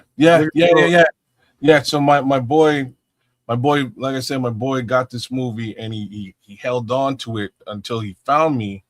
He's like, bro, I came to the west side of town to find you with this movie. We're gonna sit down, we're gonna roll some trees, we're gonna watch this movie, and you're gonna tell me what you think of this movie. And like, there's parts of the movie where just like any other time, like where you kind of zone out, you might not be paying full. Read the room, man.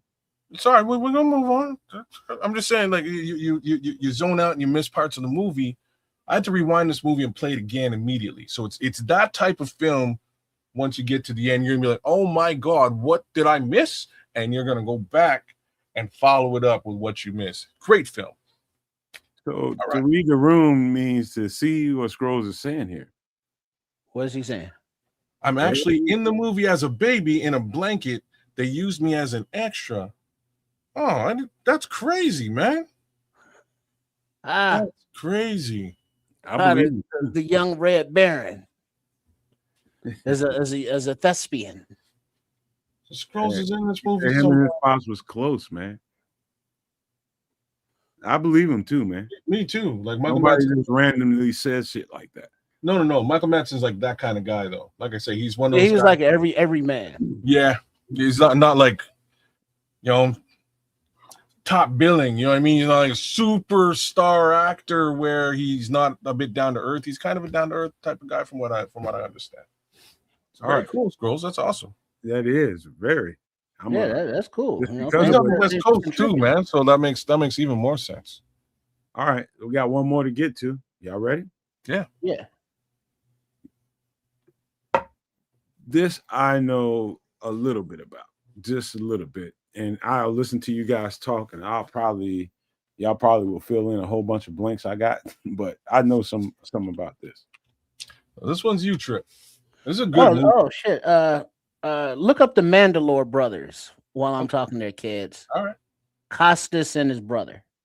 But this movie that we got up now is a classic. Yeah. Platoon, which is another ensemble cast, and that came out in 1986, the year I graduated from high school. So you got Willem Dafoe, Charlie Sheen, Tom Berenger, Johnny Depp, Forrest Whitaker, Keith David, Francis Quinn, Dale Dye, John C. McKinley, the funny dude from Scrubs, the doctor. Yeah. Warren McLean, Nick Nicholas, Tony Todd, Candyman, Tony Todd, Mark Yeah. Moses, Richard Eason, Reggie Johnson, Bob Orwig, Corey Glover. You know Corey Glover when you see him. Chris Peterson, Live and Thai, David Nadoff, and snap. Corky I forgot. Ford. Yeah, there's Holy crap. a lot of Kevin Dillon, of young, fresh-faced actors in this that became like A-listers. But it's a platoon saga, a Vietnam saga. Charlie Sheen, he's the center of attention. Basically, he's the fresh-faced newbie green kid from the world coming in to the Vietnam conflict, and he is just sucked up between getting shot at by Charlie and the own internal struggles from his own platoon and the leadership and the division within the platoon on should they be, merciful soldiers or should they just be warriors and out there unalive and everything in the jungle. Trip, quick question. Is this a Spielberg film? Is it? I don't think so. This is Ollie Stone. This is Oliver Stone. Okay, Oliver Stone. Somewhere right there in that sphere. And now also the soundtrack. Oh my God, because they used the music from that era. And that was the Motown, Tracks of My Tears. People say I'm the life of the party. And they do that one, and then they integrate the music into the war background. You're busting caps in the back. It's that's so well done as far as the soundtrack is concerned. I'm still kind of tripping out over the people in this film, man. There's a lot of people and this is an old movie, so like these people are like youths. They're young. Like this is Charlie Sheen before. Yeah, I think this is like his first, like one of the first gigs. This is one of his first. Well, I think the first gig is oh man, the one with the shit. Where he was the punk kid, teenager. Yeah, the punk kids, man. Snap. Yeah. But like Willem Dafoe. Stand by me. There you go. Would be the first one. But this one. Speaking of Rob Reiner. Yeah. But Willem Dafoe, he's an Oscar winner now. Tom Berenger. Johnny Depp. I totally forgot Johnny Depp was in this movie. I don't think he had many lines. No, he was. This is again early Johnny Depp. This is before Johnny Depp was a thing at all. Corey Glover's in there. Forrest Whitaker. We don't get Tony Todd, Candyman's in there. Tom Berenger. I thought the dad was in this movie, but he wasn't. The dad is in Martin Sheen. He's in another, and like why Charlie got Apocalypse this Now. Thank you. Martin Sheen's in Apocalypse Now. So because of how well Martin Sheen did in that movie, they're like, you know what? Let's just get his kid and like we're gonna do something similar. And that's kind of how this all rolled out. This is Charlie Sheen in an actual true to life dramatic role, which for the most part he does not like. After this, he doesn't really do that anymore. After this, a comedy. I gotta ask you guys: is this a play on the Vietnam War, right? Yes. Yeah, it's during the Vietnam War. Yeah. Okay. So I gotta let y'all finish because I got a different take on this. Okay, this is truly a Vietnam War film, and back in the days there was almost every year there was like a big Vietnam War movie throwback. Again, Apocalypse Now would have been one a couple of years before this. Platoon, huge. Born on the 4th of July, Tom Cruise, similar situations, right? Like there was just a lot of these types of the red line or the red something. Thin red line. You got it. But yeah, there's a lot of movies like that. Cool Hand Luke is another one that's kind of, oh, nah, that's not like this, but that's Yeah, that's a Western. that's a Western. That's a different situation. But yeah, this is a badass movie, man. And again, when you sort of go back and you look at all the folks that are in this movie, and sort of seeing their trajectory out of this movie, it's kind of wild, man. It's kind of crazy. I did not even really realize that Johnny Depp was in this film, nor did I realize that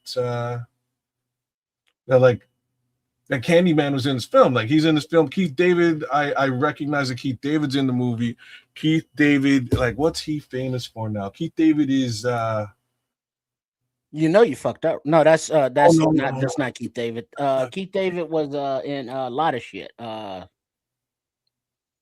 was Bill Duke that I was thinking of. There's But Keith David has been in Trips, you think you Trips keep your thinking pecker about hard and your powder dry, and the worm will turn. there's something very specific I'm thinking of, and that might have been it. But I think he's a director too, also, isn't he? He directs some stuff. He's a voice actor in a lot of stuff as well.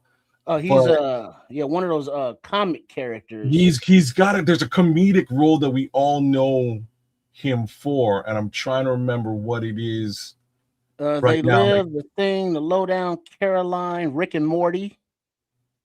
Oh, he's snap! He's the president in Rick and Morty. I didn't even clue into that until this minute. I love that show. It's one of my favorite shows on Dead TV. Presidents. Yeah, I know exactly who you're talking about, Trips. Armageddon. He was the general in Armageddon. He's a man. Listen, that guy's a great actor. So the Armageddon role, yes, he's a great actor. But there's like I keep like flashing back to Adam Sandler, but it's not Adam Sandler. Spawn, 21 Bridges. He was in that. That's Mr. and Mrs. Smith. Great actor. He's in all kinds of shit. He's in shit that's going on right now. Yeah, The Quick and the Dead. He's good in that movie as well. Chronicles of Riddick. Tyler Perry's got him doing shit like Greenleaf and all kinds of other shit. You know, but back then he was just another dude. That's what I'm saying. Most of this cast were very young, or again, lesser known actors that Oliver Stone sort of put together and did the darn thing with. I'm pretty like, this is a classic movie for all intents and purposes, for what it's worth. Go out there, check it out. Because now it is a war movie, so there are blood and guts. You know, many of your favorite characters aren't gonna make it, but it's not just that violent aspect of it. It deals with the psychological aspects of, the drug use that was rampant amongst the soldiers then. It touches on their geopolitical views and discussions about, the politicians and their actual missions there. And then, I am reality, as Tom Berenger said, of just this is war. Our job is to unalive. This is what we do. So you had the internal good versus evil and all of that layered into it. I gotta say my piece on this, because I have watched this, and the more and more y'all talked about it and the actors, I'm starting to picture guys and scenes and different parts of that movie. I got definitely a different take on it, and it's because I'm me, and I see looking back on that now, and I see what they did to those people over there, and it's very upsetting to me right now, and this has nothing to do with politics. It has nothing to do with anything other than, the mistreatment of people. And the basically, I like how they put it in very raw, very descriptive terms in this movie. It was very raw. The emotions, the mental health stuff. The reason why it hits me in a different way is because I've treated different people old people that have been through this. they still suffering the ramifications of this. Yeah. War is hell. PTSD is real. Yeah. Because there are soldiers, people in the military just doing their job, and they don't enjoy having to unalive people, and it messes with them, psychologically in the head, and they just can't deal with it. They can't just get over it and move on. And it messes with them, for years and years down the line. But then on the flip side of that coin, you got some soldiers out there that love it way too much. And they still have to come back to the world, if you will, and live amongst society. So you get extremes on both sides that are very precarious in their daily keeping it together. I have a serious issue living amongst people that would run to that. I have a serious issue with that, and that's just me personally. My peaceful mindset is that people who run to that kind of damage, destruction, evil, in my opinion, need to be expunged from society. Some way they need to be contained, because anybody that has a mind like that shouldn't be walking amongst us. I'm trying to There's understand not what you only mean by that, but though. it's the actions and the activities of being in a physical battle of war that skews the mental of people who could be normal, regular, good, decent people going in, but after that experience, they come out, of what you described as, kind of effed in the head.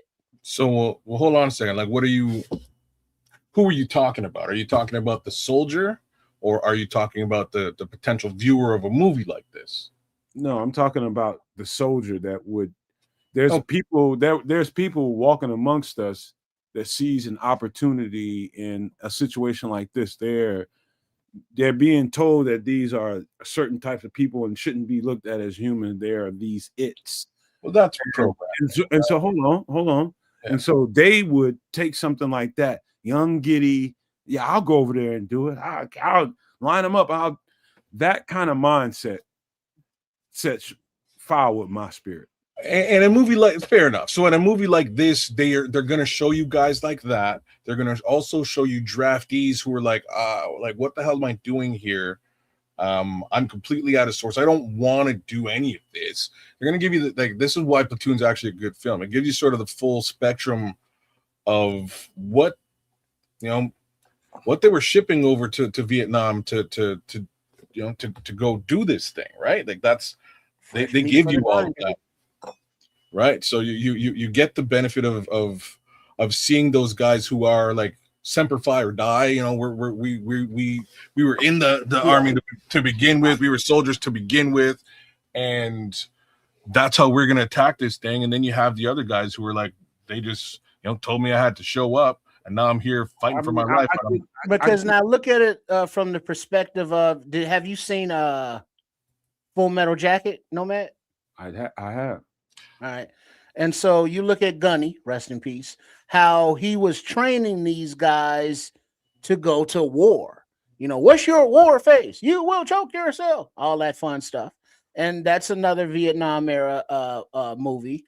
But point being, some of the recruits are going in. It's like, hey, this is our job. We're going to unalive everybody. And then they get in that first battle. And then reality hits them in the face and blood and guts from their buddy, and they're like, oh shit, and now they don't have a taste for it no more, whereas others go the other direction and lean into it.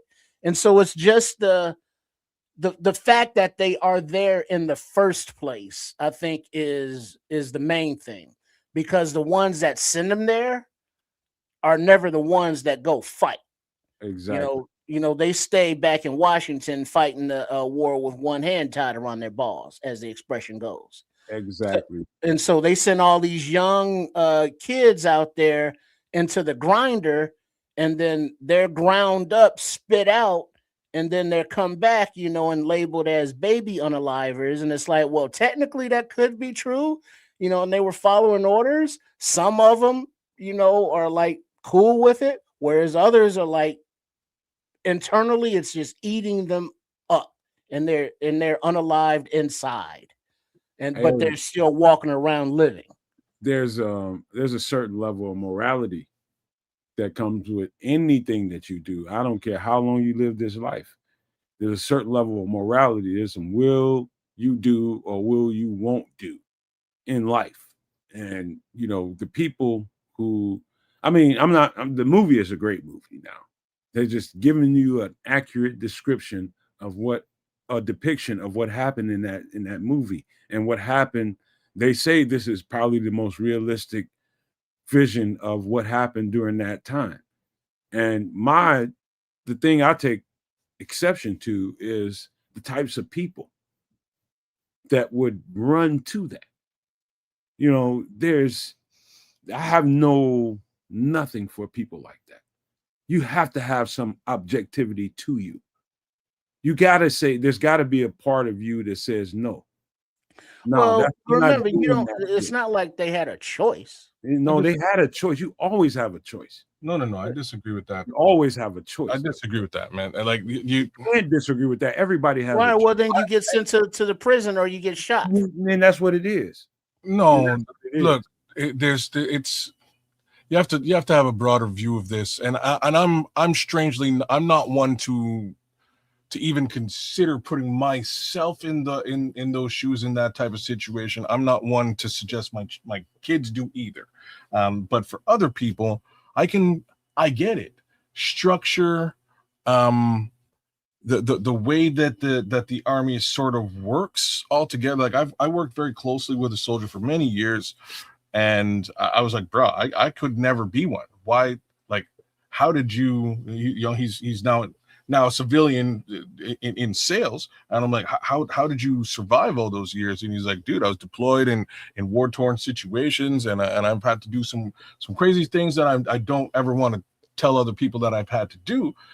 But at the same time, my life has been structured. I crave and require the structure. And this is a guy who now, for life, he wakes up, he wakes up at 5 o'clock in the morning, puts on a 50-pound weight on his back. He goes outside, he runs. This is what he does. He gets his workout in early in the morning, gets back to the house, does his chores, does what he needs to do, jumps in the car, gets to work. This guy's a grinder for life at everything that he does because of the structure that he gained out of being, in the military. So I can understand the why. Some people crave that structure. I'll be frank with you. I think we all of us actually need this type of structure in our lives. It's one of the few benefits that I see. For folks who go to, who unfortunately. Well, that discipline, I agree with you. That discipline, yes. But a lot of that structure was programmed. It is programming. It is to break your will. Right. That's the part that you kind of want to avoid. One would say that you want to avoid it, but it's almost a requirement in order to be in the military, adherent, not just in the military, but to be adherent to their programming. Right? They're programming you. You have to follow. Kids, in the midst of all of that you just said, which is correct, there's some value to being a soldier that people take and apply to their lives every single day. And it's useful to them. And at the same time, two things can be true at the same time. And this training and some of this drilling takes in terms of regular human being into an animal. That is the purpose of this. That's the purpose of the training. It is. Because remember, what is the job of a soldier? Yeah, to do what you're effing told, bro. Right? Like you do what you're told. You go out there and you do that. Right? So they need to prepare you to take orders and exact them. The problem is, Kez, and this before we get ready to get out of here, the problem is, I don't have a problem with the movie. The premise I don't have a problem with because it was just telling the truth. It's a great movie. Great movie. I'm talking about the in-depth details of it and the discretion that humans ought to use. I don't give a shit how old you are or who you are in this life. The discretion. You don't just take what people tell you. This is what these people are, and just go take weapons and aim them at people and just destroy folks. You just don't. Yeah, that's just the real. But That's that's just war, my friend. that's war, but that's also human life. The war is Yeah. human life. It's human life taken. But that is what war is. And Yeah, that's the that's why purpose of this they have movie, been right? drafted and sent over there. The You know, purpose of this they're movie. not carrying books, they're not carrying flowers or Bibles. Why do you What do they have? They're why do you loaded up. why do you think so many of these people that I've treated came back with so much mental anguish? Yeah, because war is fucked up. Bro, That's why. It's not that. It's not that. It's more of what did I do? Why did I do that? That's more of what it is. I shouldn't have done that. That's what it is. Well, yeah, but at the time, I there's mean, no it's not like they can say, well, they can. No, I rephrase that. This They choice. can say, I am not following this order, and they will have to deal with the repercussions and consequences of not following that order, up to which they could be, on the field executed. yeah.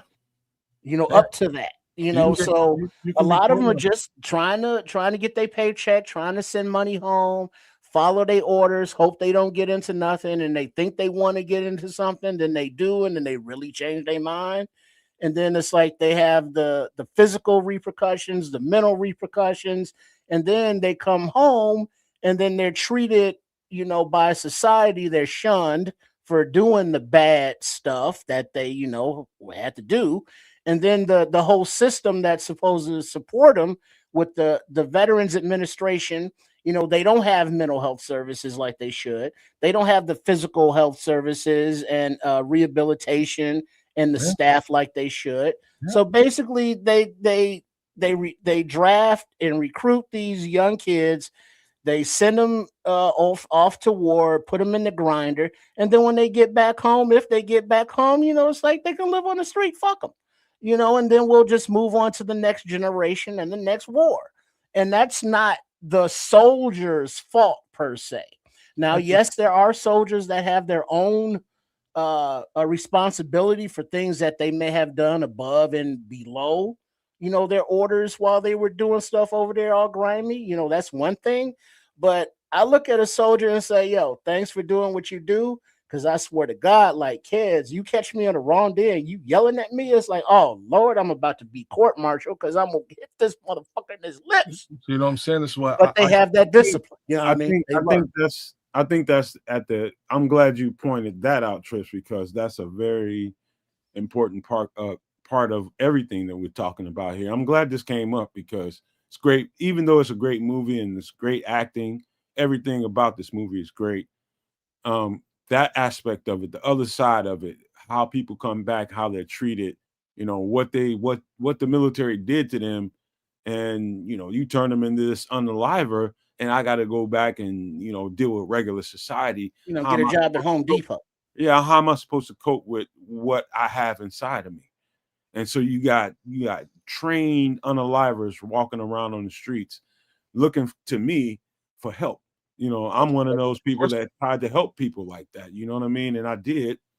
But it's a very real part of any kind of movie like this that should come up in a conversation, should be spoken to on every level of it, and that's part of it. What Trip just got through saying, what I It's just funny got you through say that.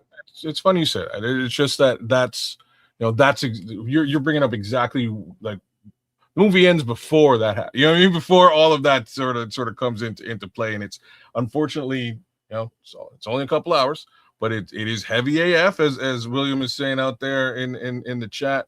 It is a lot to take in and understand, and they give you a good, like I'm saying, they give you a good full spectrum of the front end of it. The back end is what you're describing again, is what happens when you go get home, right? And unfortunately, there is no true infrastructure for that, and that's terrible. from front to back.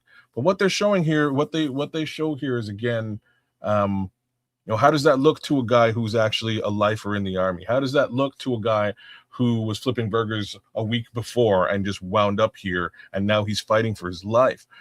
So I can't, for all intents and purposes, I can't, through this film, I can't sort of sit down and go, okay, well, you're wrong for fighting for your life in a war-torn situation, in a war zone. You have to stay living, and Nobody. Well, let me ask you this: Right at all.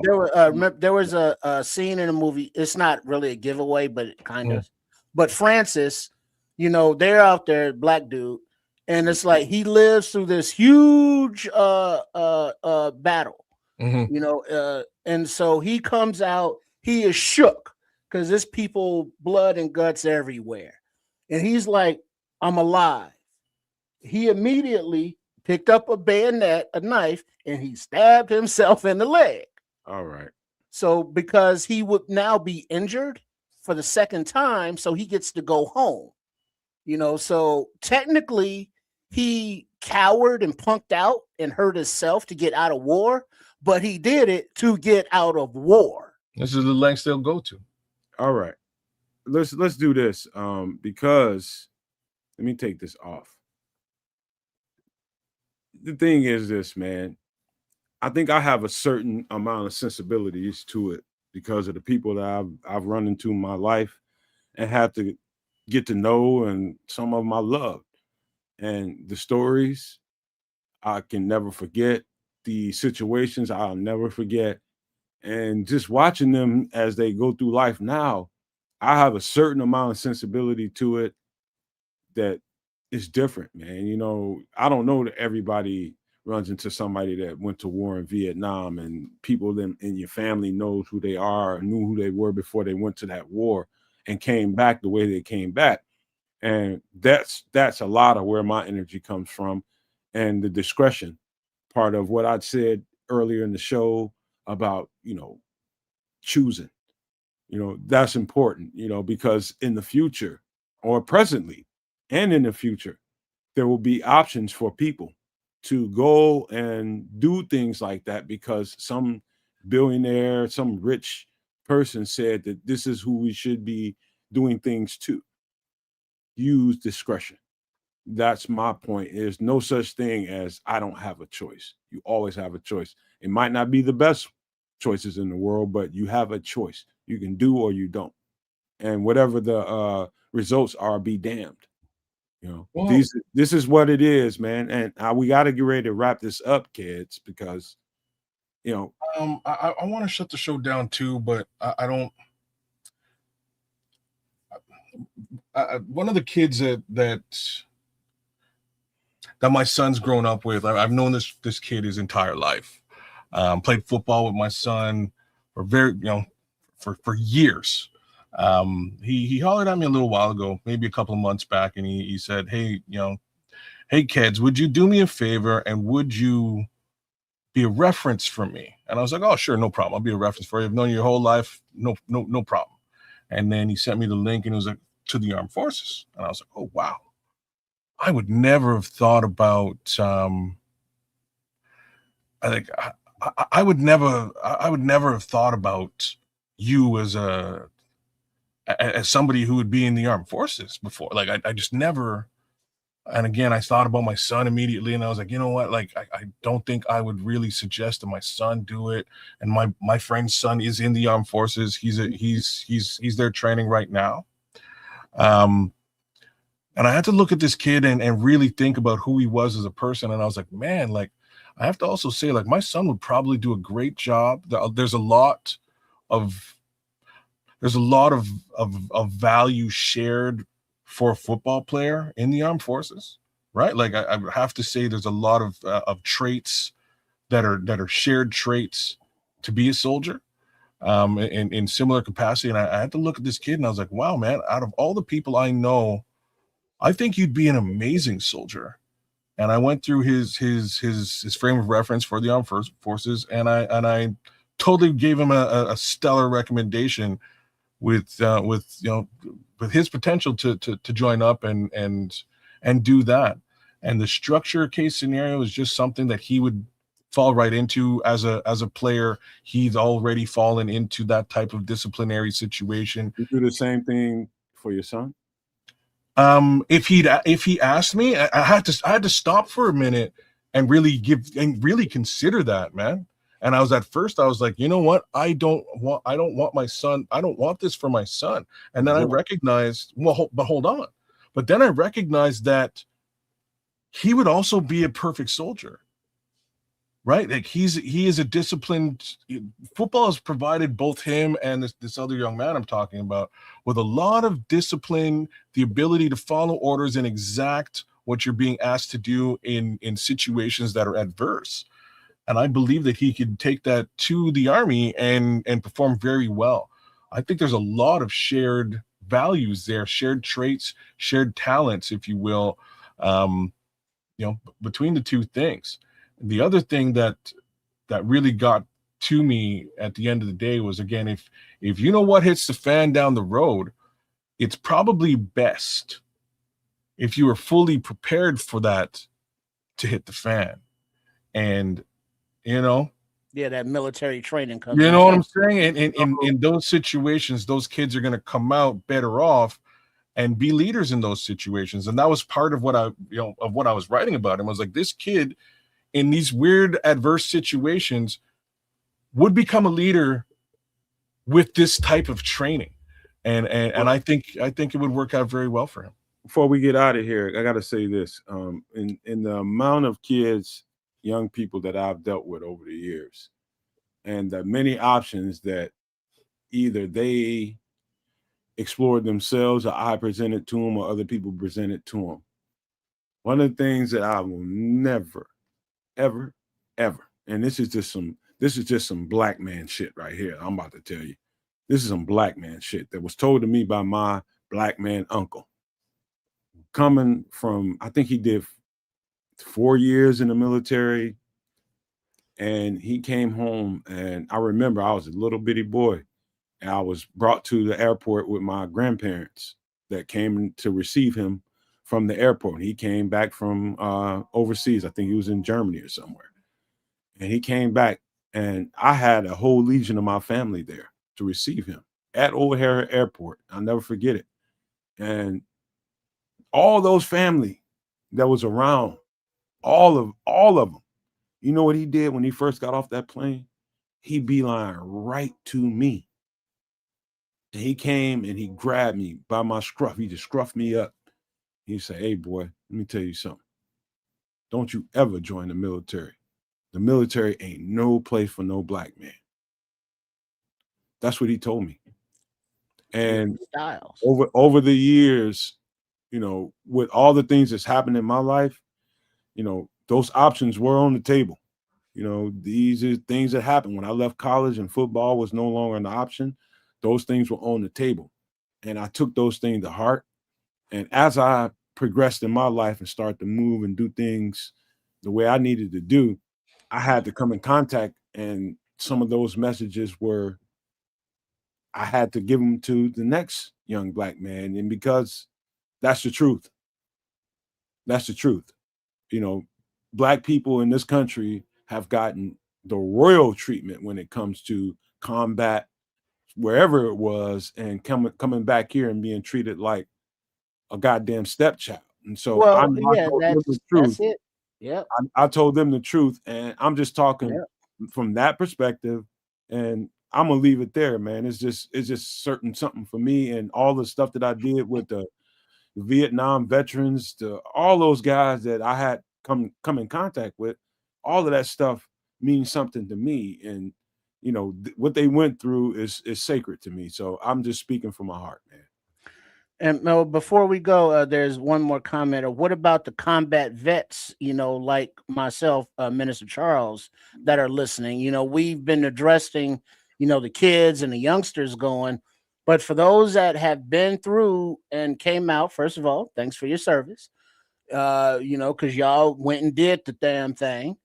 But there are contemporaries of mine that are still mad at their parents for not loving them enough or loving them too much, whatever the case may be. And like these are people pushing 50, 60 years old, and their parents are long gone and can never apologize or explain, or there will never be any closure. Things that have soldiers have had to endure, had to do, had to witness, had happened to them in theater of combat. When you're in the line of fire, it sucks. It's fucked up, and there is no changing it. There is no going back. So those physical burns and wounds, those mental burns and wounds, they're gonna be with you.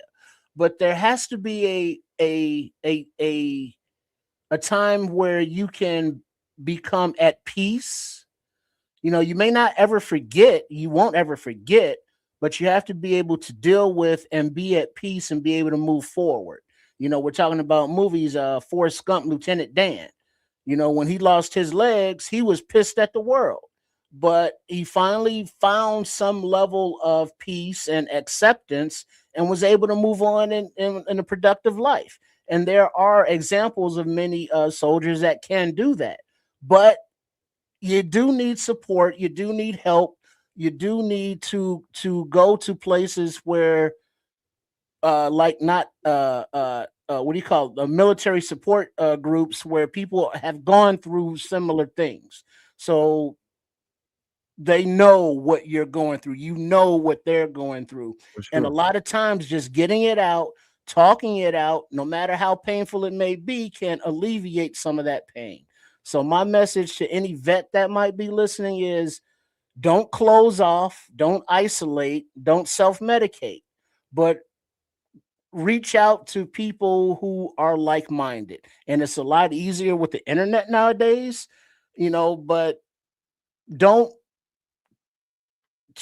continue to battle your struggles alone. Yeah, don't isolate. For sure. For sure.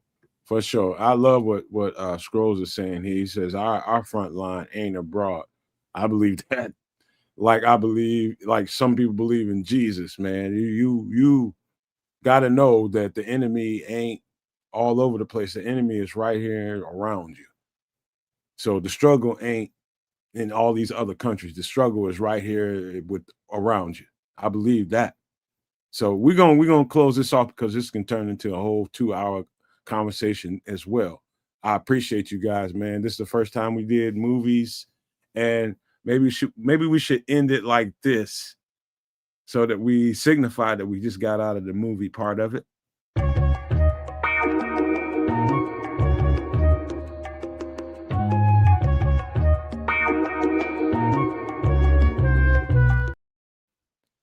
That was a very interesting conversation. All the movies, but how personal it got with the very end of Platoon and the whole thing with war and what that got interesting. It's gonna end up being a whole lot more conversations with other stuff we talked about because Oliver Stone's made other movies. Steven Spielberg's made great movies. I've seen a few of them recently. So there's a lot to talk about there, man. And we all have personal opinions about everything. And that was what you just witnessed. Everybody's personal opinion about everything. But that's that. Let's give some pleasantries before we get out of here. Triple R, you are the first on deck. Yeah. Big up to all the Nomaniacs, all the Super Nomaniacs. Whether you have been tuning in on the Nomad Network, on at Kedzakanik or at Sports Chicago Style, also known as at Triple RSCS. A shout out to all of the uh, previous subscribers, but as well as the new ones, because I believe at the last time we were together or on Extra Sauce, I said that, hey, we had gotten up to like 135 or so subs. Kids, Nomad, 141. Oh, That's where it's nice. standing at All right, now. all right, all right. So much appreciation on the your support of the content by subscribing, and on to a million. But I think I got to get to 200 first. But milestones, you know what I mean, and goals. Young So much Trip. appreciation to those that have subscribed, and if you have not, please do so, please and thank you. Everything he said for sure, times 2, if not 3. That's me. I'm Keza Canuck. By all means, check me out at Keza Canuck right here on YouTube. Give me a like, share, subscribe, and we will continue rocking and pushing out this type of content. Come check us out this weekend for Bears v Packers Part 2. That's French for 2. Yeah, this is the episode of the season where we kick the living shit out of the Packers. My personal favorite episode of the year.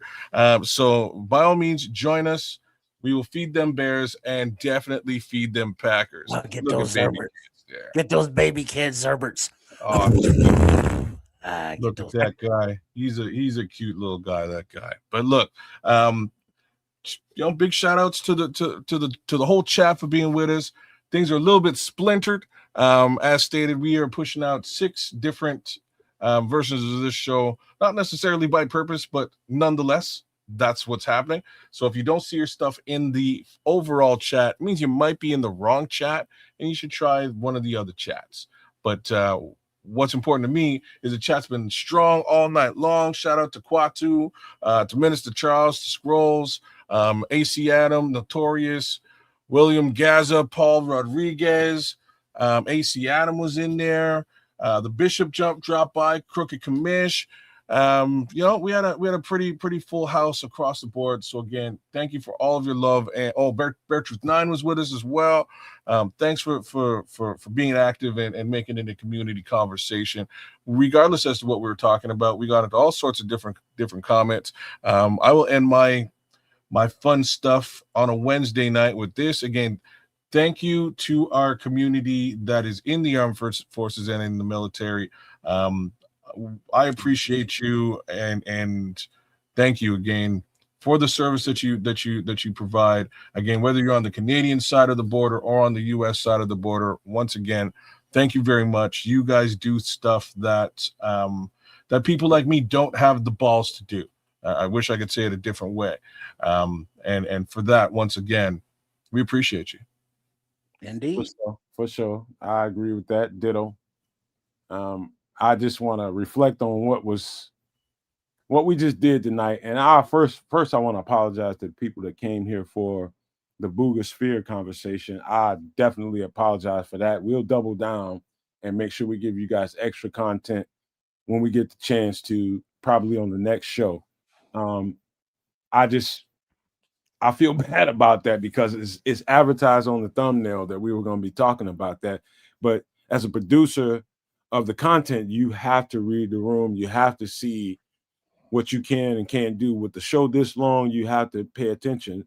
And I felt like we did what we could tonight. And where we ended up in the conversation about all the movies, and Platoon in particular, about people that have been in the Army or whatever part of the military, whatever branch it was, it turned into a personal conversation that I'm still proud of. And based on the things I've done in life, I stand by those things. And I still respect everybody that's going through the military. And just based off conversation, I feel good about what I just said, man. I co-sign my own conversation, but I appreciate you guys for being here, man. It was one hell of a time. Hopefully you guys had a good time. I like the drinks. I like the food. I enjoyed the Bears conversation, which you should probably rewind because there was some nuggets in there that we got to talking about during that part of the show that was really, really good. You have to probably go back to that before we get to this Packer game to really understand what we're about to deal with, how they can deal with the Packers, and how it could be different this time around. The different players that we just brought into the building, Dominique Hampton, we got DeMarco Jackson being the defensive player of the week. There's a whole lot of nuggets in regards to that conversation. I'm just telling you guys who could be signed, who could not be re-signed. There's a lot of gold in that conversation. I'm just being honest with you. Go back and watch that stuff. But every part of this show, every layer of this show was worth it. It was great. I had a good time. Hopefully you guys did too. I appreciate these two guys that rock with me all the time, every week. It's getting better and better. I feel it. Trips and Kids, man. Thank you guys for being good soldiers about this stuff, man. This was cool, man. First time doing the movie thing. I thought that was cool. We definitely gonna have to do some more of it, but we have to figure out a way to fit it into everything that we do. So it was all good, man. I enjoyed it. Hope you all did. I'm gonna leave you guys with these famous words. If you can think it and you can see it, there's no reason in the world why you cannot absolutely manifest it. Do not, and I repeat, do not be a prisoner of your own mind. But with that being said, we are